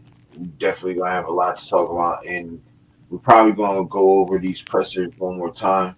We're probably gonna have new pressers because the Raiders practice tomorrow. So y'all tune in for that. So it's gonna be dope. It's gonna be dope. And one more time, it's gonna be dope. You hear me?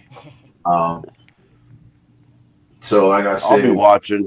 everybody coming through and stuff. G Fam said Raiders. Raiders. Law Dog said Raiders. Raiders.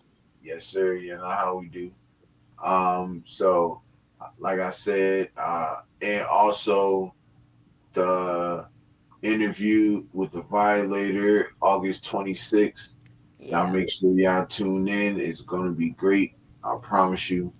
I'm still getting some questions together and stuff because I don't want to ask him questions if I know he's gonna tell his story. I don't want him to already answer the questions that I have, and he already answered them in his story. So I'm trying to find certain questions to ask him, some really good ones and stuff. So, but yeah, August 26th, man, me and the Violator, we gonna be rocking out.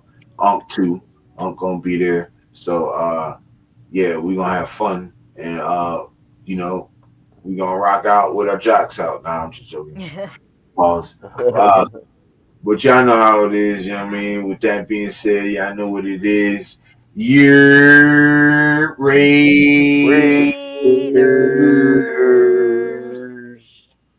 And we out the building, y'all. Make sure y'all hit that like button on the way out. It's the little tip jar on the side. So make sure y'all hit the little thumbs up.